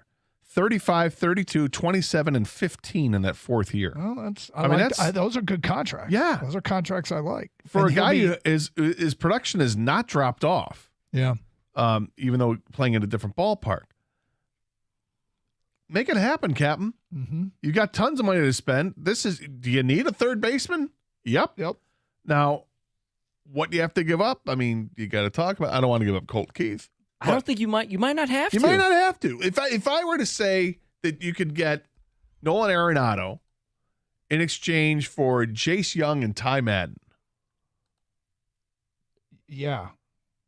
Right? Yes, I would do that. I mean, it's a lot to give up, 2 of your top 5 prospects in the organization. Pitching prospect and a hitting prospect. But there's always the chance that you're literally giving up nothing. Exactly. And so, which is what St. Louis gave up to acquire Arenado in the first place. They gave up nothing. Nobody's heard of Mateo Gil or Tony Losi or Jake Summers Austin Gomber, Not Montero. Not Gomber. Right. Gomber and Montero are the ones that have made it to the major leagues, and neither have done anything. So but they did just fine. Yeah, I would be intrigued at a deal like this because this would signify a team. Look, and it's not. I don't know if I want to make this trade today. I want to make this trade in 10 days when the team has responded and justified it. I get it, but no, actually, I don't get it because to me, this is that type of move I talked about. This is the move where you're getting a player who's here for years to come. After this season, he's still here for 4 more years on the contract. Well, I'll just say that's why this is the move that I would make. If at the right cost, if it's a cheap cost, which I can't imagine, I might be compelled to do it now, but I'd probably wait. Come on, get on board. No, let's go. Let's make this happen. No. Speak it into existence. No. Okay, let's do our final segment of If You Win the Powerball. Son of a darn.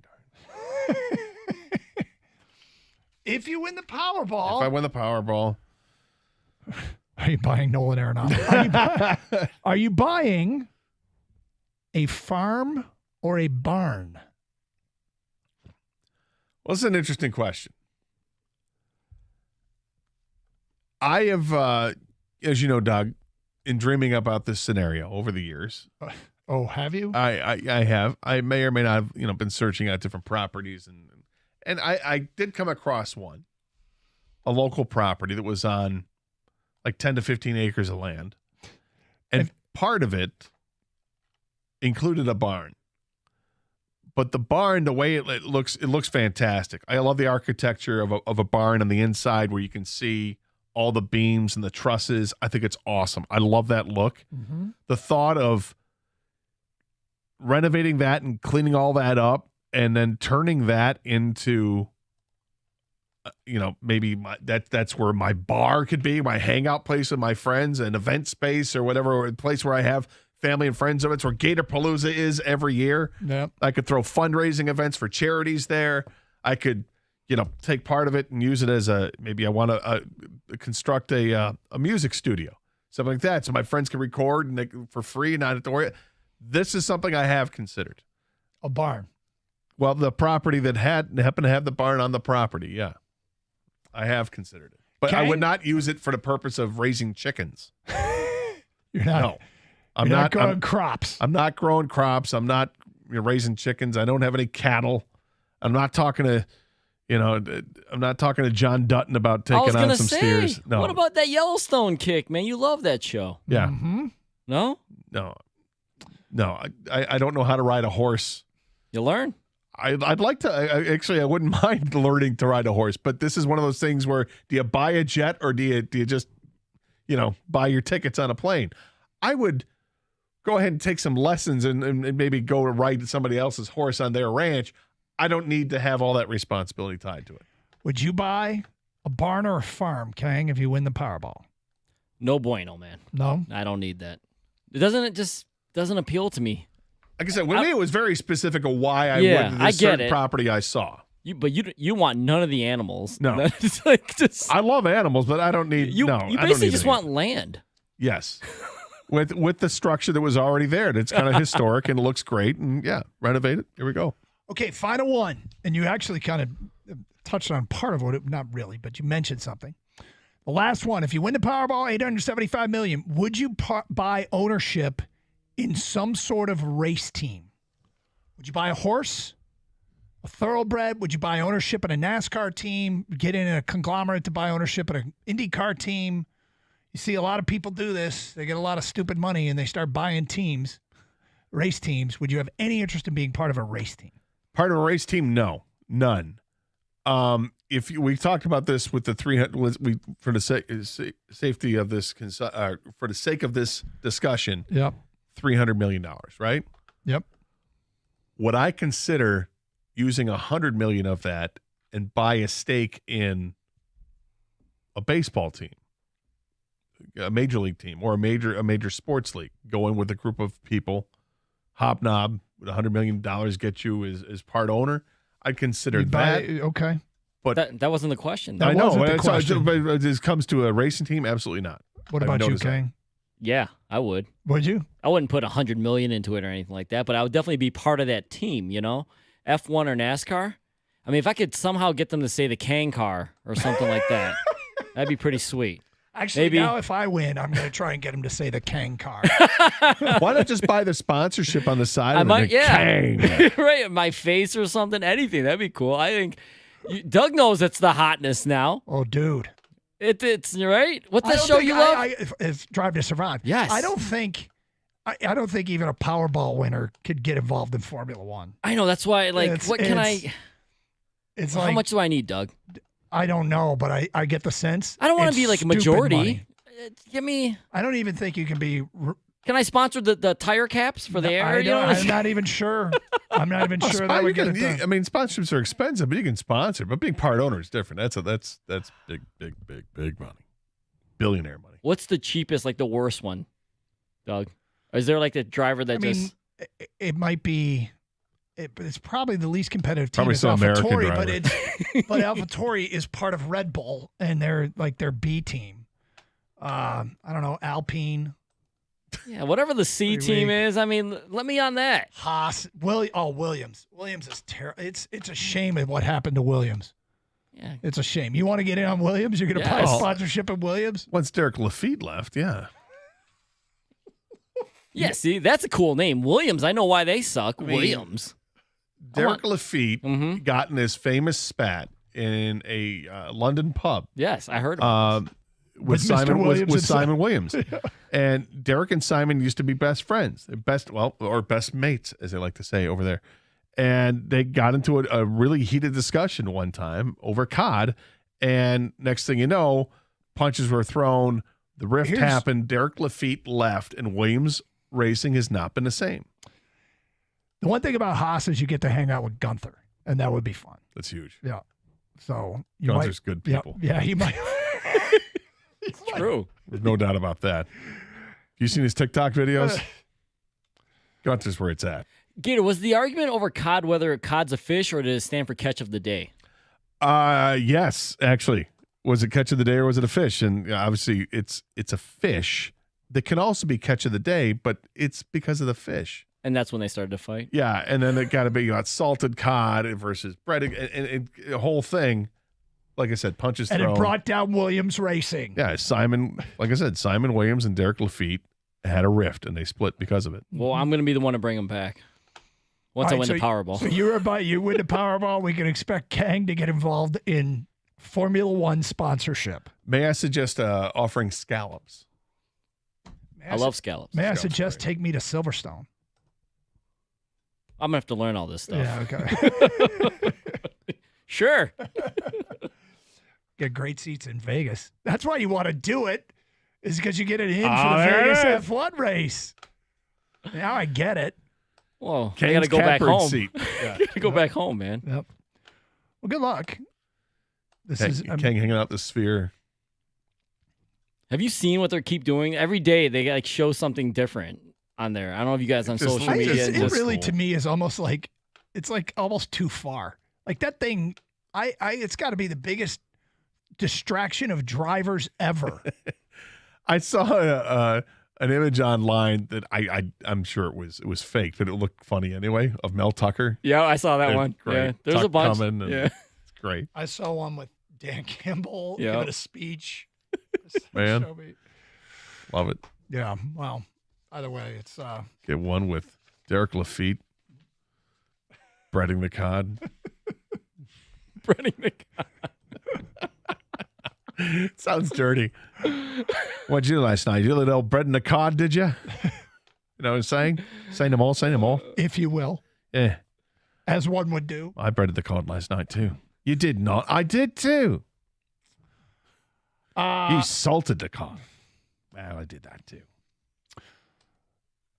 So here comes Rico Sante. I was about to let you tell what they were going to talk about. The difference between salting and breading the cod. Yeah. What it really means. And here he is. Senior Beard. What's Sorry up? about that. That was Jimmy said that's all on him. He was talking. Is it, Jimmy's been known. What do you got planned coming up next? Well, first of all, read a great article. Saw your name in it, so congratulations. What about? Some pretty good numbers. Oh, So congratulations. you too, friend.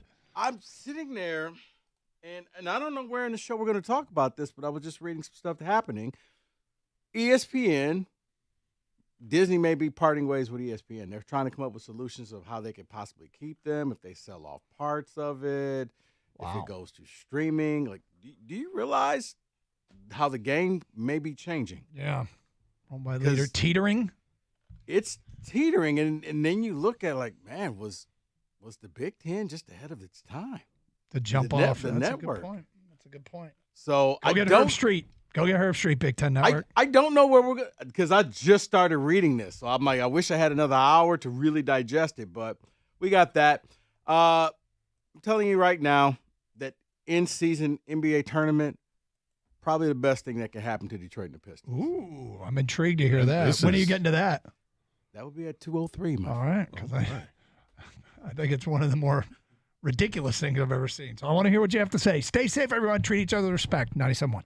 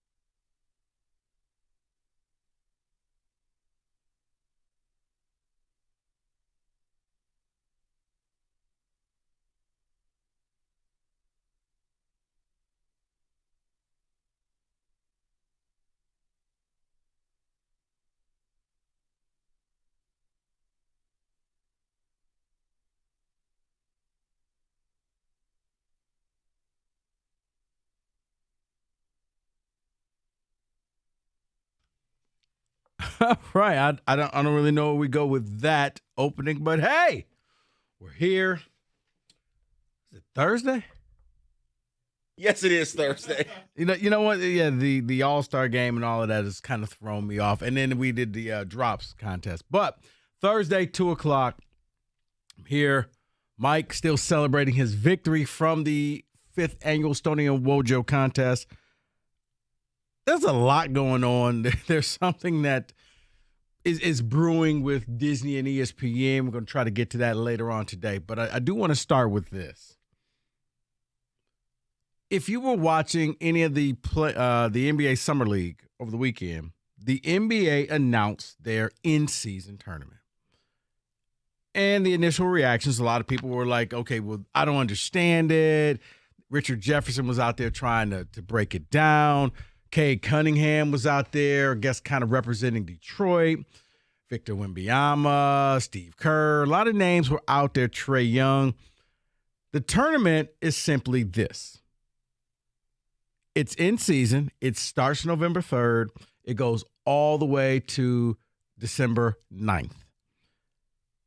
You take the 30 NBA teams, you divide them up into 6 different divisions with 5 teams in each division. The Pistons happen to be in East Division Group A, which is the Pistons, the Philadelphia 76ers, the Celtics, the Hawks, and the Pacers. You're going to play each one of those teams on either Tuesday or Friday.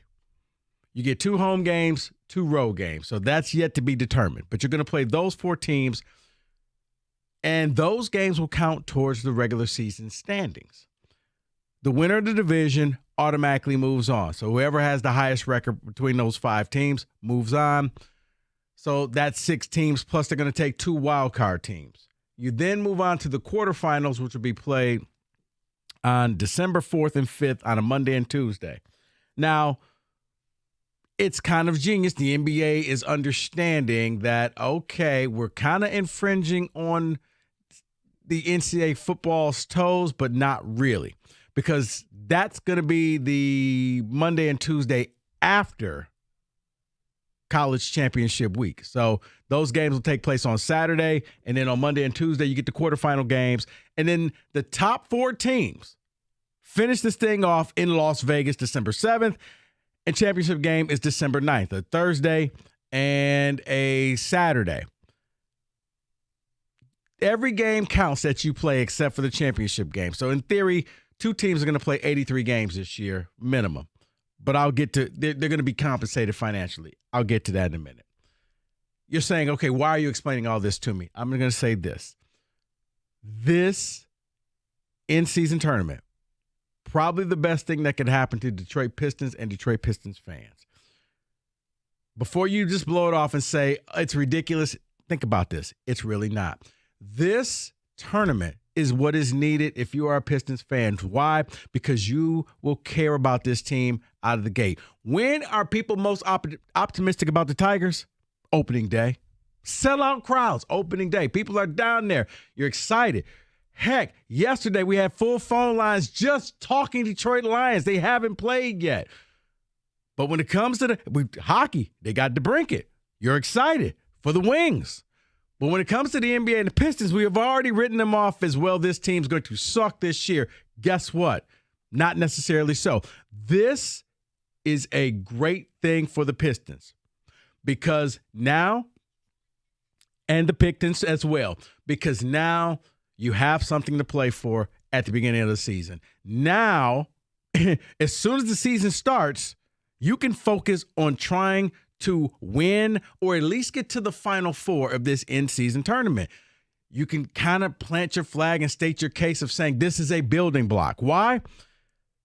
Think of it, for you basketball fans, it's almost like the NIT tournament. Major teams who get placed in the NIT tournament rarely win that thing. They don't want to be there.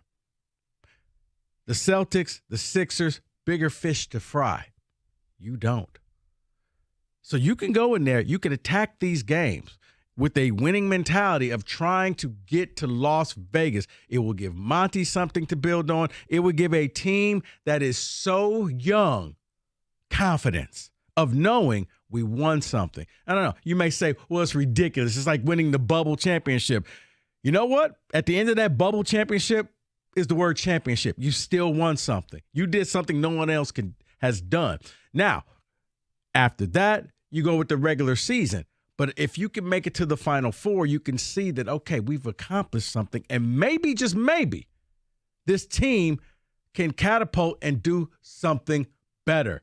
Instead of just writing this team off, I think every Detroiter should be invested in this tournament because I think the Pistons will with a young team. No one's injured. Everybody's dialed in. Everybody's focused. This is the best thing. When I saw this and really thought about it, I'm like, man, the Pistons need to take advantage of this. No load management, guys. Come right out the gate and do something. 248-539-9797. I think this is the best thing that can happen for them.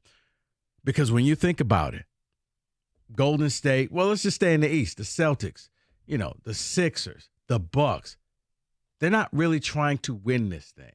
So if they win, they win. But if not, okay, you get the load management from players. Pistons are too young to do load management. You're going to have Cade and Jaden Ivey in the backcourt pretty much for the first time since they've started playing together. This is your opportunity with Duren. This is your opportunity to mix in the rookies and really set the mark for this team so that you're not just already looking forward to next year's draft. You got an opportunity to win something, to feel good about yourself, to give this team, Monty, Troy Weaver, something to build upon. I do think that it's an accomplishment. Oh, no, by the way, if you make it to the quarterfinals, you get $50,000. If you make it to the semifinals, you get $100,000. If you make it to the championship game and lose, you get $200,000. And if you make it and you win the whole thing, every player on the team gets $500,000. So when you get to the Final Four, there's some money on the line. You make it to the championship game, you're playing for an extra $300,000 a person. So I think that players will be locked in, dialed in. I know people are thinking it's a silly tournament, but I beg you, it's not. This is something that can help the Pistons out. This will keep interest as well because when do most people get focused on the NBA, David? It's after it's Christmas. Christmas and beyond, yeah. Because games don't count until Christmas. No. This is going to be played before Christmas. They still don't count. They still don't count until Christmas. David. I think this tournament is dumb, and I am so upset because the league is folding for LeBron James. This is the only way LeBron James can feel like he wins anything now. It's an in-season tournament. You hate LeBron that much? No, it is. Oh, I know it is. No, it's an in-season tournament. No, it's an in-season tournament. What the NBA is trying to do is trying to eliminate load management. So they dangled money in front of the players and say, hey, guys, instead of sitting out the first month or two of the season, how about you play a game? We'll give you an incentive. We'll give you money. We'll send you out to Vegas. There'll probably be no games that weekend. So even if you're not a part of the Final Four, every NBA celebrity and star is going to be sitting courtside watching these games. This is a chance for the Pistons and teams like that to get exposure, for people to see what you have, and for, let's face it, for our guys to play on the big stage. I don't think they're ready to go out there and challenge the top teams in the NBA Finals. But in a college tournament type setting, yeah, I think that they can do this, especially because they'll be a little more motivated than the other teams in the NBA. I think it's the best thing that could happen for them. 248-539-9797. We'll get your phone calls. We'll get your ticket text next. 97.1.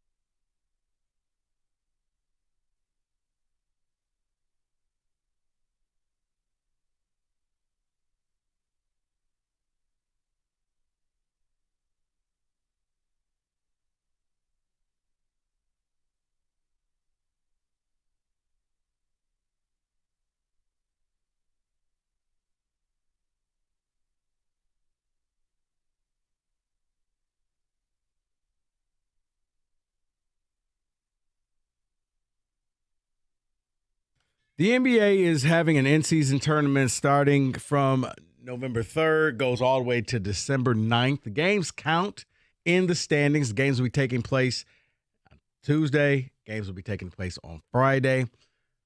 Those games, I think, are important for the Pistons. Start off the beginning of the year.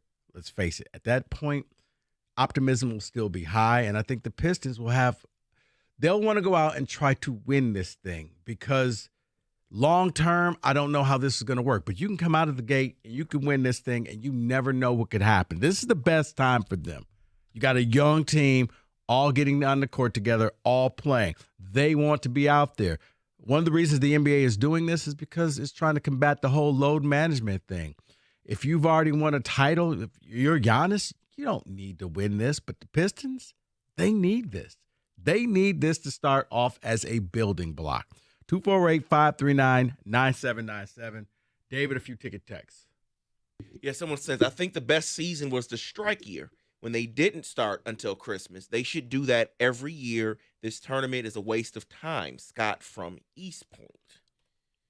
Another one. Oh, go ahead. I don't think the tournament is a waste of time. I think it's the NBA trying to find a new way to market itself, to kind of give you that bubble feel, but it's still not going to cheapen and bastardize the season. What if it's I'm not saying it will be. I'm coming at this from an outside perspective. What if this is a complete disaster? Because I remember you and Mike and David talking about during the playoffs last year how there was low effort level from stars. What is this going to be like? Could that possibly happen here? It could, Kenny, I think so. But that's why I say this is where the Pistons could take advantage of that, because you got young guys who are hungry trying to win. Whereas the stars, man, Steph Curry does not need another $500,000 and a pimp comp to walk around saying we won the whole thing.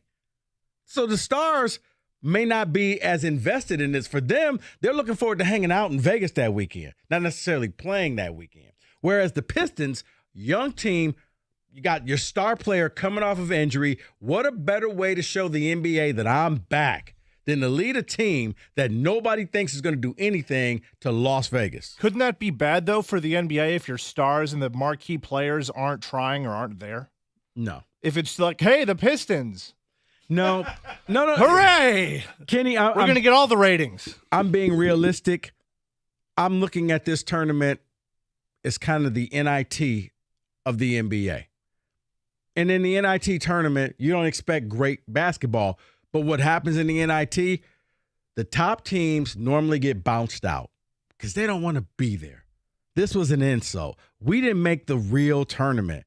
And for the NBA teams, we're focused on winning in June. We're not trying to win in December. But in the NIT, a lot of teams can say, hey, we knocked off Kentucky. We knocked off Michigan. We knocked off UCLA. We beat that team, and now it's a feather in their cap. In the end, nobody remembers who won the NIT except for the team that won it.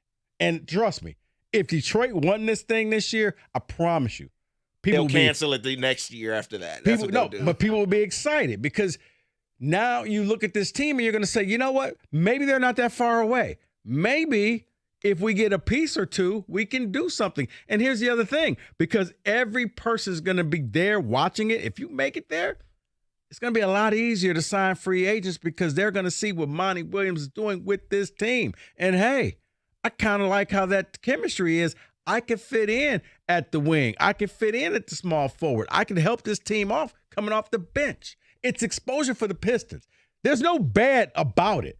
It's just people got to get over the mindset of, well, it's not the real thing. No, it's not. It's the NIT of the NBA. Correct. And while I don't think winning teams are going to go crazy to try to win this thing, but the games count towards the regular season.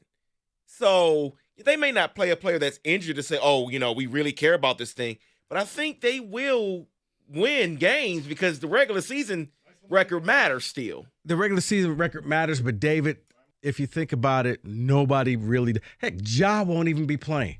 You're right about that. Ja's not playing. You're right. At this point, Bridges won't be eligible yet for a bunch of games. You're right. So I do think that load management. You think Chris Paul is going to be playing for the Warriors? He's not going to push it. No. Right. So the early season, NBA players know what we know. It starts at Christmas. That's when I'll get geared up. That's when I'll put my body out there on the line. This is a chance for the Pistons to take advantage of something that's new. It gives them great exposure. If you could make, and to me, kind of like how we talked about the line, if you could make it to Vegas, you don't have to win it, but you made it to Vegas, everybody's watching you. There's no other NBA games going on. You're in the Final Four. Now, maybe you could, it's easier to try to gain free agents or to make that trade because you're looking and saying, wow, Monty Williams came to Detroit. He ain't messing around. Cade came off of that injury. Look at what he is doing. Okay, I like the chemistry that they got there. They're a young team. You calling up your agent saying, hey, is Detroit still interested in me? Because maybe I want to come there. It's positives. It's the NIT of the NBA. So please spare me the whole, you're acting like, no, I'm not.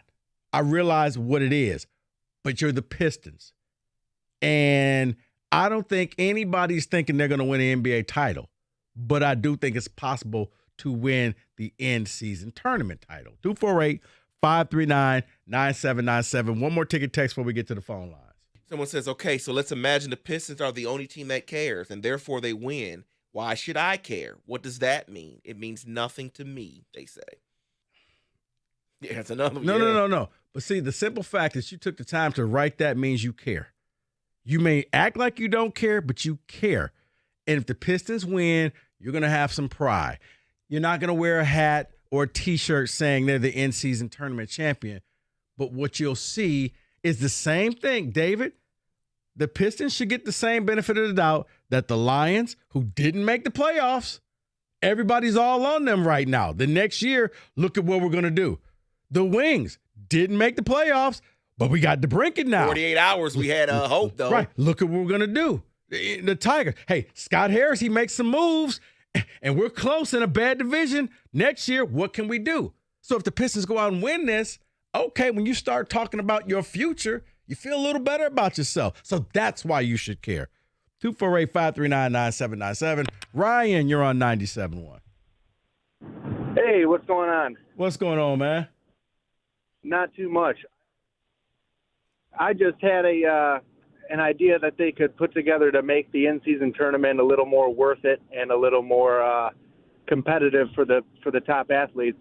If they put together like a Christmas Eve or a New Year's Eve day game or one of those games and included that for the winner or the runner-up to make that worth it for the teams with the stars to compete in that tournament and try to win those primetime games.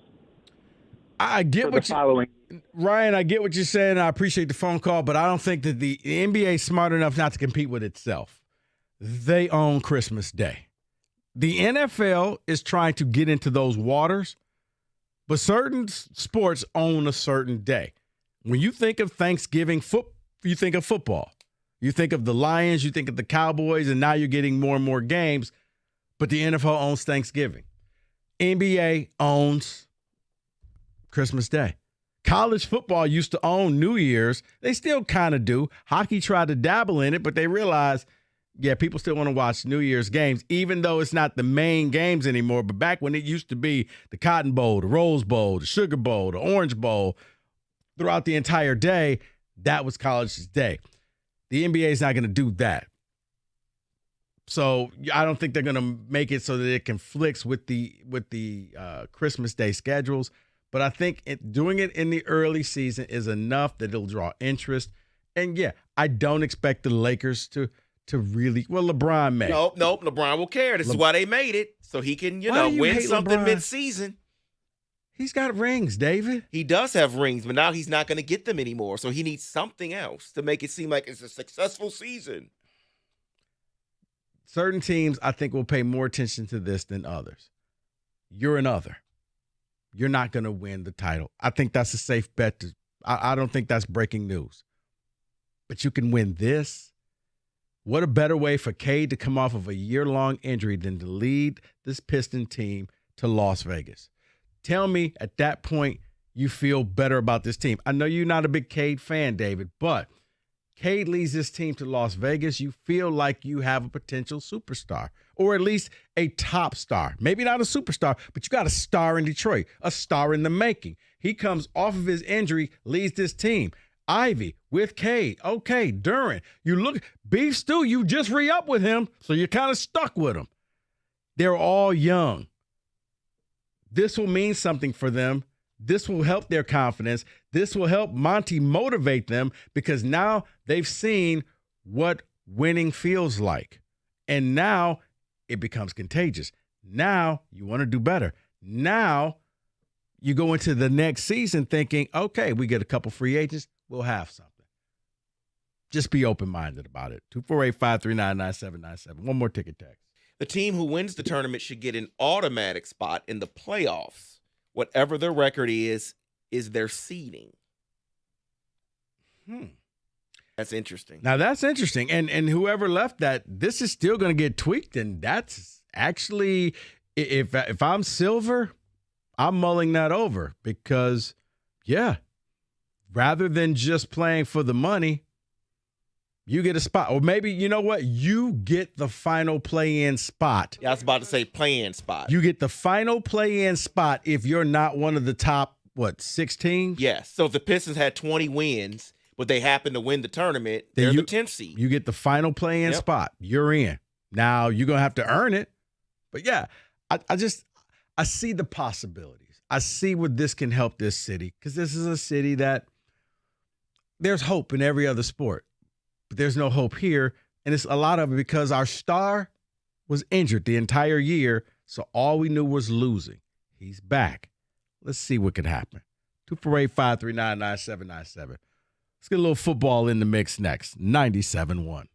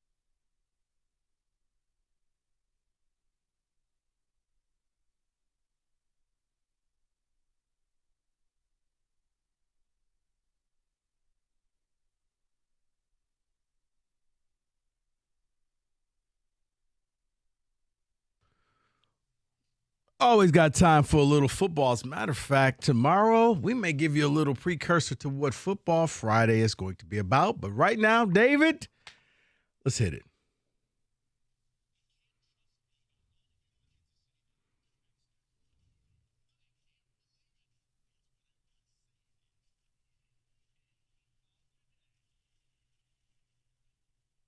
So it was something I was reading here that's a little interesting, and I want your opinion on it, Rico. And it was from the Boston Globe. Ben Volen, who covers the New England Patriots, wrote something regarding possibly Bill Belichick being on the hot seat in 2023. He wrote that Belichick, quote, Belichick's friends have privately said they are worried that he's on the hot seat in 2023.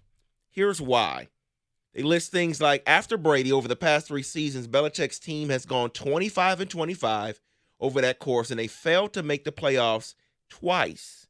Along with this past offseason, Robert Kraft having a heavier hand in the New England's operation by extending linebackers coach Gerard Mayo and himself interviewing offensive coordinator candidates this offseason. Do you truly think that he's on the hot seat? Yeah, I could have stopped you from saying all of that stuff. Yes, he is on the hot seat. I think he wanted to prove to everybody, to the NFL, to New England, to Boston, everybody that it was him. It was not Tom Brady. He was the genius. He pulled the strings. He won the titles. He got everything going, and he's not. The Patriots are a subpar team. And if you take away the fact that they won titles under Tom Brady, he probably would have been fired by now. It's not a promising team. You really don't know who your quarterback is because you neutered your own quarterback. And when you have Patricia being the offensive coordinator. Yeah. And you basically just mocked the whole system. A guy who was a defensive coordinator, got run out of Detroit, and now he's your OC because what? He's your buddy? Like, you're not even trying anymore. You're putting up false hurdles that you can't clear. Now, anybody else would have been fired. I mean, could you imagine that if Detroit did that and Dan Campbell went out and just hired you know what, let me go get some high school coach and have him run my team. And then the team is horrible? He's fired. You put your reputation on the line. If you're Belichick, you're better off walking away before you tarnish this whole thing, and you end up looking like Jerry Rice as a Seahawk, Emmitt Smith as a Cardinal. Right. So let me. I want to get your opinion on this. Not set it in stone, but I kind of want to get your idea as we are a week away from rookies reporting to team camp on DeAndre Hopkins and Dalvin Cook. Where do they land? Because the expectation is that they sign somewhere as training camp starts or shortly after it starts. I don't think either one of those guys is going to sign anywhere before training camp starts. So towards the end of training camp. Right, because no NFL player wants to go through training camp. Veterans like themselves, yes. If you could avoid it, you avoid it. It's like basic training. You don't want to go through the two-a-days and all of the no. Out there in the heat, screw that. Just call me when the season starts, and I'll be ready. I'm a veteran. Cook, I think, will get signed before So where does he Hopkins. go? If you're Cook, and actually both of you're kind of waiting to see who needs you because there's always injuries in training camp. And, I don't wish this upon anybody, but imagine if Gibbs goes down. Guess what? The Lions are now a viable option. And what better way to stick it to the Vikings than to take their leading rusher and make him yours? It hurt the Packers last year. It did. And what's interesting with both is I read a report, especially on Dalvin Cook, that he has 2 offers on the table, but he didn't like them, so he's not accepting it, which means he's not getting the money he wants. And with Hopkins, the Chiefs are said to want him, but for cheap. Right. And if you're both, you got nothing to lose by waiting. Maybe, and here's the thing. If somebody gets injured, now your price goes up because if all of a sudden the number 1 receiver on a certain team is down and is going to be out for a while, let's pay D-Hop the money and we got to go out there and win some games because we can't afford to just write this season off because your window is now for certain teams. It's the smartest move. I wouldn't sign either. If you're Cook, same thing. You wait and see. Because if they're going to pay you pennies now, they're going to pay you pennies in another month. So hold off and see if you can get dollars. So let me ask you about this here, because Monday is the deadline for those that were franchise tagged to sign an extension. Yesterday, I asked you about Saquon Barkley. He's willing to sit out for at least the first week of the regular season if he doesn't get his deal. So let me name you these guys. You let me know if they get a deal. Let's start with Evan Ingram, tight end for the Jags. You expect him to sign an extension before the deadline, Monday. I do, because I think the Jags have opened up their window, and I think they need to get this done. They need Ingram to be a part of this piece. They need him to be the safety valve for the QB. Yeah, Trevor Lawrence, every good quarterback needs that tight end that can help him out. So, yes. Tony Pollard, does he get an extension or does he just play on the tag? I think he ends up playing on the tag. I don't think Jerry Jones is still in love with Zeke. And There's I wouldn't been be rumors that he comes right. back. And David, I was going to say, I wouldn't be shocked if Zeke Elliott somehow walked on and just kind of showed up to Dallas and like, hey, pulled a Bob Huggins. What do you mean I'm gone? It's me again. Right. He walks in. I could see that happening. I don't think Jones is sold on Pollard. He's the best running back, but man, when your owner doesn't believe in you, if I'm Pollard, I play on this deal and I leave. And then the next player who is in a similar situation, well, at least he's saying it, as Saquon Barkley, it is Josh Jacobs. Does he sign an extension or does he possibly miss games in the regular season?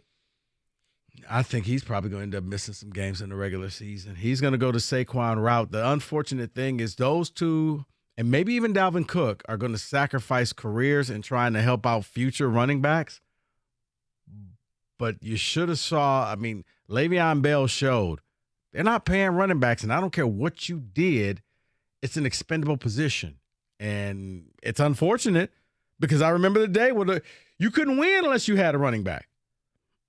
Now, running back, if you can get 3 years out of them, great, and then you move on. That's why, for the Lions, you better do what you can with Jahmyr Gibbs because, trust me, in about 3 years, you're going to be hauling him out to the garbage just like you did DeAndre Swift. And then let's quickly close it out with this because CBS released a list of 5 NFC quarterbacks with the most pressure. I'm not going to go through all 5. I just want to know your thoughts on just a couple of them. And it's Kirk Cousins. Kenny Pickett. He'd get destroyed week one. NFC quarterbacks. Oh. Kirk Cousins and Dak Prescott. Cousins has pressure, but Cousins is weird. I know, to me, because he'll have a great game, and then he'll just follow it up with he's Jared Goff. Jared Goff's Kirk Cousins. Never really seen them in the same room together. And because both are head scratchers. Both are like, you know what? We could win with this guy. I could win with Cousins. And then you realize, actually, we can't win with him. Wait, we can. You have the best receiver. He's an anomaly. It's throws a great pass to Justin Jefferson. The next pass is an interception to the middle linebacker. A better example to me was like Stafford. You had Calvin Johnson. So other quarterbacks are probably saying, how are you not winning more? If I had Calvin, I would win. You got Justin Jefferson. Why aren't you winning more? He'll have those games where, wow, look at what he did. And then he'll have games like in the playoffs where you realize you're wearing purple, right? You're the team in the purple jersey. You're throwing to the wrong jerseys. And then Dak Prescott, he was number 1 on the list for most pressure for NFC quarterbacks. That comes with being a Dallas Cowboy quarterback. That's Dak, and you're living it up. They're not going to get rid of you. It's a lot of pressure, but your team sucks. You haven't won anything, man, since the 90s? Correct. Yeah, tough situation there for Dak Prescott. Which way are you going to lose to the 49ers this year? I still can't believe he ran in the middle of the field and slid with no timeouts. Did he think he was in college? That was a strange situation. I was like, did he just end the game? Did he just take timeouts here? What are you doing? Did he just take a knee for us? Okay, then. Nick Bosa celebrating. Right. Should have celebrated. that is in football today.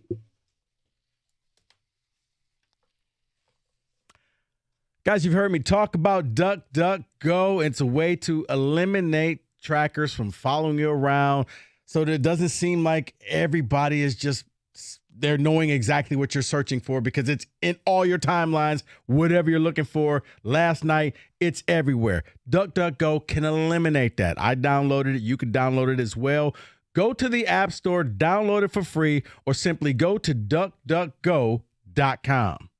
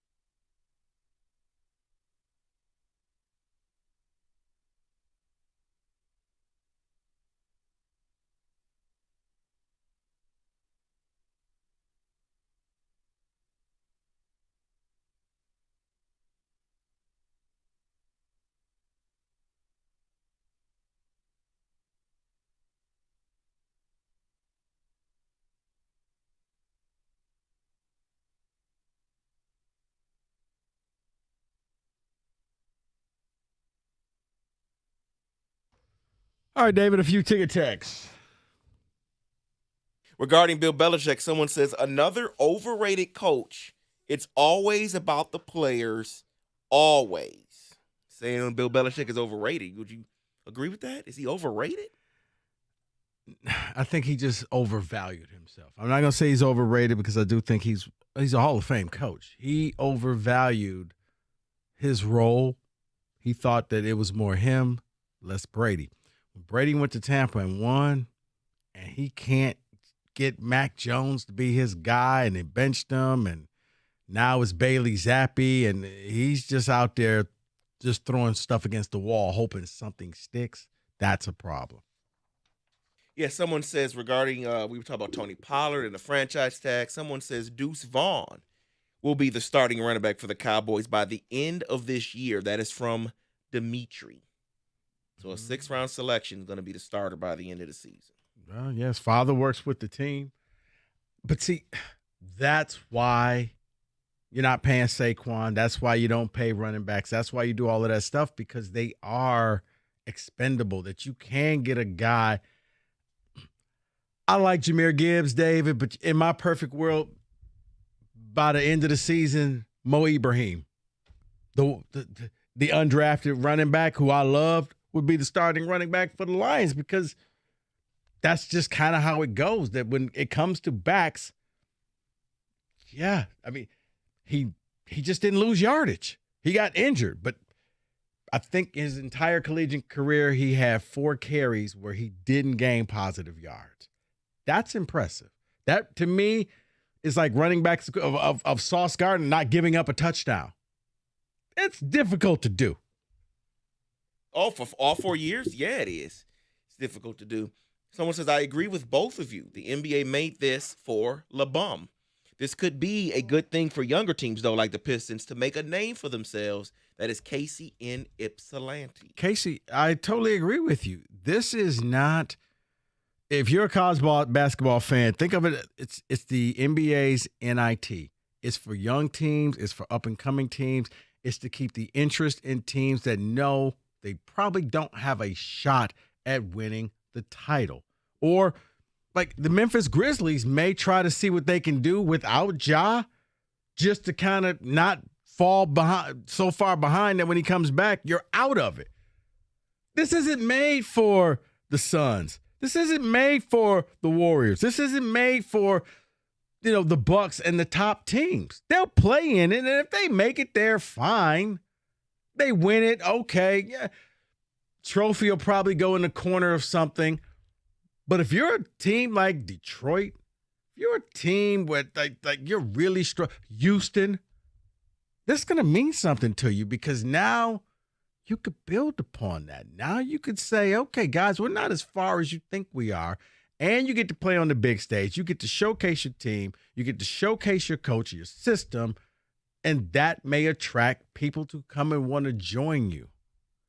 That's what, it's like we always laugh because the Pistons are irrelevant. Heck, even the commissioner.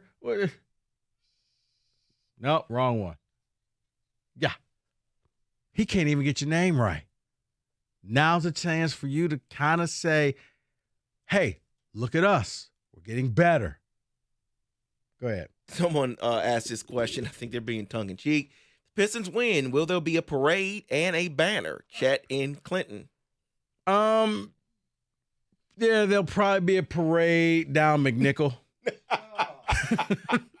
8 Mile? Nah, it's the play-in, so you get 6 Mile. So there'll be a parade down 6 Mile. You'll probably end up at the Shrimp Shack. Yeah, they can't get Gratiot. They can't get Woodward. They can't get Grand River. Right. So, yeah, they'll end up at the Shrimp Shack or the Chicken Shack. Yeah, where was Jameson Williams hanging out? That's the parade route. Right. Down 7 Mile. Right. Coney's for everybody. Oh, my gosh. Someone says, come on, David, you'll be watching, especially if the Pistons are in it. It might make otherwise boring and meaningless games fun to watch. That is from Mike. It will, especially for a team coming off of a lot of injuries. What a better time to show that you guys are everything that you're hearing in the summer and they're playing well. Take all this summer league crap. And if you don't think that, the NBA is not about marketing itself, they've turned the summer league into a business. If they could make the summer league filled with players who won't make rosters. Okay, we were talking about this pre-show with Jimmy, because he was like, I'm like, unless you're a first-round selection, you know you're on the team. Everybody else is out there trying to make a team. So that's why you see, oh, wow, he dropped 40 points. He did this. He did that. They're trying to make a roster spot. This is just run and gun, no defense. But the NBA has turned this into a must-see spectacle that's not only on TV, but they also know it's in Las Vegas. So who doesn't want to take a trip to Vegas? That's what I was just about to say. And you probably remember this. But every team used to not go to Vegas. They used to have Summer League in Orlando. And there used to be maybe 10 teams that went to that, and they didn't go to Vegas. But then all of a sudden, they changed it and shifted everything to Vegas. And now teams, I mean, they have a California one and a Utah, but every team is in Vegas now. They're going to tweak it, but I don't think this is not going anywhere. This is set up, and then we had a caller that fell off, and he was like, well, if only bad teams are winning, why would the NBA care? It's not that it's made for bad teams. But it's just like I compare it to an NCAA tournament. Duke doesn't win every year. Kentucky doesn't win every year. You're going to have upsets. It's that tournament feel that especially when you get to the single elimination games, it's one and done. This isn't a best of 7. You go out there and you have a bad game. Oh, my goodness. You just knocked off Steph Curry. K went out there and knocked off Giannis. Milwaukee's gone. Pistons move forward. So that's the feel that you get. It's the uncertainty of, can this team actually win, especially in a one-and-done type of status. It's why we are glued to our TV sets when it comes to the NCAA tournament, because you don't know. Because if that was the case, the Final Four every year would be Duke and Kentucky and that doesn't happen. Yeah, North Carolina. Hell, last year, it was 4 teams that nobody cared about. But it happened. It was an anomaly. I don't think you're going to see that ever happening again. I'm thinking at the top of my head, I forgot who was in the Final Four. That's wow. You're right. Is UConn? Can you guess them? Yeah, UConn won it. So it was UConn. It wasn't Texas Tech again. No. San Diego State. Okay. I think it was it Florida FAU or Florida Gulf? No, it was Gulf Coast. It was one of those Florida schools. FAU, yes, FAU. Or was it Florida Atlantic? Florida Atlantic, FAU, yeah. And it was Miami. You're exactly right. You're right. But it was set up that everybody watched it, Yeah. but then all of a sudden it was like, ooh, too many bad teams. But they're going to do it again next year, and you'll be watching next year, and you'll be holding on. Some of you'll be rooting for the favorites. Some of you'll be rooting for underdogs.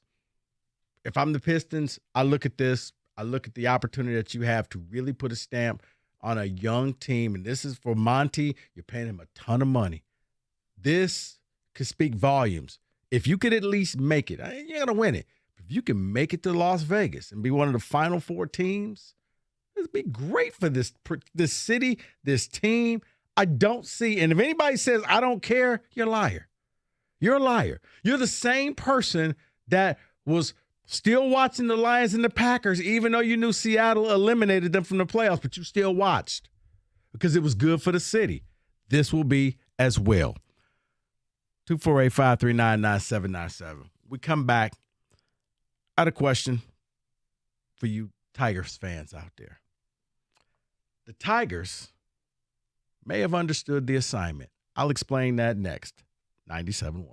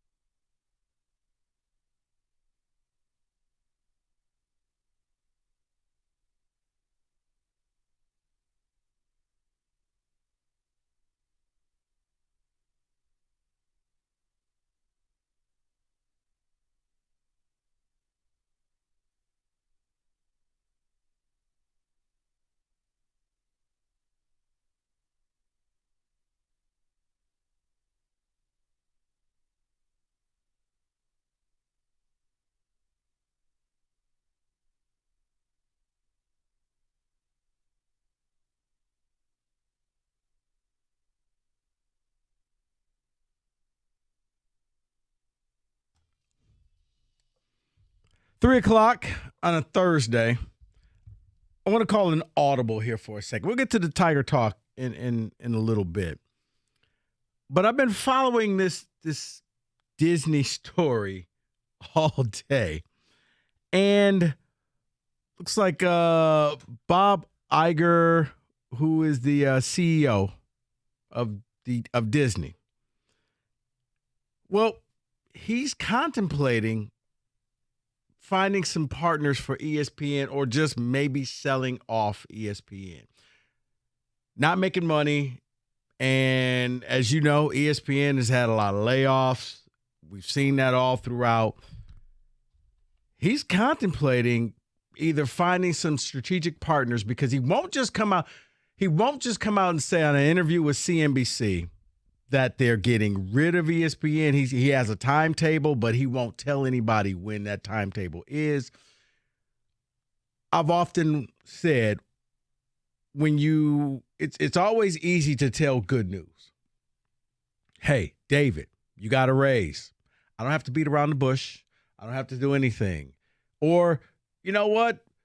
When you asked your wife to marry you, she didn't give you, well, okay, you know what? I like this. We need to talk about this. Let's break this down for a second.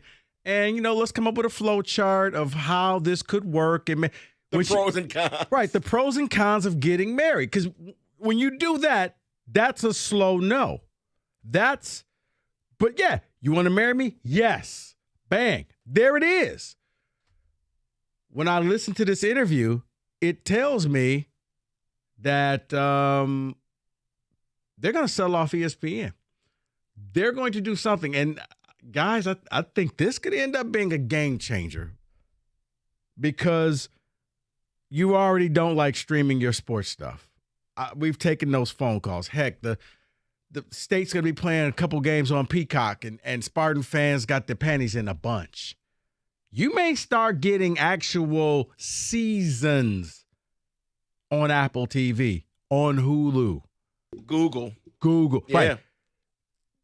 Companies are going to be bidding for things like the NBA because that's probably the one that they have the most invested in is the NBA. They got NFL games as well. Heck, we were reading Peyton Manning's company. Yeah, Omaha Productions, yes. They're one of the companies that could be buying parts of ESPN.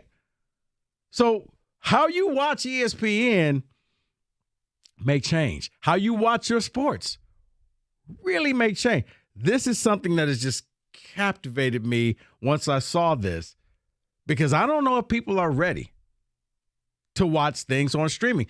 I don't know why people get so angry when it comes to watching things on streaming because we all watch every Netflix show, every Paramount Plus show. Most people have watched 1883 or whatever that hot show is. We do it all the time, but why does it make you so angry to watch a sporting event on streaming? Because the reason why this is happening is I guess regular TV is kind of dying off. It's overpaid. ESPN it's really a dying station. So. It is because what they're doing is Disney's already said they're going to sell off their TV entities, which is Freeform, FX, Hulu, ABC even.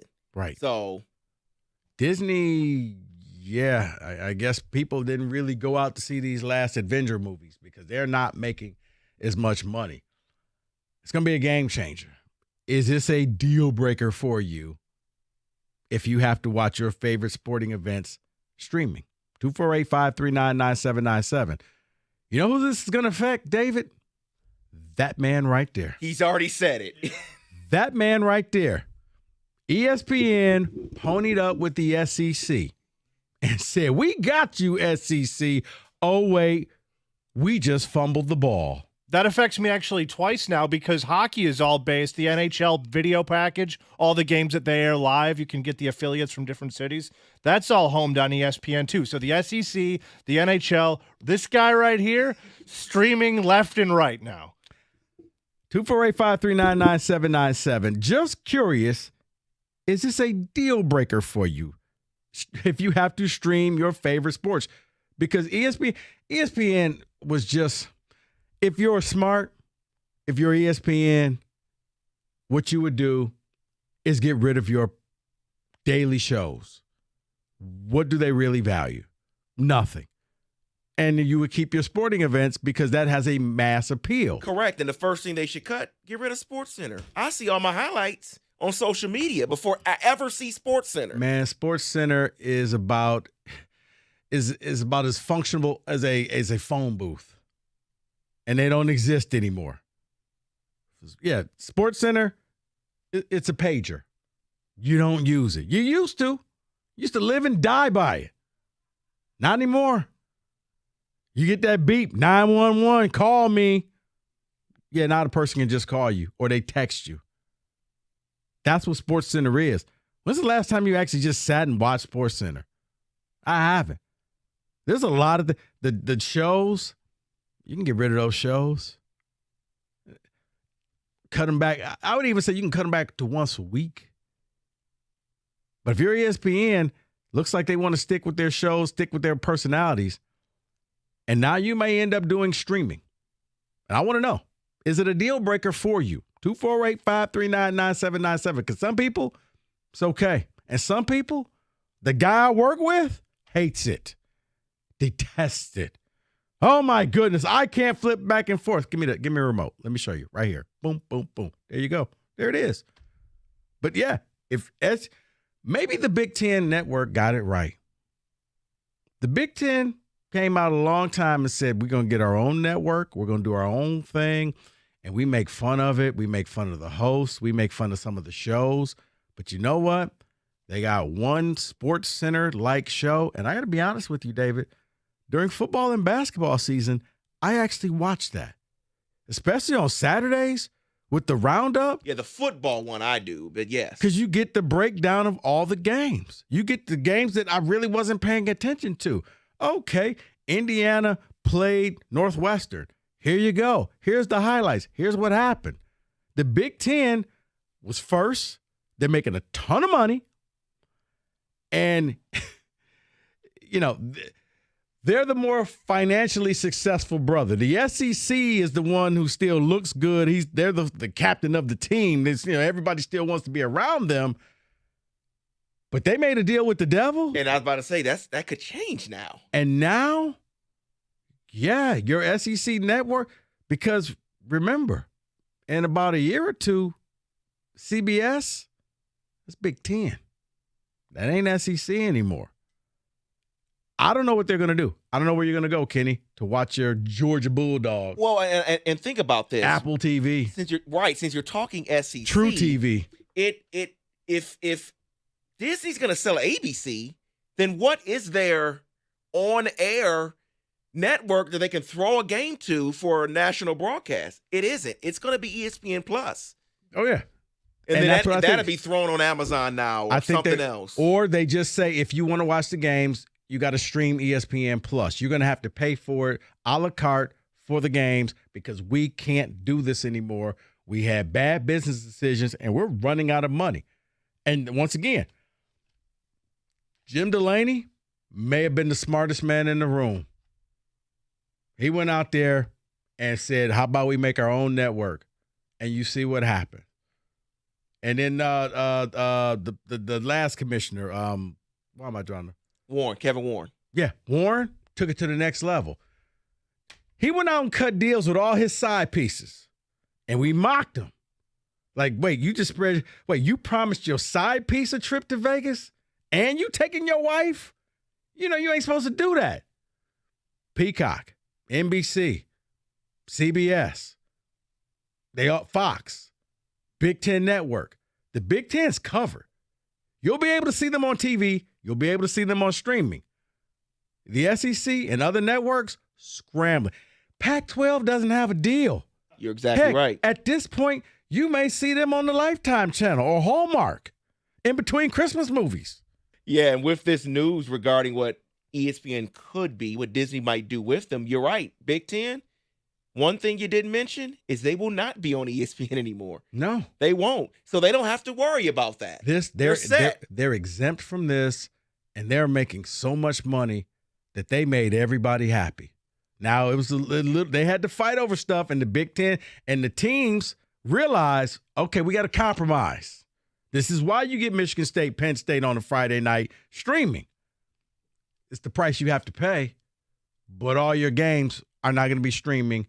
People will be able to watch them. 248-539-9797. Is streaming your favorite teams and your favorite leagues, would that be a deal breaker for you? Because there are talks that Disney could be selling off ESPN, or at least trying to find strategic partners to keep it going. 248-539-9797. Your phone calls, your ticket text next. 97.1.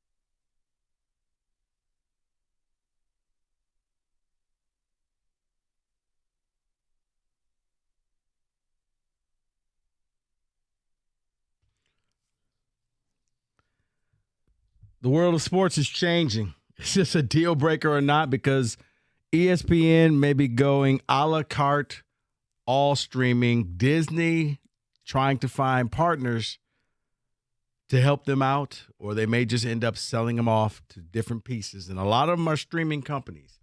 You may not be getting the sports the way that you used to get them where now it may be all streaming, especially not just games, but leagues as well. 248-539-9797. Is this a deal breaker? Is this one of those moments where you're like, I can't take it anymore?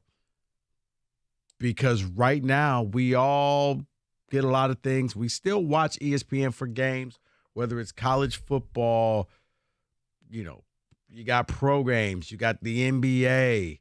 But now it may be going to other venues, or you just got to go and get it off ESPN Plus and watch it a la carte. Maybe the Big Ten actually knew what they were doing. Maybe Notre Dame actually knew what they were doing. Let's strike up a deal with NBC. We strike up a deal with Peacock. We don't need anybody else, and everybody could watch our games on TV. Because right now, Disney's looking at maybe selling ABC, ESPN. When the CEO comes out and says, I know when it's going to happen, I'm not going to tell you, and we may or may not be. Here's the thing. If nothing was going to happen, you simply come out and say, don't worry about it. We got it taken care of. But he gave you the long roundabout answer. Well, you never know, and could be. And once again, if you ask your wife to marry you and she has to break out a flow chart and the pluses and minuses of why marrying you would be a good or a bad thing, she don't want to marry you. So save yourself the money. Take the ring back to the store. 248-539-9797. David, a couple ticket tags. Take the ring back to the store. I love it. Someone says, look for Saudi PIF to buy ESPN. Well, that was one of the groups that I read from Front Office Sports, that the Saudis could buy ESPN. That is Root for Radio. That, Kenny, I know you're going to hate that day, but you can't take it off. If the Saudis bought ESPN, remember everybody who got high and mighty with the Live Tour? What are you going to do now? You want to watch your Georgia football, Kenny? That's Saudi money. Georgia-Bama, SEC championship game. I think that's the day I quit. I think that might be it for old Kenny boy over here. That is one of the options out there. Just saying. Go ahead, David. Someone says the bars will be affected tremendously by the demise of ESPN and the increased amount of streamed games. Could you imagine the bar when the ball is up in the air and all of a sudden you get the wheel of death circling on your TV as everybody is yelling at the owner to upgrade your system? Probably should have had Xfinity. Go ahead. I pay for satellite TV. If it's not on there, then the illegal sites is what I do. Ha, ha, ha. Okay, enjoy that. That might not be happening. You do realize you just said you go to illegal sites and you gave us your phone number. No, I'm just kidding. They're listening. You may not want to. And while you're at it, pay for the movies if you go to the movies. Pay for your movies, okay? Does the SEC have enough money as a collective for all schools in that conference to purchase a slice of ESPN from Disney, and then it's all theirs? I don't think they do. The SEC wins games. The SEC wins football titles. But as far as money goes, the Big Ten is king. Now, please hear me correctly. On the field, the SEC is king. Financially, the Big Ten has lapped everybody. The Big Ten is destroying conferences. The Big Ten was so big, bad, and bold, they went and took the top two teams out the Pac-12 and didn't care and said, come here, we'll pay you money. SEC took them from the Big 12. But Texas and Oklahoma is probably saying, maybe we went with the wrong conference. Well, sorry, Vanderbilt. No more TV for you. You need Vandy. Vandy keeps your GPA up. Vandy is a smart kid that everybody copies off their test. That's Vandy. You need Vandy in order to pass the class. They don't copy off their recruiting list, that's for sure. Wow. You beating up on Vandy? Hello, seriously? fight. I'm going to beat up on Rutgers this season. I get to beat up on Vandy. Seriously, you beating up on Vandy? What did Vandy do to you? Hey. Nothing. You just said that all the teams though might not be able to be on TV, and if that's the case, sorry, Vandy. I mean, sucks to suck, I guess. I mean, at this point, if it's a la carte, nobody's going to watch their games unless they're playing a top team. But yeah, on the field, SEC. Off the field, Big Ten. And that deal that I thought was ridiculous, I'm like, wait, you spread yourself a little too thin? No, maybe they knew. Maybe Kevin Warren saw this coming, that ESPN was about to fall apart, and he got out of town quickly, and he's probably laughing as he's getting ready to destroy the Chicago Bears. But he knew. He positioned the Big Ten well enough that maybe this down the line, David, they get better players, because now you can say you'll actually be seen on TV. Your parents ain't got a stream to watch you play, kid. Why go to Georgia? Bunch of cheaters anyway. Go ahead. Look, I don't care who streams where. Just let me know very clearly what channel I need to watch. Fly a blimp over my house if need be. John in Lake Orion. Well, I'm sure you'll know, but it's just funny because it leads me to think that they're going to be making a move within the next calendar year, because the way he was talking, like, I know, but I can't tell you, which means they've set a date. If something was just in talks maybe 4 or 5 years from now, no. He was, I know, you don't know, but I know, we know. And lawyers are already involved here. Right. This may be one of those things, kind of like when all of a sudden the PGA and LIV just got together and we were like, wait, what just happened here? And all of a sudden, wait, NBC and Peacock are now with the Big Ten? Wow, how did that happen? So we will see. 248-539-9797. Couple more, David. Yeah, someone says the SEC is going to be on pay-per-view. Enjoy that, Kenny. Another person says, and this may be a good question, when will this start affecting player salaries? The TV money starts drying up. Does that mean ticket prices go up to pay these overinflated player salaries? You mean NBA players, or? We're talking overall in sports, because the TV money. But these TV deals, they're sticking. They're not going to end. Just because it's not on ABC doesn't mean the TV deal isn't there. ESPN still pay for it or whatever. That's a great question, because I don't know if ESPN doesn't exist and it goes defunct or bankrupt. Yeah, and if the person, then if you're the NBA and all the salary cap keeps going up and up and up, because everybody, wait, what? What just happened here? What do you mean the check bounced? Somebody get somebody on the phone. That's a great question. But that's where, hypothetically speaking, Apple TV kicks in and pays all of this money. Now Apple will say, we own the exclusive rights to the NBA. If you want to watch the NBA, you got to get Apple TV. You got to do this. It's a streaming thing only. We'll have all the games. The NBA will get their money, because you really don't care at that point. Fine, I'll be on whatever channel. But that's where you are. So yeah, I'll just shift from watching ESPN on Fridays and Wednesdays, NBA, to I'll just watch it on Apple TV. No big deal. Right, and that's what I'm saying. Is this going to be too much for people? Is this that deal breaker that you may not be able just to turn on your local cable and watch the game? Now, for bars, it's going to be difficult, because you're going to have to stream. You're going to have great internet, and pretty much tell everybody stay off your phone and stop use. No, the Wi-Fi is not free. You got to pay for the Wi-Fi. We don't need everybody on the Wi-Fi because you're slowing down the games. Nobody wants to read your emails at home. It's going to be a difficult thing. But if you're a Big Ten fan, don't worry about it. Your game's still on TV. You get to see Fox and all the other things. 248-539-9797. John, you're on 97.1. Rico, how you doing, man? Hey, John, how are you? Good. Just heard the radio yesterday. Graduated from Albion College just a few months ago, so I felt obligated to join at some point this week.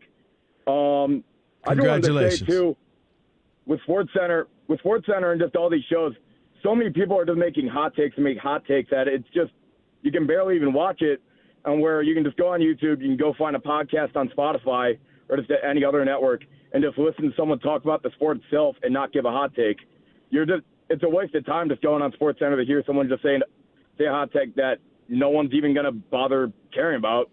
And ultimately, they just want to know, how did the game go, what someone thinks about a certain event that occurred, or just seeing other people's reaction in general.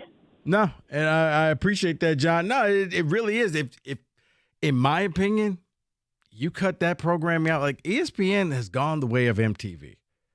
It's deviated from what it originally was. And for those old enough to remember MTV, it was where you saw music videos. It was where you saw the latest things. And now it's just a bunch of, teen mom shows or Jersey Shore reality stuff that I don't care about. Housewives. Right. I don't care about any of these people living their fake lives in front of the cameras with their fake controversies and their fake lives. ESPN has gone away from SportsCenter.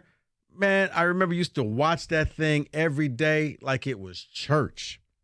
Now, I probably couldn't name you 5 SportsCenter hosts because they just seem to rotate in and out. And, okay, who is this guy? Constantly looking up on SportsCenter on all these different shows. Okay, what are this show? Who are these people? I don't know who they are. So ESPN is going to have to figure out to do something. But you may be getting your games on pay-per-view. Is that going to be a deal breaker for you? 248-539-9797. Speaking of a little college, Dave, let's get a little college football in the mix. 97.1.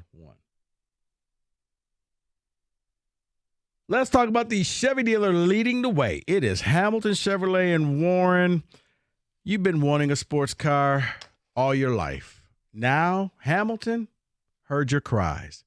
Go see Andrew or one of any of his sales staff, and they will help you get into the July Rico deal. A new 2023 Chevy Camaro, $399 a month for 36 months. You walk in with $995 down, and you get to drive out and live your dream in your 2023 Chevy Camaro sports car. You get 10,000 miles a year, yeah. An automatic transmission Chevy Camaro for $399 a month. That's why I say the best deals are found at 14 Mile and Mound. They're making your dreams come true. Go get that Chevy Camaro you've always wanted. You get it for $399 a month for 36 months. Go see Andrew and his sales staff. Just stop in and see them. They'll give you the details. Make Hamilton Chevy your Chevy dealer and drive away in this month's Rico deal. Visit HamiltonChevy.com. That's HamiltonChevy.com. Chevrolet, find new roads.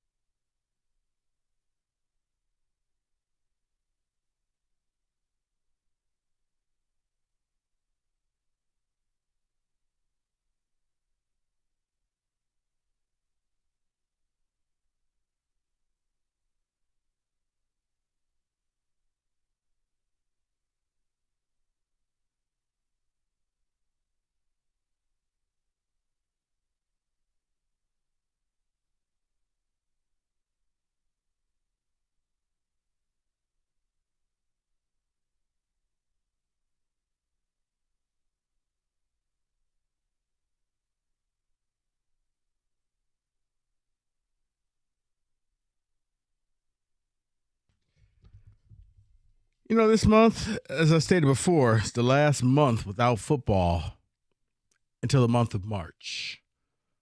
After July, we get football. Training camp starting soon, whether it's pro or college. Well, let's have a little fun with the college. David, let's hit it.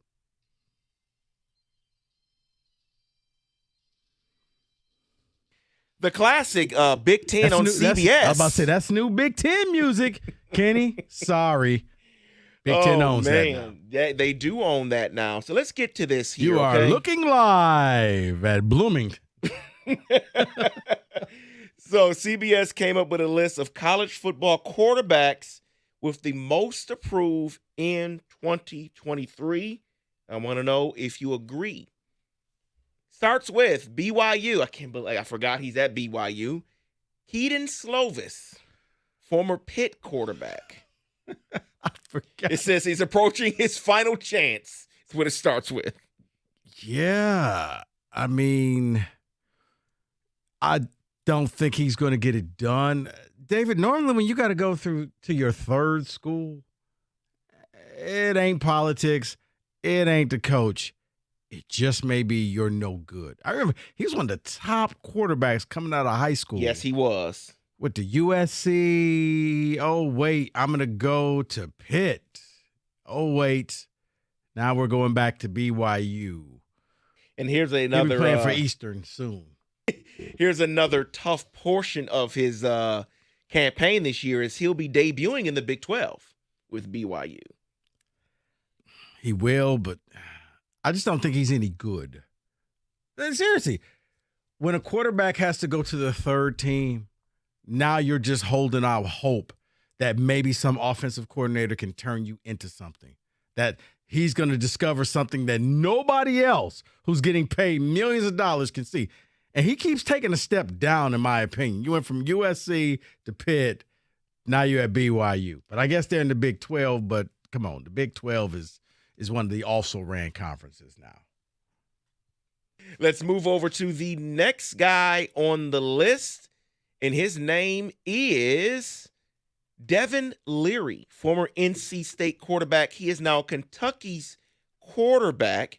He will be replacing Will Levis, who left Kentucky. But here's a guy who is coming to Kentucky that may help Devin Leary, and that is the offensive coordinator, Liam Cohen, who is well known in the college ranks. It is very, very good. Left the Rams last year to come back to the college ranks. So will that help Devin Leary turn into something? No, but I think it'll help him put up video game numbers, just like the guy that just left. Will Levis. Will Levis.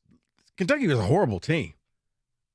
You know, but he put up video game type of numbers, did enough. You're going to probably run an offensive system. So he may do well, not the team. Let's go over to the next guy. It is your guy. Still at this university. You still believe that maybe they'll do something, make noise. I don't know. I don't think they will. But his Big Ten quarterback, Maryland quarterback, Taulia Tagovailoa. Hey, he will. They will. Maryland's going to straighten this thing. Maryland just can't play defense, David. He puts up numbers on offense. They can't stop anybody. Seriously, that's the problem. That's going to get everybody fired.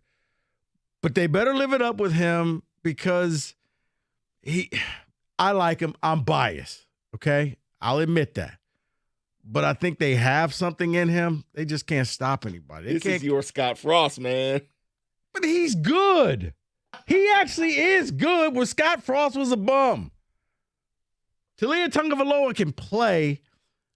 The offense, they got receivers. They can do a lot of stuff. Heck, they put a scare in Michigan. They did put a scare in Michigan. Let me give you what their September. But they couldn't stop Michigan. They couldn't. Let me give you what their September looks like so they can get to a hot start maybe. Towson, Charlotte, Virginia, Michigan State, and then their lone road opponent is Indiana. Yeah. Oh, Michigan State's there? Michigan State's in Maryland. Huh. I didn't know they were at so, yeah. They can put up a lot of stuff. Michigan State, you're going to find out about that defense. You will find out. Wait. That means they play Washington and then turn around and play Maryland I believe so. Oh. Yeah. David, I think Maryland is there. It's saying Michigan. I think Maryland is there. Maryland's homecoming game. I believe the Maryland game is the homecoming game. So, yeah, then they wrote that wrong. Yeah, I do believe that Maryland's the homecoming game for Michigan State. But, yeah, they can put up a bunch of points. Maryland's problem is they can't stop anybody. Yeah, I read it wrong. I'm sorry. It says Michigan State is the lone road opponent, and then they play Indiana. Gotcha. So I read that incorrectly. I'm an idiot. You had a whole bunch of Spartans like, wait, I just put down hotel room reservations for homecoming, and now you're telling me it's no on more the road? homecoming. It is canceled, okay? Let's move over to the next guy, and I laugh at this selection because he's always on the list. He never does anything. But because he plays at Miami, it is Tyler Van Dyke. It says he's coming off a disastrous 2022 season. Isn't he always coming off a disastrous season? Yeah. 2021 wasn't good. Miami is where quarterbacks go to die. I mean, you think that, oh, my God, this guy's going to be good. I remember the kid left Houston to go there, and State ended his career. Now you got Van Dyke. I just think that the U is never going to reclaim being the U again. But, yeah, this is one that's I was waiting. I thought you had one in mind. I'm not going to steal your thunder, but it's one that's out there that I think that you should be asking about. Quarterback? Yeah. There's two more on my list here. Okay. Let's go to Oregon State. DJ, I never pronounced his name correctly, but that guy. Uiagalelei. Uiagalelei. This is his last chance. And you're going out to the Pac-12. It's now the cradle of quarterbacks for this year, but you're not going to this great offensive system. They need you. You need them. I don't think it's going to work out for him. I mean, once again, kind of like Keaton Slovis, just the fall. Like, he was it when he went to Clemson. Oh, my God. He was going to be the guy after Trevor Lawrence, and then you found out you never want to be the guy after the man. You want to be the guy after the man. And then the final guy on this list, I don't know if he's the guy you were thinking about, but it is Quinn Ewers for Texas. That's not the guy you were thinking. No, I thought it was Spencer Rattler. They did not put him on this list. Go one more time. Yeah. Ewers, I would simply say that Quinn, that ticking clock that you hear, that's your time in Texas. There's a Manning on campus. You're going to lose your job. He's going to go out there. He's going to try to do too much. He's going to fail, and he's going to throw a lot of picks. He's going to get booed. His first interception, he's going to get booed. The fans will turn on this man. They loved him last year. David is going to be the equivalent of from Palm Sunday to Maundy Thursday when they killed Christ. They're going to turn on him that fast. They want that Manning kid out there. His job, he should have transferred. You're never going to beat a Manning. Oh, he didn't transfer because he's getting that NIL money. You can get he tricked him into that. He did. Congratulations. You win the Johnny Manziel Award. You'll be irrelevant in a few years. So why do you think Spencer Rattler should have been on this list? Because he's another quarterback that came in and had high expectations and never could live up to it. David, the worst thing that ever happens to quarterbacks, and I was talking with a high school coach. You don't want to play as a true freshman because it's almost you're set up to fail. True freshmen can't go into college and do anything, but the fans want to see them, and silly coaches put them in the game, and when they fail, they lose the confidence, and they don't get it back. Everybody thinks you got Trevor Lawrence. But I think Trevor Lawrence was a redshirt freshman. He wasn't a true freshman. Yes. And that's where look at this. Guys, it doesn't work that way. You need some time to learn the system and get stronger. And to your point, Arch Manning will not be starting. I wouldn't play Arch Manning. And it's a reason for that, right? And I'm sure Peyton and the whole family would know. You guys play quarterback. He won't see the field. We may put him in a blowout game in the fourth quarter, but we're going to maintain that red shirt. He's not playing this year. Just don't transfer out of here. It'll be his team next year. Correct. Don't go to Georgia. That is your college football blitz.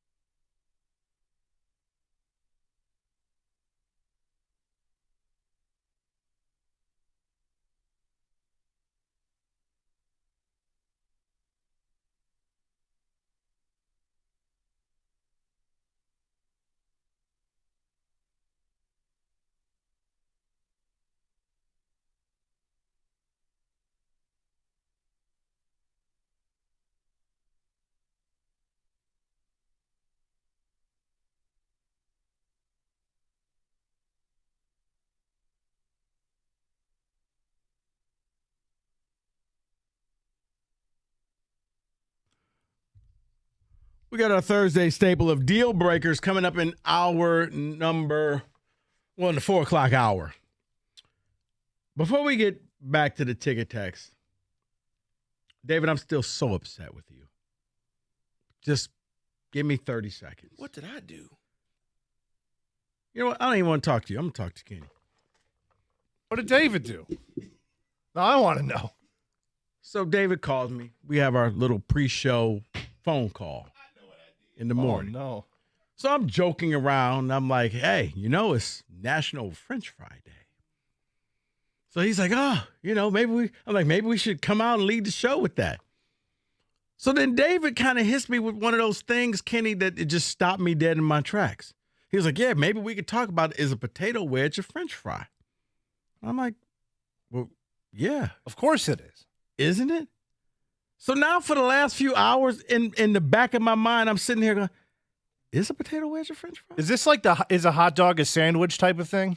And I hate that I can't get it out of my mind. I'll help you. It's a French fry. It's a variation of fry. He had me thinking like, well, not really, Like, what do you mean it's not a French fry? I think the furthest you can go and not be a fry is like a tater tot. That's not a fry. But that's like the closest you get without it being a fry.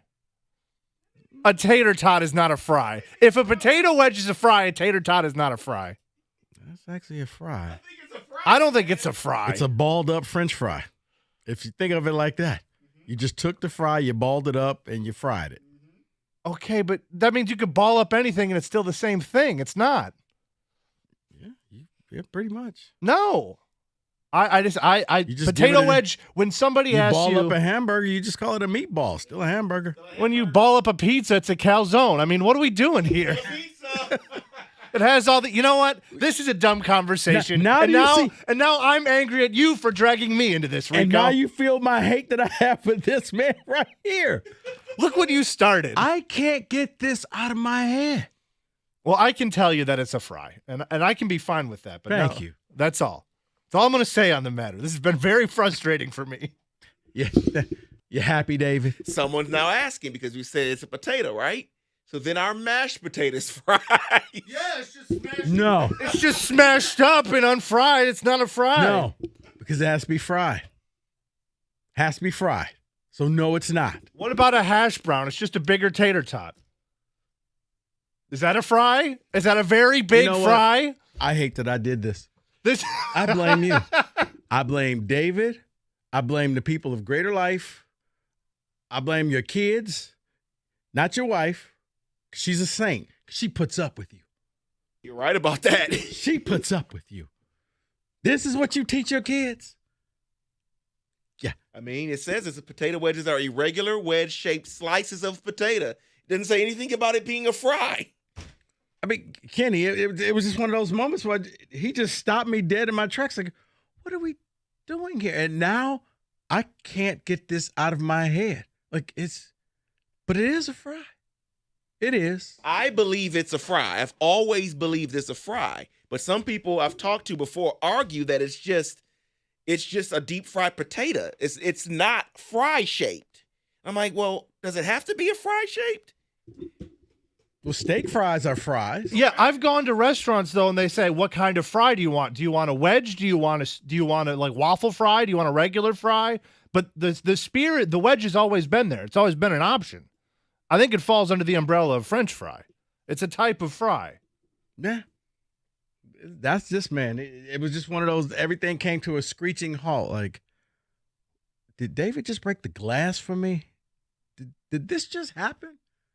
Have I been lied to for all of this time thinking, oh, yeah, it's a fry? I mean, had me questioning everything in life, Kenny. It really did. All right. I'm sorry. I just had to scold David for that because David brought that about. A couple ticket texts, David, before we get to deal breakers in the next hour. Potato wedge is in no way a French fry. Okay, stop it. They say, what if you deep fry a whole potato? Would that now be considered a fry? Because all we're saying is you're frying it. It makes it a French fry. Well, a whole potato can't be a French fry. Why has nobody thought about that? Because it's complete nonsense. Nobody's going to deep fry a whole potato. Why not? You deep fry Twinkies. All right, you can deep fry butter. You're right You about like that. Georgia? You've been to the South? They deep fry everything down there. But a whole potato? That's insanity, Rico. By the way, I don't advocate for deep frying butter either. That's an atrocity, okay? Right, but what if you get the little potatoes? Those are tater tots. Says it's about presentation. Is bologna a flat hot dog? No.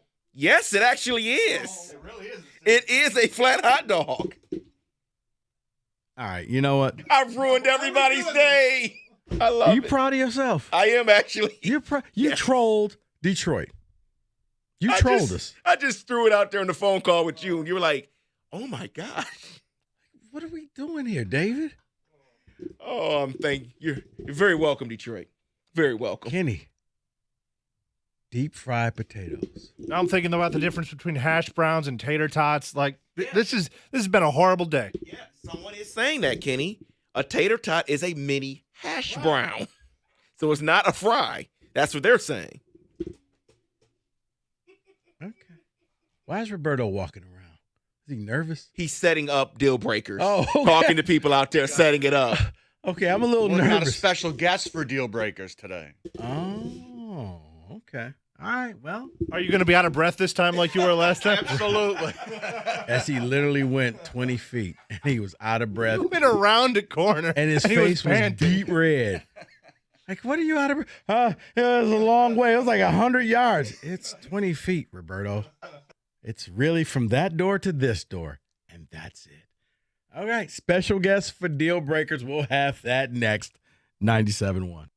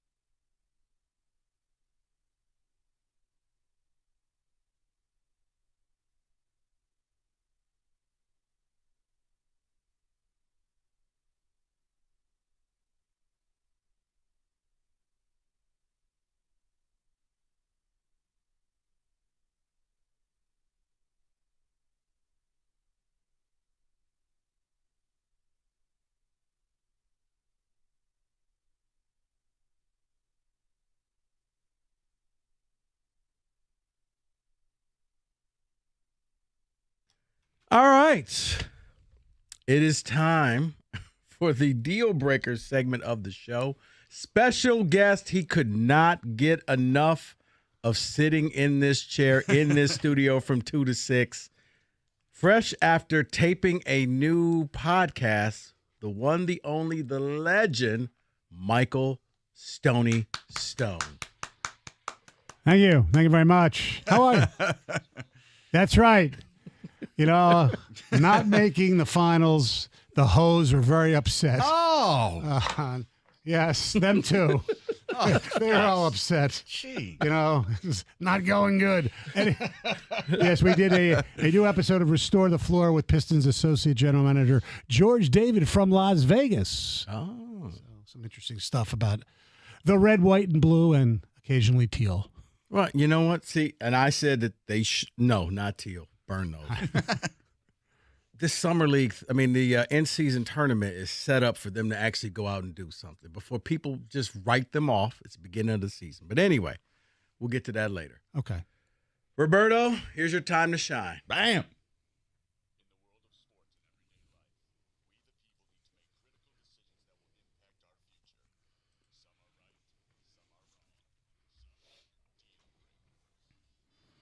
Oh, yeah. There it is. I'm nervous. I feel like we should be doing this segment in black and white. Yeah, see? She walked in the room. She lit a cigarette. I offered her a drink. All right, here we go. Interested to know what Stoney would do in this situation. Your neighbor is a nice guy, but you notice he's always buying expensive cars and furniture and toys. He starts to confide in you and starts telling you he makes some of his income illegally. You are very uncomfortable with this. Do you stop talking to him and offend him, potentially, or try to ask him not to make you an accessory after the fact? Well, first of all, I want to know what he's doing. You know, is he It's selling illegal. drugs? Is he a bookie? Do you really want to know? Is he a pimp? Yeah, I want to know. Stoney, Curious- it's illegal. curious- So whatever it is. Curious there's minds want to know. There's degrees to your morals and ethics. Yes. Okay. Exactly. It's illegal, Stoney, which means you're going to jail if you're in the car with him. I'd still be friendly with him, but I would probably yell at him or talk to him from the other side of the driveway. Yeah, you're not going to tell him his grass isn't cut properly. No, I'm not gonna say anything that'll piss him off, because the next thing you know, You're I'll be sleeping with the fishes. I use this new information as leverage in order to get favors from the guy, get this guy to give me some of his expensive goods. That's smart. Yeah, that's what I'm going to do. No, I'm probably just going to ignore it. I'm probably just not going to talk to the guy. That's a little bit too risky for my So for my you would liking. just not talk to him at all? I mean, if he talks to me, I won't be rude back to him, but I won't go out of my way to be friends with the guy or anything. But next thing you know, he's going to ask you, like, hey, Kenny, I need you to go pick up something for him. Oh. Yeah, here's what I'll do. I'm never talk to the guy ever again. Not because he's doing something illegal. It's because he's stupid. Because he told me that he's doing something illegal. Now I'm an accessory. If I get asked about the police, I have to say something now. You're a dummy. You're a dummy. You should have told me.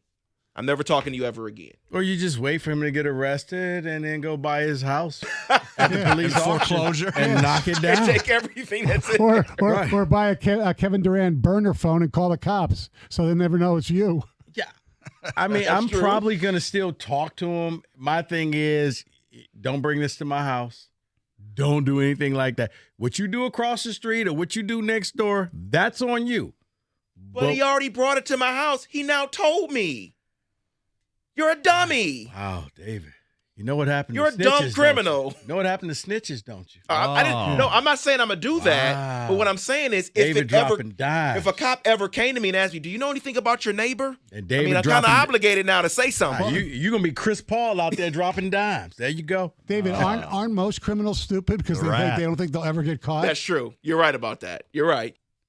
Or you could just be like Kenny and just stop talking to him altogether. David's going to get a dead rat in his mailbox. See, Kenny, you can't stop talking to him because a rule And of life if he talks is to the police, he'll be the dead rat. That's what I mean. They're sending a message. you always want friends in high places and friends in low places. Mm. So you don't just write him off.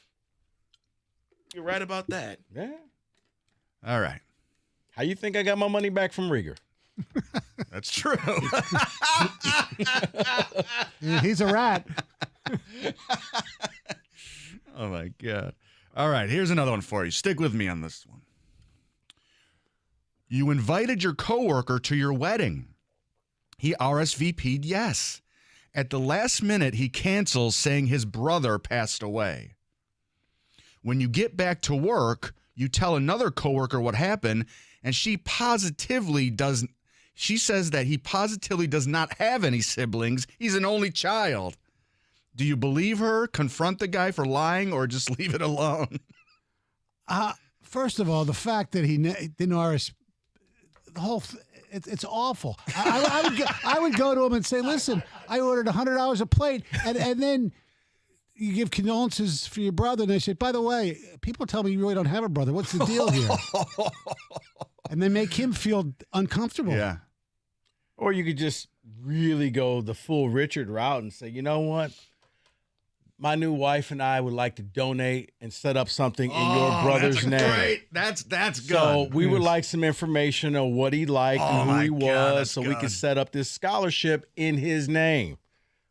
Yeah, I'm going to play this stupid game with you and see how far this is going to go until you finally tell him. He's going to set up a GoFundMe. Out of spite. That's a real Larry David move right there. We decided we will forego our honeymoon and all of our wedding gifts to put it into the name of your deceased brother. Yes.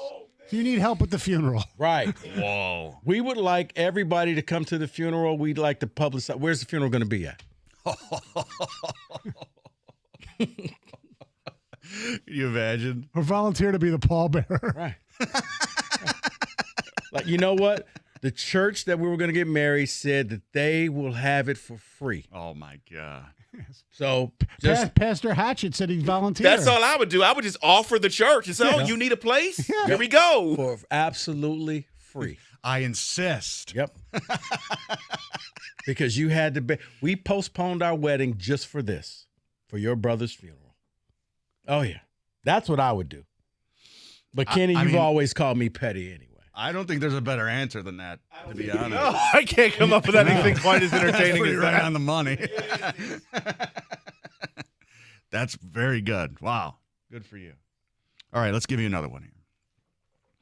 Your girlfriend dresses very inappropriately in public. She wears cutoff shorts, low tops, and see-through yoga pants. At home, you don't have a problem with it, but she wears this at the grocery store and to go visit your parents. You notice guys staring at her all the time. How do you tell her, hey, listen, back it off a little bit? Well, first of all, if it's your girlfriend, you say, hey, listen, you're my girlfriend. You can't dress this way. My wife doesn't dress that way.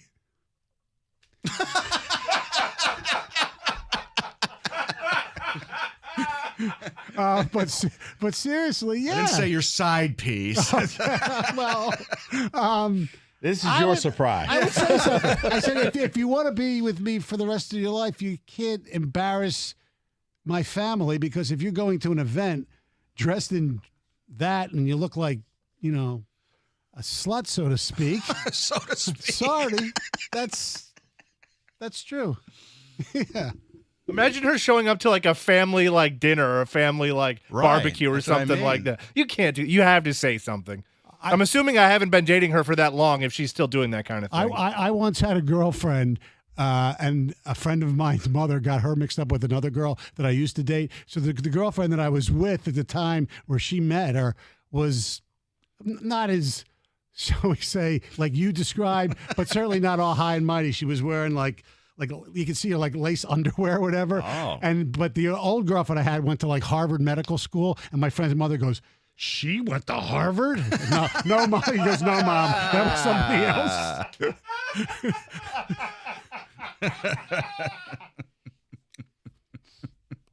Don't know really how to follow that one. No, it's crazy. I would simply say, how do I say this carefully?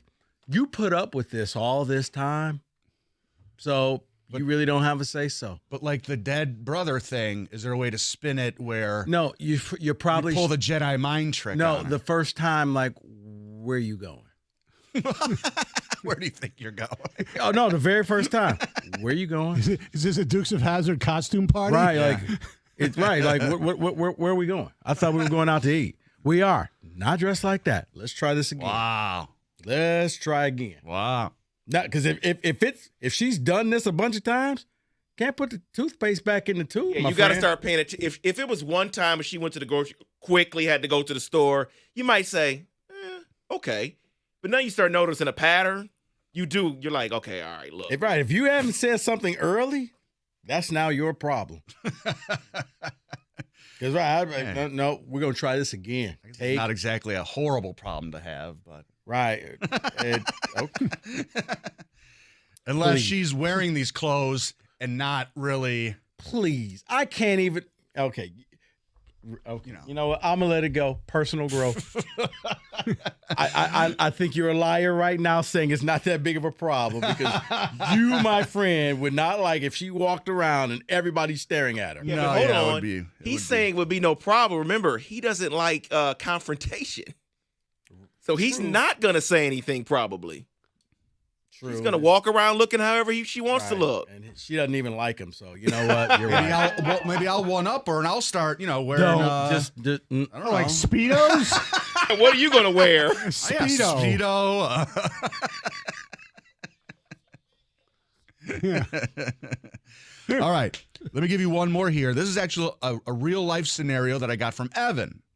Evan was last week, a couple weeks ago, went and saw Carlos Santana at Pine Knob, right? Oh, yeah. Last time Carlos was there, he almost died. Right. So I think that's why Evan wanted to go, before he goes, so to speak.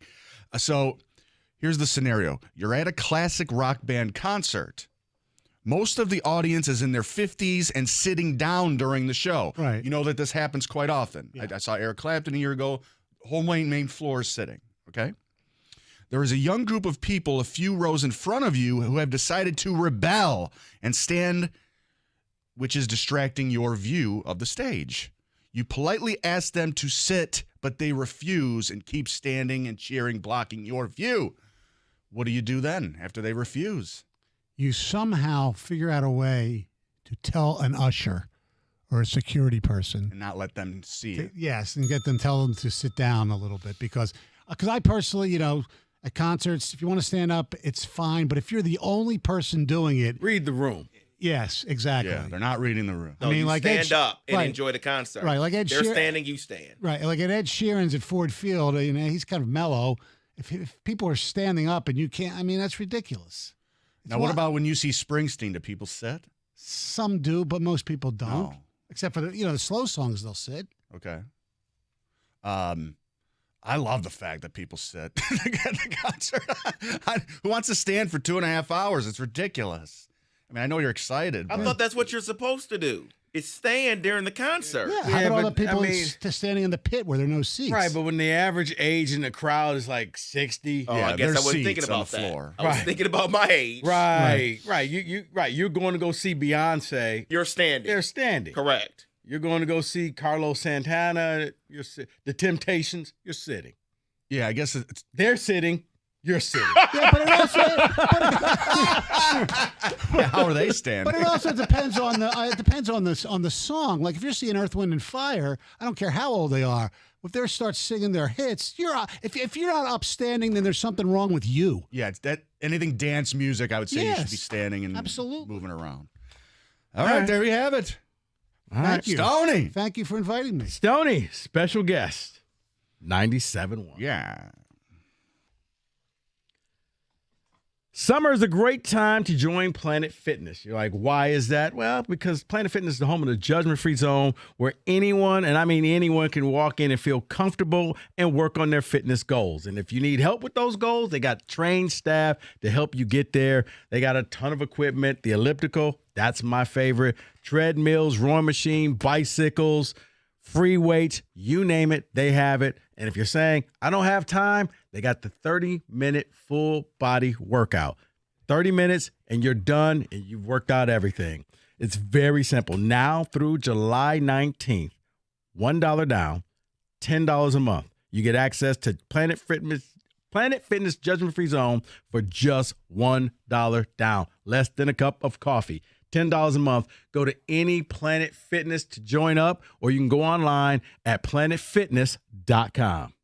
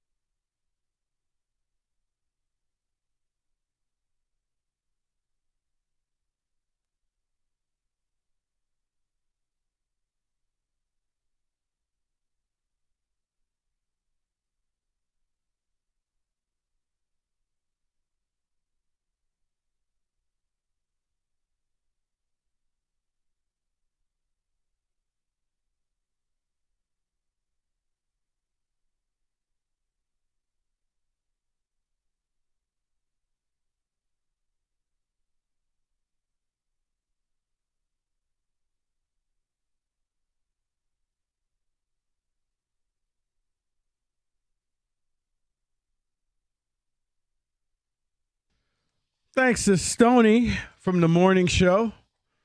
You can hear him every morning from 6 to 10, him with John Jansen. Heather with the news. Join us here with Deal Breakers. David, a couple ticket texts. Kenny will sleep with an ugly chick for sandwiches, but won't beg for expensive toys from a crook. Nice priorities, Kenny. You know what? Wait a minute. First of all, she was not ugly. Also, the sandwiches were a part of the transaction. That is accurate. But Kenny, you proved that, yeah, you do have a line. It's sandwiches. Sandwiches play you a stuck in big a relationship role. for 6 months for free sandwiches. They filled the void of my lack of happiness in that relationship. The sandwiches. Oh, I have to read this one. Here's one deal breaker for you guys. You work at a radio station. The morning guy is always loitering after the show and wants to participate in your show. Do you tell him to F off or do you invite him in? Rico, Roberto, what do you do? Let's ask Roberto.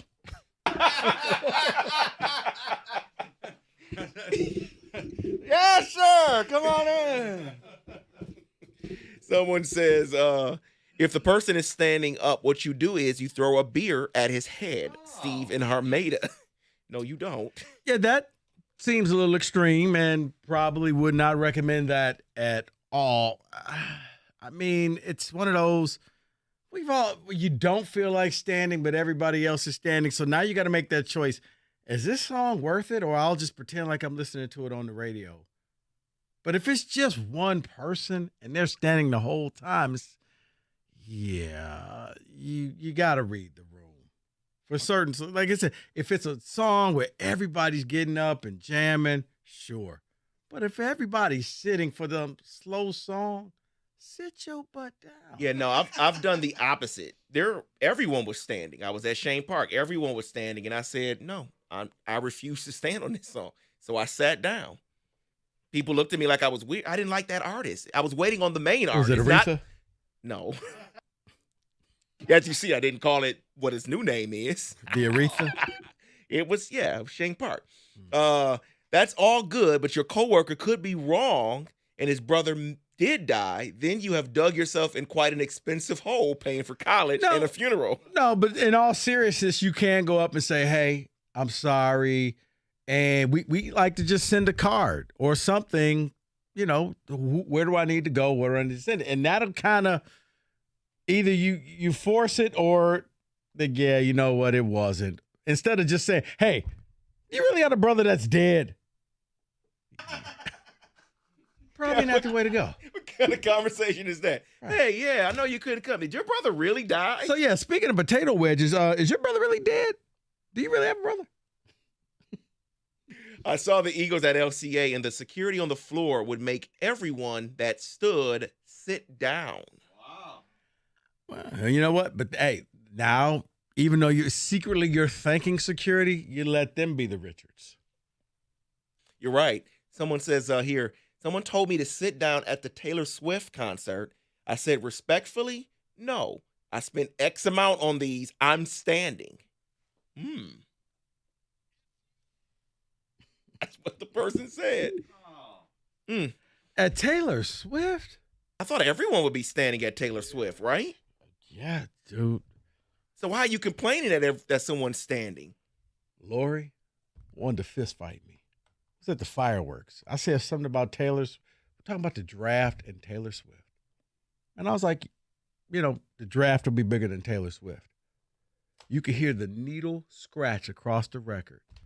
She wanted to leap over the table and choke me out like a dinner scene from a movie.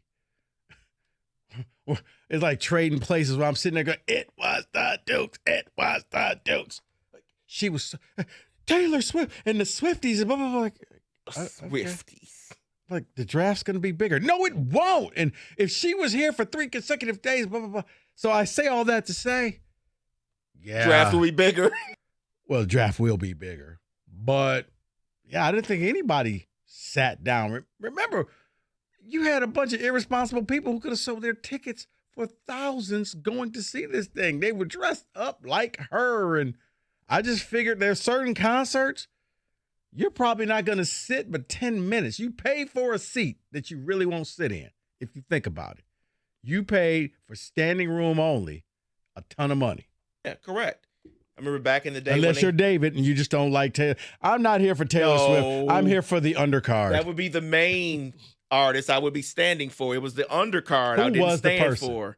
It was Eddie Jackson. No, it was I can't think of that R&B artist. Life Jennings. It was years ago. And he had just gotten back out of jail and I was like, I'm not standing for him.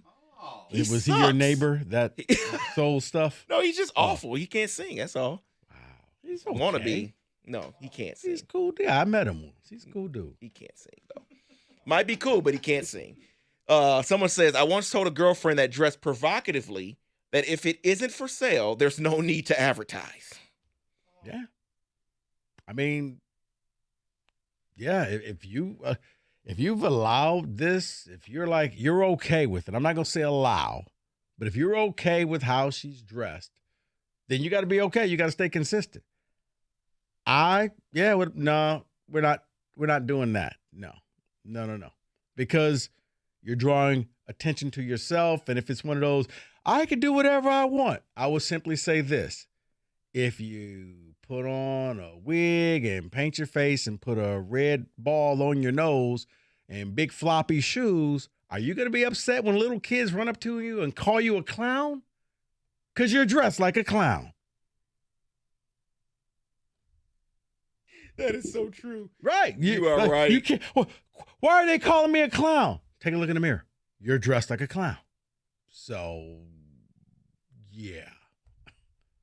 And then one more here says, complaining about people standing up at a concert means you are too old to be there. Take the hint and stay home next time. Well, once again, but it was a concert, an older concert. And usually those are different. Yes. The first time you go to one of those, it's weird. I went to go see the Temptations. And it was like, yeah, nobody's standing. It's like they're eating dinner, just sitting there. David, I realized I'm looking around like, I'm the youngest one in this place. I realized like, I am the youngest person in here. So yeah, and literally, I think two of them had to like, yeah, we can't stand through the show. They had to bring benches out for them. Like, they're not. That's why I said they ain't standing. Nobody was standing. So, all right, let's get a little football in next. 97.1.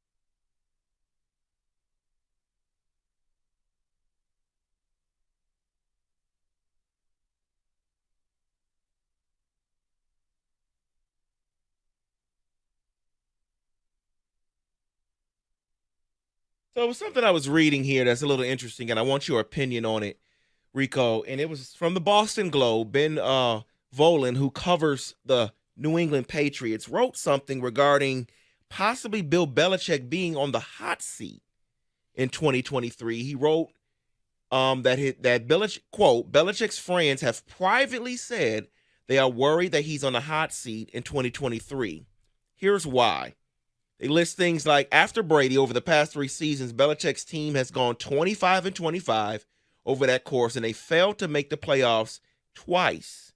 Along with this past offseason, Robert Kraft having a heavier hand in the New England's operation by extending linebackers coach Gerard Mayo and himself interviewing offensive coordinator candidates this offseason. Do you truly think that he's on the hot seat? Yeah, I could have stopped you from saying all of that stuff. Yes, he is on the hot seat. I think he wanted to prove to everybody, to the NFL, to New England, to Boston, everybody that it was him. It was not Tom Brady.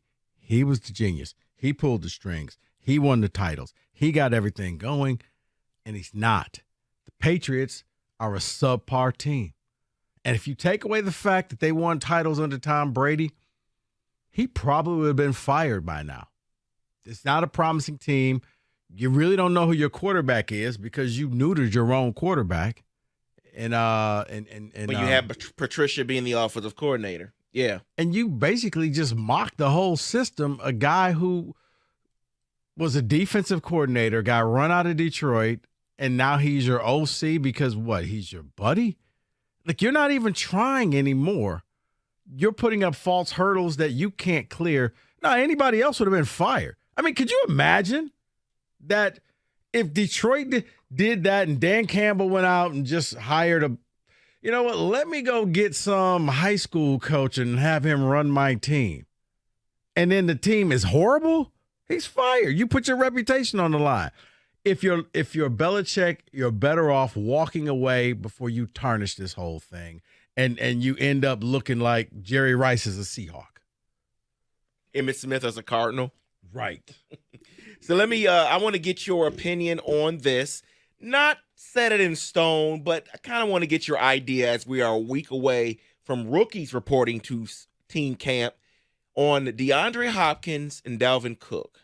Where do they land? Because the expectation is that they sign somewhere as training camp starts or shortly after it starts.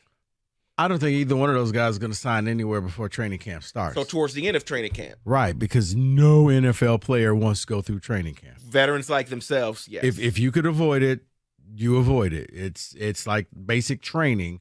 You don't want to go through the two-a-days and all of the no.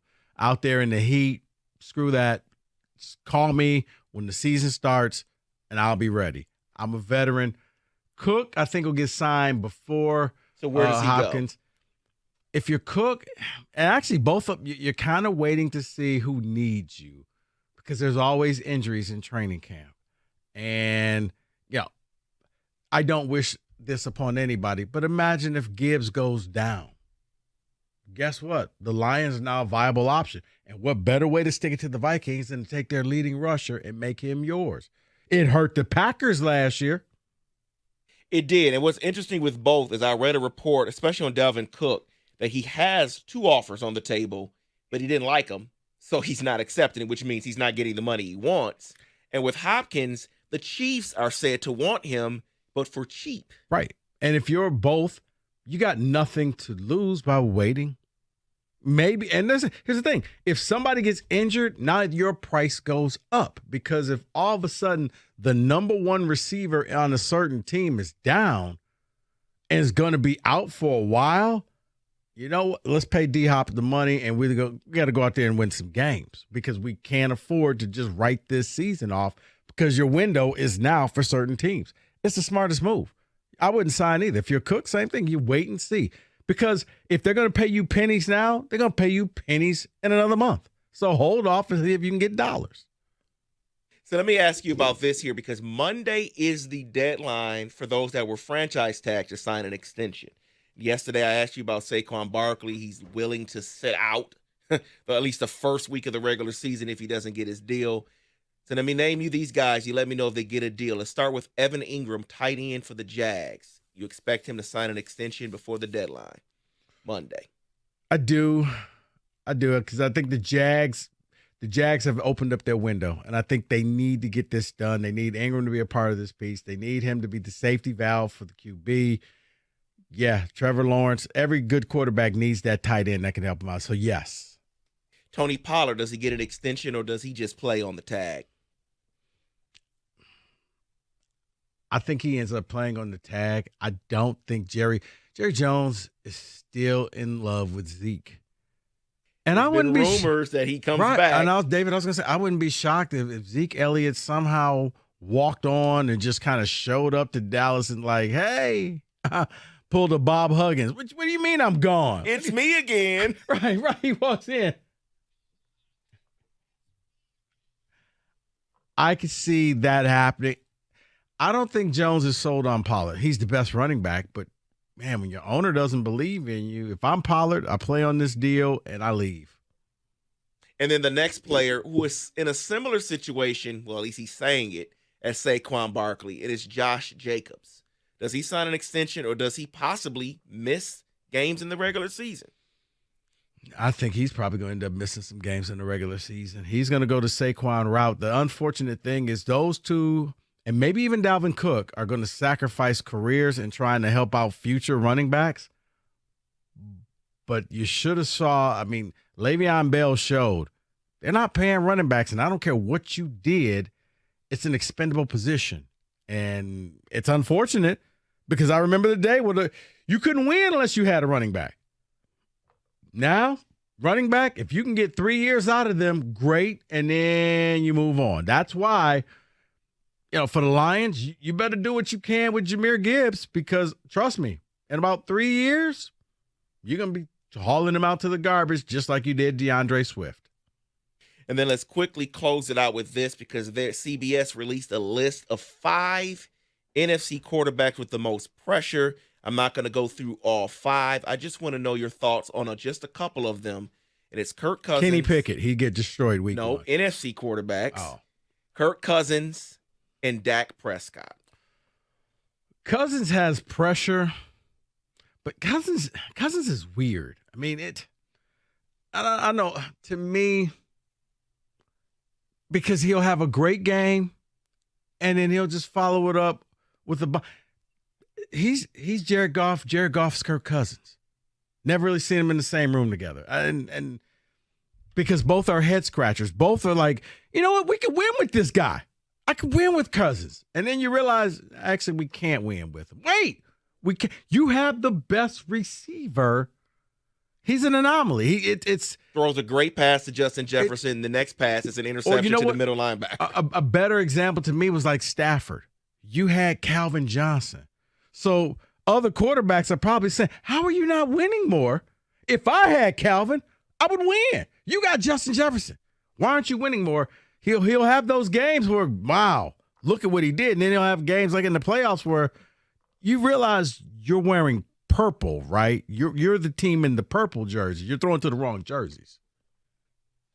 And then Dak Prescott, he was number 1 on the list for most pressure for NFC quarterbacks.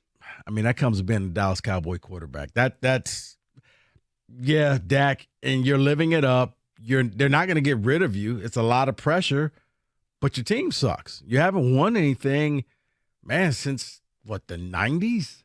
Correct. Yeah, tough situation there for Dak Prescott. Which way are you going to lose to the 49ers this year? I still can't believe he ran in the middle of the field and slid with no timeouts. Did he think he was in college? That was a strange situation. I was like, did he just end the game? Did he just no timeouts here? What are you doing? Did he just take a knee for us? Okay, then. Nick Bosa celebrating. Right. Should have celebrated.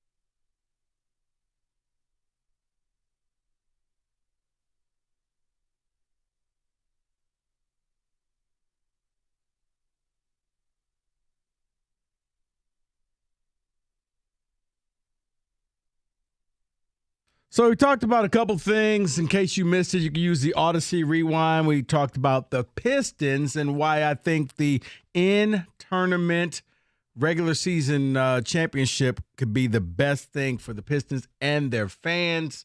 If you missed any part of that, you use the Odyssey Rewind. We also talked about Disney possibly selling off some pieces or finding new partners for ESPN and ABC, which is going to seriously affect how you watch college football and sports in general. Speaking of which, David, the ACC, the SEC's stepbrother, has secured an exclusive broadcast rights to 50 ACC college football and basketball games each season starting or going through 2026-27 year. Through, want to take a guess? Yeah, YouTube TV. I didn't even know this one was still around. Raycom Sports. Oh my gosh, they are still around? And the CW. Raycom Sports. The ACC game, 50 games, football and basketball on the CW. You know, that station that brought you the Live Tour. Right after 2.5 Men. Right. Stick around after The Big Bang Theory. Right. Yeah. The ACC. Basically, it's musical chairs. The Big Ten took up all the big boys. I go back and say, Big Ten and Notre Dame got it right. The SEC partnered with ESPN. The SEC maybe, as much as you're laughing right now, Kenny, wait about a year from now when the SEC doesn't have anybody to dance with and you watching the SEC on, Hallmark. I thought the ACC was with ESPN. What is going on? No. ESPN said, well, since the Big Ten's taking up all the big boys, we're going to focus on the SEC and basically turn ESPN into the SEC network. The ACC thought that they were, we're covered too, right? No, you're not. Your games are on the CW. CW Sports, Raycom Sports. Can't make this thing up. The CW acquired the rights to these live games through Raycom Sports, who is sub-licensed the rights of ESPN. So they're so what you're going to see is they're going to be on the Ocho. Yeah, so ESPN the main Plus. games, yeah, wow. Main games, 50 games will be on CW Sports. The CW Sports? What is this? The other games, so I'm trying to think who, like bad ACC teams.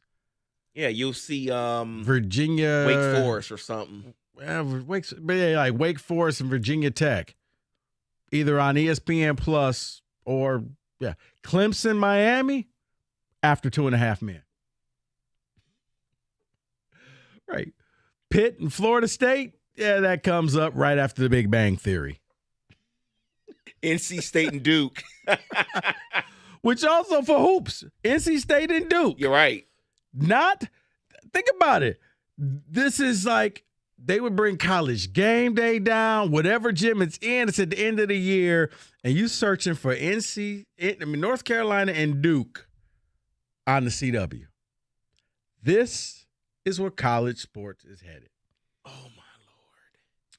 We laughed at the Big Ten. Right now, I'll take a Black Friday game on Peacock because at least the Big Ten, you'll see the majority of the games on channels that you've heard of before. Yeah, you got to have some exclusive games on Peacock, but Big Ten Network, Fox, CBS, NBC, way to go. Not CW. You're not excited to see BC and Louisville? And here's the thing. You're probably going to see the Pac-12 going to the CW as well. Well, that was. They don't have a home. That was going to be my next question, because if this is happening to the ACC, who is looked at as better than what the Pac-12 has, what happens to the Pac-12? What happens to the Big 12? What happens to the Big 12? Everybody's going to be on the Longhorn channel, I guess. Texas is about to get rich. Oh, wait, we're going to the SEC. Correct. I don't know. Big 12, Pac 12, get in where you could fit in. I don't know where they go. CW's taken, so. Well, CW can probably afford one more. I'm thinking it's the Pac 12 because you could do the late night games. Yeah, they can go Ion. What's Channel 62 up to? Let's go to PBS. Here's your Antique Roadshow. Next is your Pac-12 After Dark. Right, Spike TV. I don't know where they go now. I mean, we talked about it. If you missed the conversation earlier in the show, you can use the Odyssey Rewind, but ESPN, ABC, possibly getting sold off or new partners. This comes from the president, the CEO of Disney, says he knows, but he's just not telling anybody, which makes me feel like it's inevitable. But right now, the ACC has entered an exclusive broadcast agreement for 50 ACC college football and basketball games each season through the 26-27 season. Yeah. Duke, North Carolina, and hoops. Talk about a watered down. Like, that's one of those games that's must see to me. That's like, Alabama, Auburn in football. I'm going to watch that thing regardless of one is good, one is bad. Doesn't matter. I'm watching it. Literally got to find, wait, this is on this. Yeah, good luck with that. I will not complain when I see a Michigan-Indiana basketball game on Peacock. I'm happy. I'll be fine with it because it's not on the CW. David, I think the Big Ten and everybody, we were being snobs. So this is wrong. You know what? Consider yourself fortunate that you're not watching this thing on Channel 50. Any ticket tax? Oh, my gosh. At this point, Pac-12 will be on Comedy Central. True TV, VH1, right. Oh, my gosh. With this bad ACC deal, ACC football should have a legit legal cause to opt out of the ACC now. Now, that's interesting because there has been rumblings about Clemson and Florida State wanting more money, and because they were the top dogs. Well, no, the Magnificent Seven is what they call themselves. That 7 teams say, hey, we bring all the money. We need North Carolina and Duke on the basketball side. Whew. That's a great question. We'll monitor this. If you want to give us a call about this, you can. 248-539-9797. This is amazing. The deals that are going down today, sports in general is not going to ever look the same. And for everybody who got their panties in a bunch with the Big Ten, yeah, good luck with that. Plus, I do have a Tiger question for you on the other side. 97.1.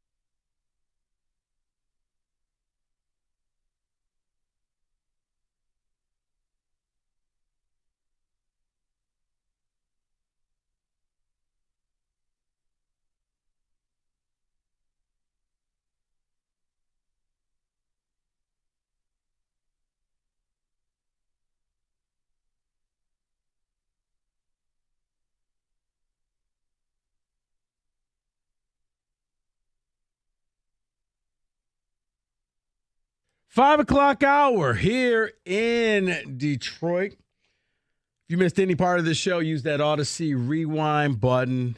Before I get to the Tiger question, David did get a funny message on social media. And, of course, I can't get it to work. But I forgot the gentleman's name. Asked, is the mascot still the dancing frog for the CW? He would love to see. No, it isn't. Oh, it was Daniel. Said, please tell me the CW still has the frog mascot. I want the dancing frog doing reviews instead of some retired official. That would be funny. Yeah, what we're talking about, the ACC has signed a deal with the CW for 50 games, college football, college basketball, now through the season of 26-27. So that's the best deal that was out there for them. They locked it up. Still waiting to see what the Pac-12 and the Big 12 is going to do. We also talked about Disney possibly selling off ESPN and ABC Sports. It's still up in the air, but doesn't sound good. Sounds like they're looking for some partners who can pretty much buy them out and maybe take them to streaming services. So that's on the board if you want to talk about that, 248-539-9797. I do want to ask a question for Tiger fans.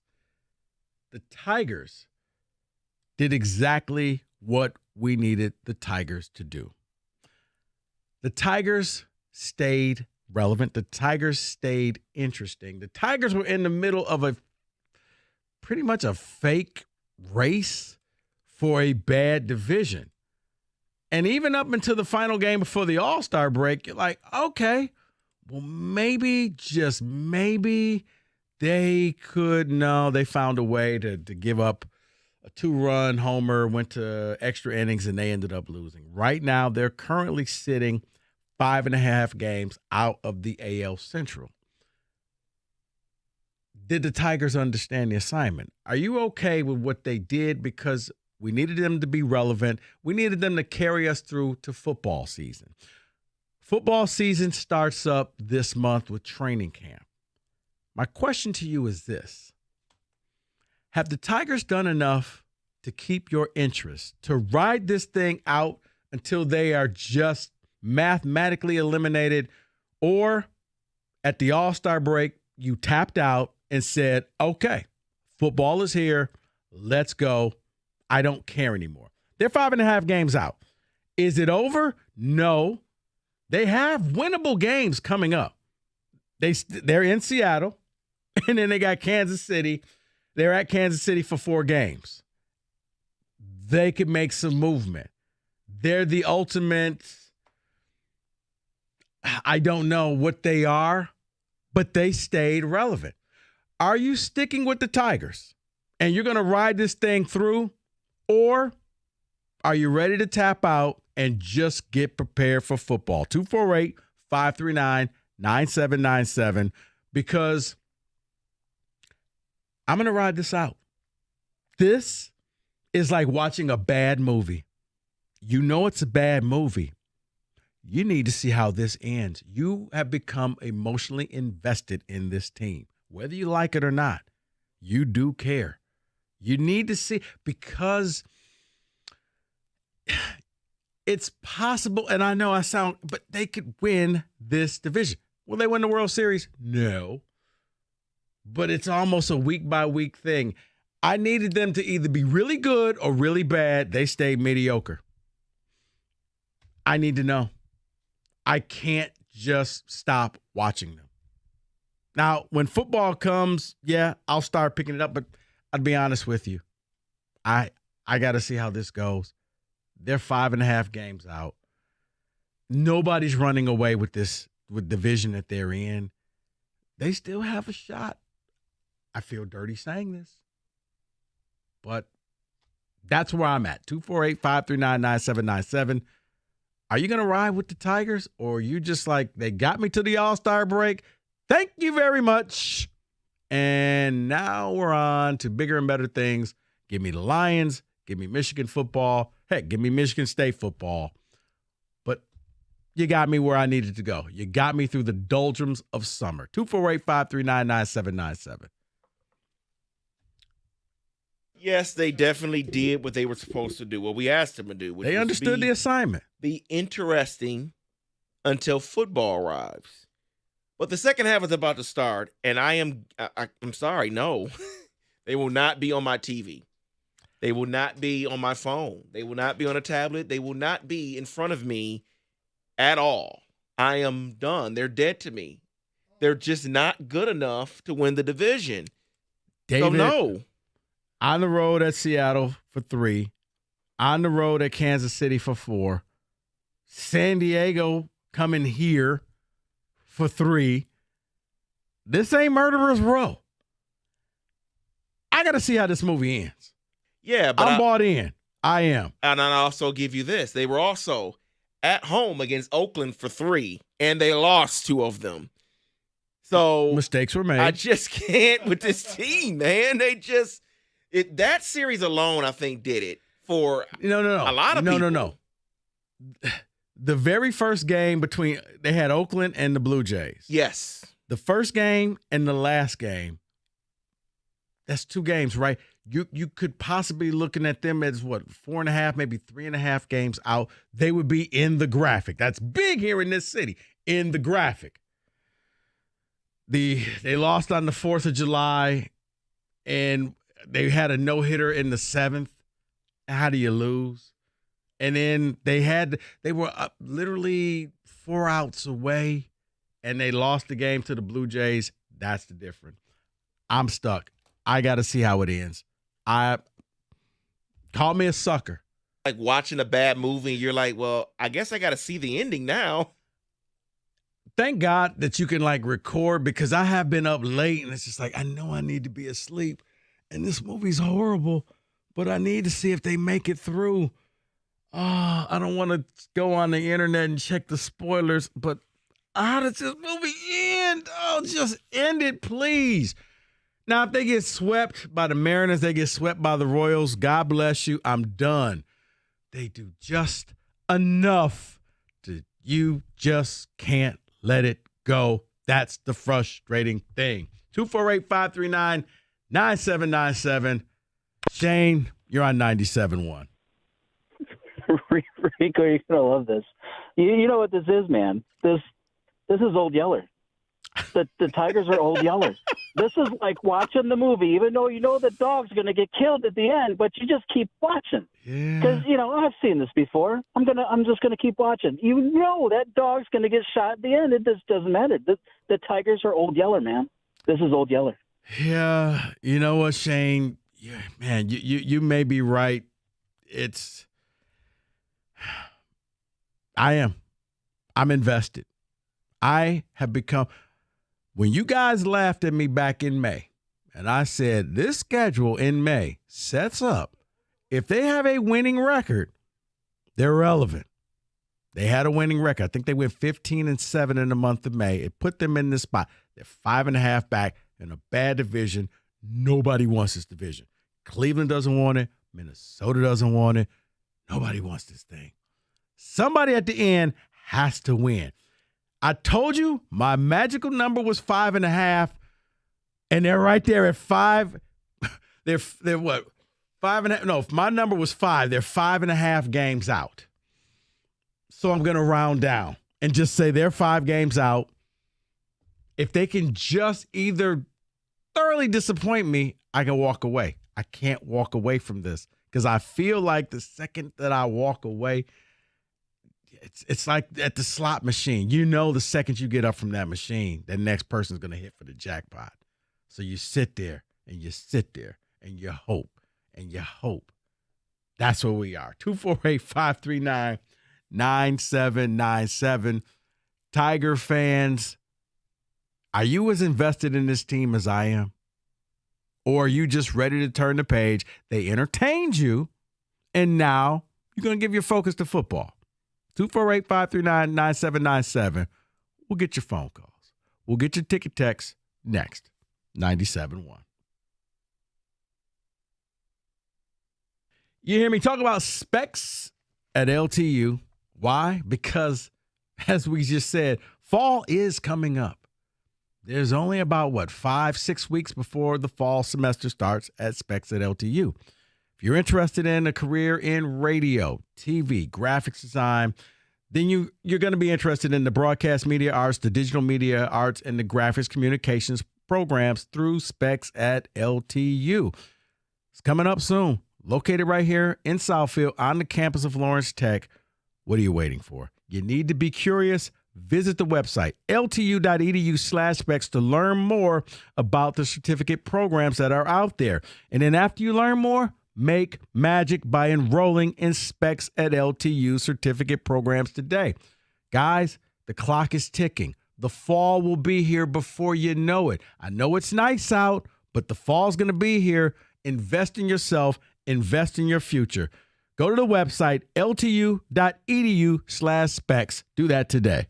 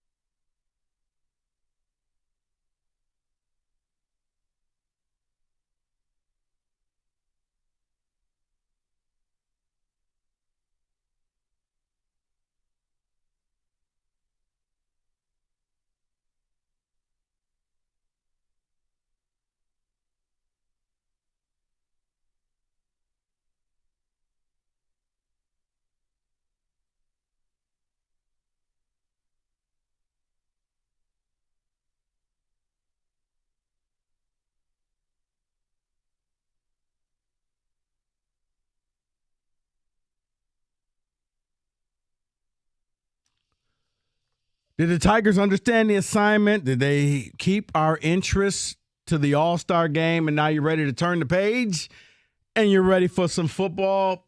Or do you got to see how this movie ends? I got to see how this thing ends.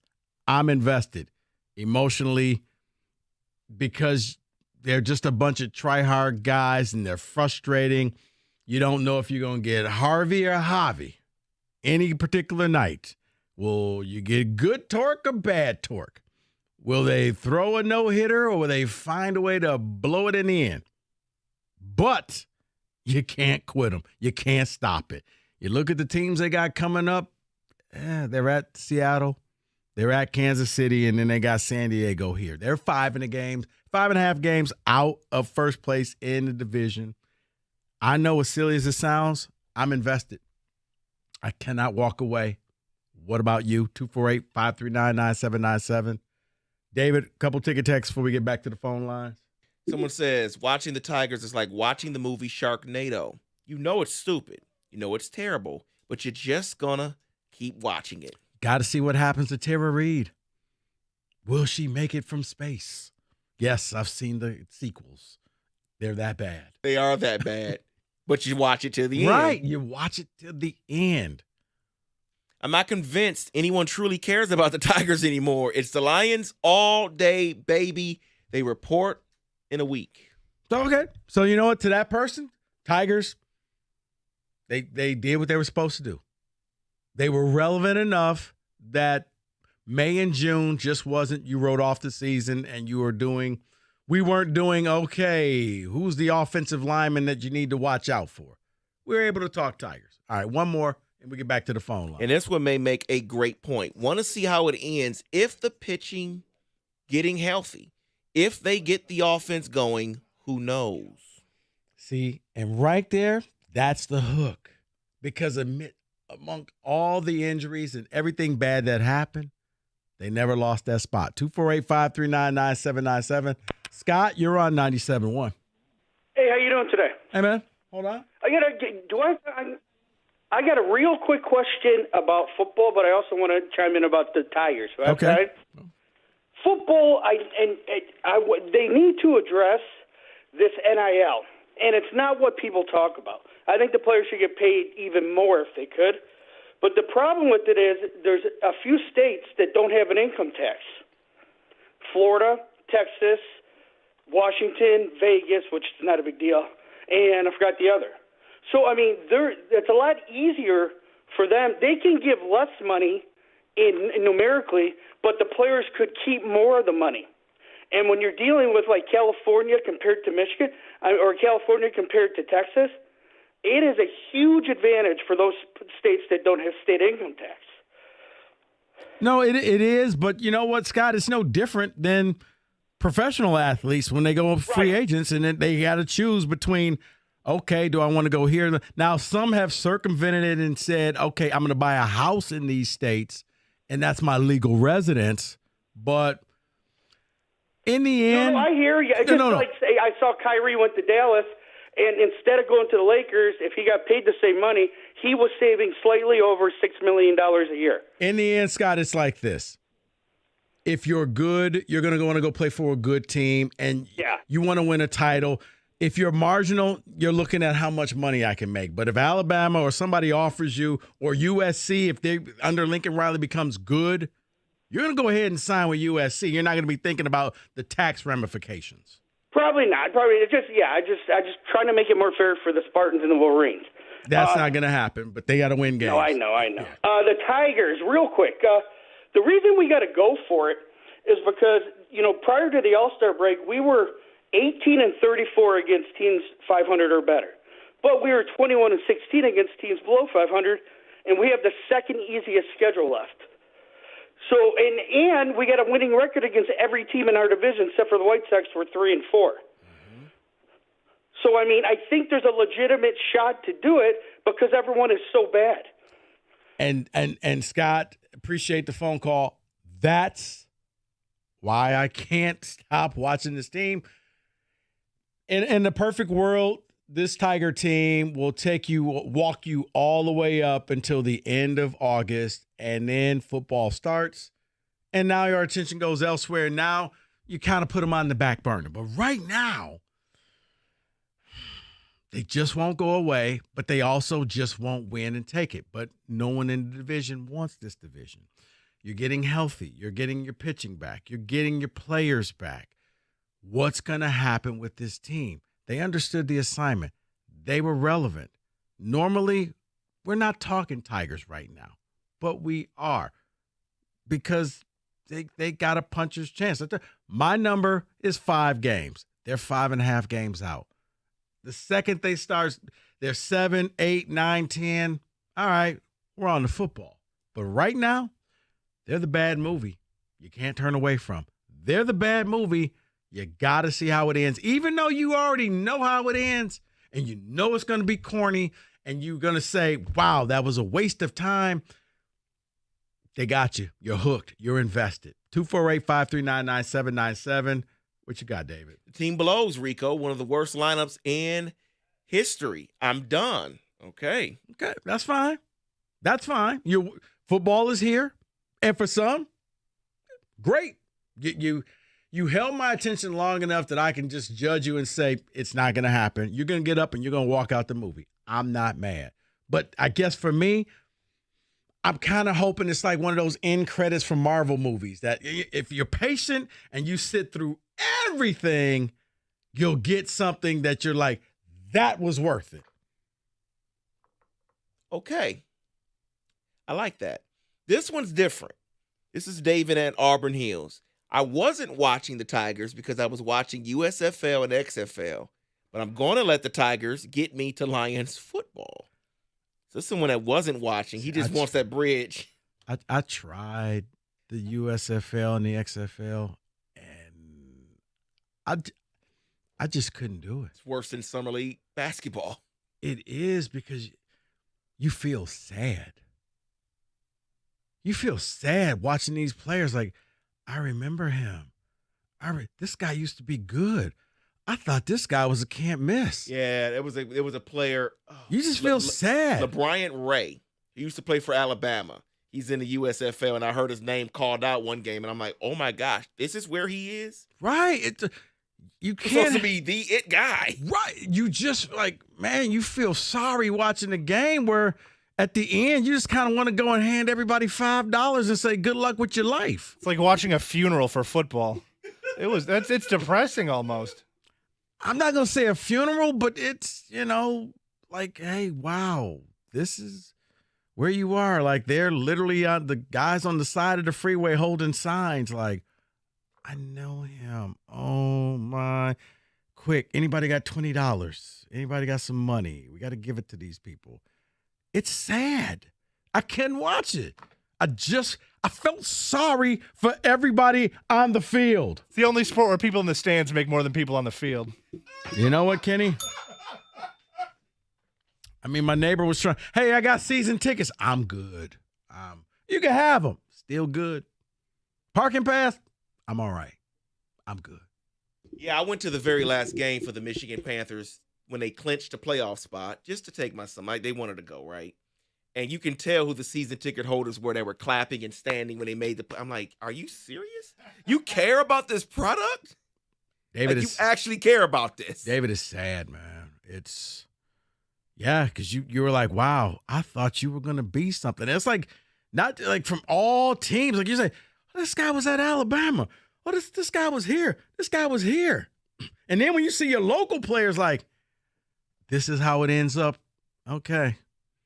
At what point do we just give up hope and go get a real job? Just stop playing football. It's over. You have no career. You didn't make it. I'm sorry. Right. There's no European team to go play for. This is it. When you're the backup QB on the Michigan Panthers, maybe time. Correct. To I used to think, okay, you made it to the CFL. Oh my! But if you make it to the USFL, it's like, oh. Like you didn't even make the CFL. Right, your aspirations is maybe if I do good enough here, I can make the CFL. The Canadian dollar's strong. I can do something. No. So yeah, I get what he's saying. I feel sad. I couldn't do it. It was depressing to me. It was like, Where are they now? When like the actors and all of that, and then they went on and went to Skid Row, and you're like, wow, okay, that's how it ends. All right. Yeah, let me read you this one. Rio from Commerce says Tigers will bounce back with a healthy team in the second half, make the playoffs, and repeat the 06 magic. Okay. Well, there's somebody who truly believes. I don't see that happening. In my perfect world, you could take me to mid-August or late August, and then I'm good. Because you want to know what, David? You know what happens in 50 days? I think we have college football. Week 0? No, Spartans kick off 50 days from now. Yeah. That means 40. That means 43 days. Week 0. Yeah, I don't know why right. it's called week 0. I don't know. Just Should make it be week 1 at this point. What little snide comment did you say? Oh, did I say something? You said something. I said I wouldn't be watching it, but yes, I will be watching it. Actually, that's fine. I will be. This is what I get for getting you tickets. I have no choice but to watch it. My son son will have it on. You know what? Let's just talk some college football next. Hypocrite 97-1 because David's a hypocrite. All right. Hey, guys, my baseball team is in a division chase, and the Tigers kind of are too. I need the fastest internet around to keep up with the action. Xfinity connects me with more of the great games that I love, and with Xfinity Internet, I get the speed that I need at a great price. No more frozen screens, wheel of death, pixelated video, just pure uninterrupted streaming bliss. Xfinity Internet is built to handle all your digital demands with speeds that will make your head spin. Enjoy all your favorite apps all in one place, and heck, with the way sports are going, you're going to need all those apps with a Flex 4K streaming box, all with Xfinity Internet. Xfinity allows me to stream all my favorite shows and all my favorite games without interruptions. Choose from a variety of speeds depending on your needs, including gig speeds up to 1.2 gigabits per second, and enjoy reliable internet on all your devices. To get started, call 1-800-XFINITY. Visit Xfinity.com or just simply drop into a local Xfinity store today for more details. Maximum download speed of 940 megabits per second when hardwired via Ethernet. Actual speeds vary and not guaranteed based on Xfinity's fastest available download speeds.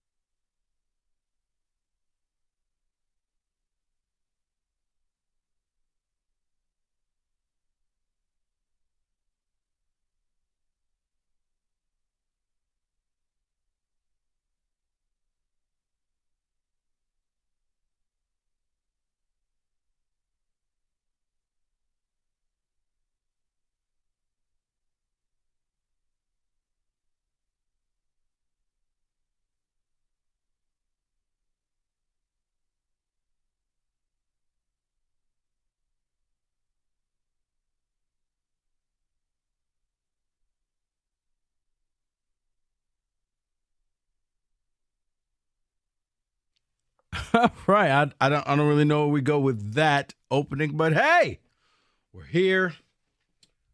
Is it Thursday? Yes, it is Thursday. You know what? Yeah, the All-Star game and all of that has kind of thrown me off. And then we did the drops contest. But Thursday, 2:00, I'm here.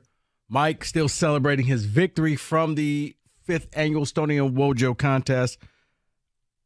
There's a lot going on. There's something that is brewing with Disney and ESPN. We're going to try to get to that later on today. But I do want to start with this.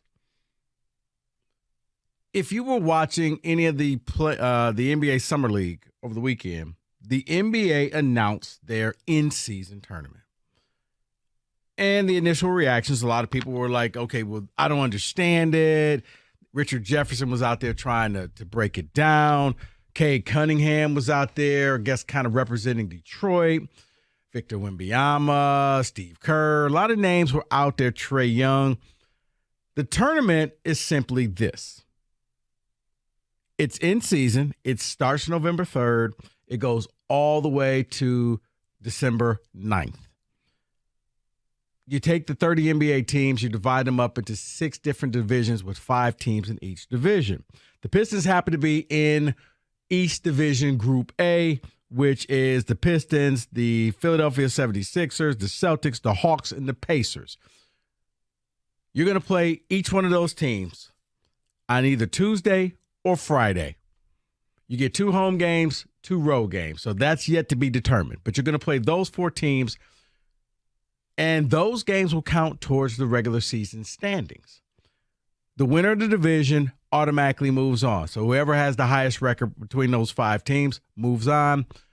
So that's 6 teams, plus they're going to take 2 wild card teams. You then move on to the quarterfinals, which will be played on December 4th and 5th on a Monday and Tuesday. Now, it's kind of genius. The NBA is understanding that, okay, we're kind of infringing on the NCAA football's toes, but not really, because that's going to be the Monday and Tuesday after college championship week. So those games will take place on Saturday, and then on Monday and Tuesday, you get the quarterfinal games. And then the top 4 teams finish this thing off in Las Vegas December 7th, and championship game is December 9th, a Thursday and a Saturday. Every game counts that you play except for the championship game. So in theory, 2 teams are going to play 83 games this year, minimum. But I'll get to, they're going to be compensated financially. I'll get to that in a minute. You're saying, okay, why are you explaining all this to me? I'm going to say this. This in-season tournament, probably the best thing that could happen to Detroit Pistons and Detroit Pistons fans. Before you just blow it off and say, it's ridiculous, think about this. It's really not. This tournament is what is needed if you are a Pistons fan. Why? Because you will care about this team out of the gate. When are people most optimistic about the Tigers? Opening day. Sellout crowds, opening day. People are down there. You're excited. Heck, yesterday we had full phone lines just talking Detroit Lions. They haven't played yet. But when it comes to the hockey, they got DeBrincat. You're excited for the Wings. But when it comes to the NBA and the Pistons, we have already written them off as, well, this team's going to suck this year. Guess what?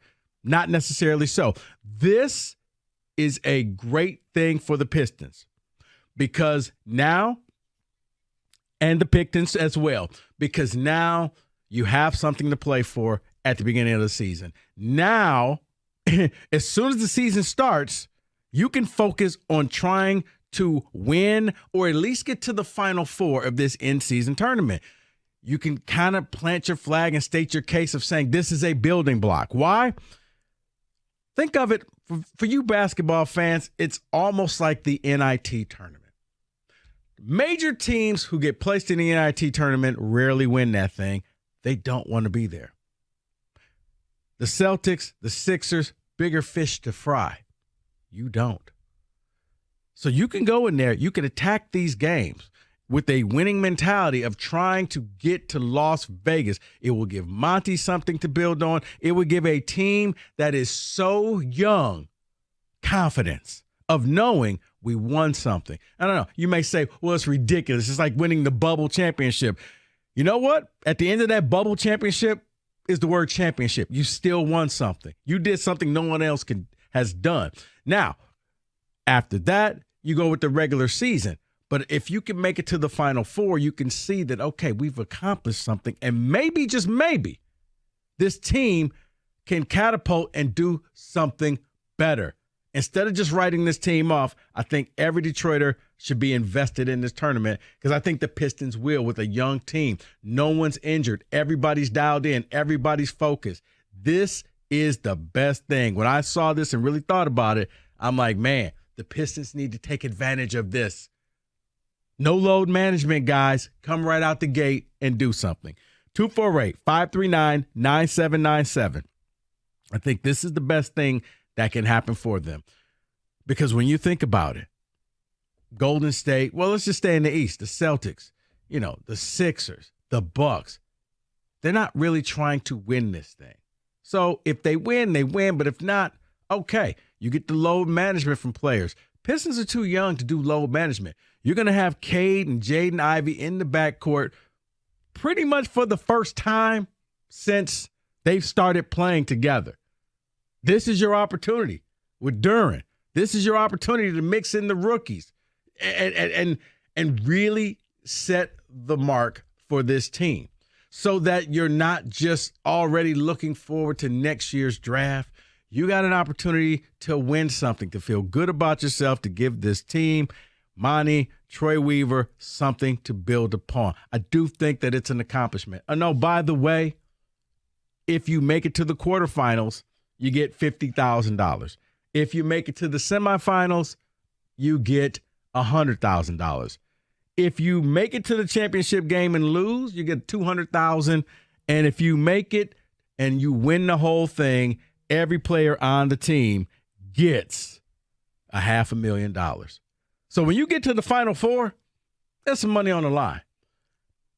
You make it to the championship game, you're playing for an extra $300,000 a person. So I think that players will be locked in, dialed in. I know people are thinking it's a silly tournament, but I beg you, it's not.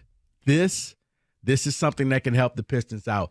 This will keep interest as well, because when do most people get focused on the NBA, David? It's after it's Christmas. Christmas and beyond, yeah. Because games don't count until Christmas. No. This is going to be played before Christmas. They still don't count. They still don't count until Christmas. David. I think this tournament is dumb, and I am so upset because the league is folding for LeBron James. This is the only way LeBron James can feel like he wins anything now. It's an in-season tournament. You hate LeBron that much? No, it is. Oh, I know it is. No, it's an in-season tournament. No, it's an in-season tournament. What the NBA is trying to do is trying to eliminate load management. So they dangled money in front of the players and say, hey, guys, instead of sitting out the first month or two of the season, how about you play a game? We'll give you an incentive. We'll give you money. We'll send you out to Vegas. There'll probably be no games that weekend. So even if you're not a part of the Final Four, every NBA celebrity and star is going to be sitting courtside watching these games. This is a chance for the Pistons and teams like that to get exposure, for people to see what you have, and for, let's face it, for our guys to play on the big stage. I don't think they're ready to go out there and challenge the top teams in the NBA Finals. But in a college tournament type setting, yeah, I think that they can do this, especially because they'll be a little more motivated than the other teams in the NBA. I think it's the best thing that could happen for them. 248-539-9797. We'll get your phone calls. We'll get your ticket text next. 97.1. All right. I don't really know where we go with that opening, but hey, we're here. Is it Thursday? Yes, it is Thursday. You know what? Yeah, the All-Star game and all of that has kind of thrown me off. And then we did the drops contest. But Thursday, 2 o'clock, I'm here. Mike still celebrating his victory from the 5th annual Stoney and Wojo contest. There's a lot going on. There's something that is brewing with Disney and ESPN. We're going to try to get to that later on today. But I do want to start with this. If you were watching any of the NBA Summer League over the weekend, the NBA announced their in-season tournament. And the initial reactions, a lot of people were like, okay, well, I don't understand it. Richard Jefferson was out there trying to break it down. Cade Cunningham was out there, I guess, kind of representing Detroit. Victor Wembanyama, Steve Kerr, a lot of names were out there, Trae Young. The tournament is simply this. It's in season. It starts November 3rd. It goes all the way to December 9th. You take the 30 NBA teams, you divide them up into 6 different divisions with 5 teams in each division. The Pistons happen to be in East Division Group A, which is the Pistons, the Philadelphia 76ers, the Celtics, the Hawks, and the Pacers. You're going to play each one of those teams on either Tuesday or Friday. You get 2 home games, 2 road games. So that's yet to be determined. But you're going to play those 4 teams, and those games will count towards the regular season standings. The winner of the division automatically moves on. So whoever has the highest record between those 5 teams moves on. So that's 6 teams, plus they're going to take 2 wild card teams. You then move on to the quarterfinals, which will be played on December 4th and 5th on a Monday and Tuesday.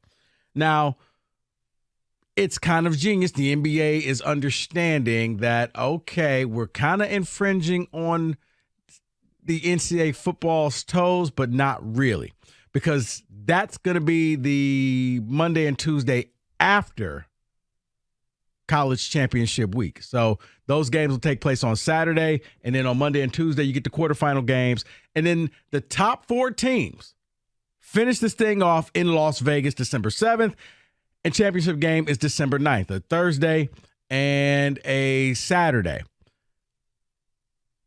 Every game counts that you play except for the championship game. So in theory, 2 teams are going to play 83 games this year, minimum. But I'll get to, they're going to be compensated financially. I'll get to that in a minute. You're saying, okay, why are you explaining all this to me? I'm going to say this. This in-season tournament, probably the best thing that could happen to Detroit Pistons and Detroit Pistons fans. Before you just blow it off and say, it's ridiculous, think about this. It's really not. This tournament is what is needed if you are a Pistons fan. Why? Because you will care about this team out of the gate. When are people most optimistic about the Tigers? Opening day. Sellout crowds, opening day. People are down there. You're excited. Heck, yesterday we had full phone lines just talking Detroit Lions. They haven't played yet. But when it comes to the hockey,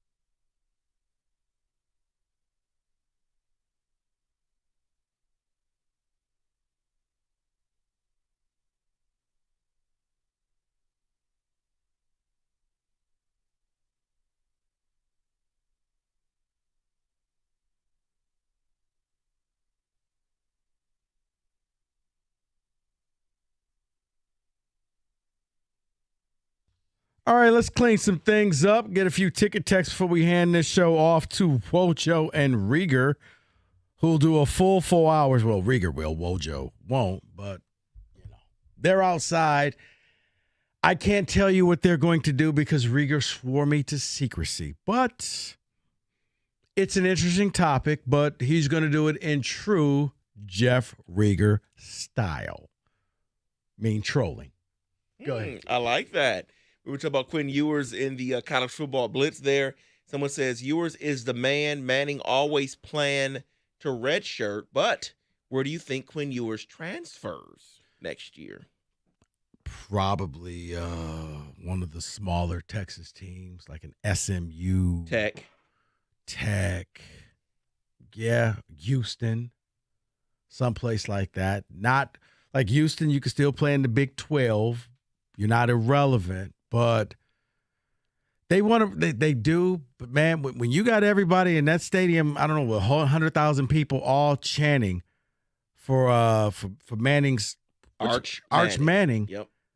It's gonna be hard for Sarkisian to not and just say no, guys. He's not going to play, especially if yours goes out there and plays horribly. Man, what do we put the kid in? I mean, I've seen many a coach, succumb to the pressure of the fans, which is the dumbest thing to do. Because once you start listening to the fans, you're going to be sitting in the seats with them. Yeah, you will be one of them very, very soon. Regarding DJ Alongalele, I think I said that right. Yeah. Someone says he got drafted by an MLB team. He isn't going to the NFL anyways. No. I mean, I guess if I were him, if I wanted to show off my arm, I would have picked the Big 12 team. I would have gone to the Big 12 where they passed the ball around. Oregon State, not really known for their offense. Good luck with that. But yeah, I would have found a Big 12 team who needed a quarterback right now. They don't play defense. It's video game. Yeah. So let me give you an update here. Earlier in the show, during Deal Breakers, came up about Kenny and the sandwiches and all of this stuff again. And apparently that's getting around. Kenny just received a text from his sister saying, why is everyone asking me that?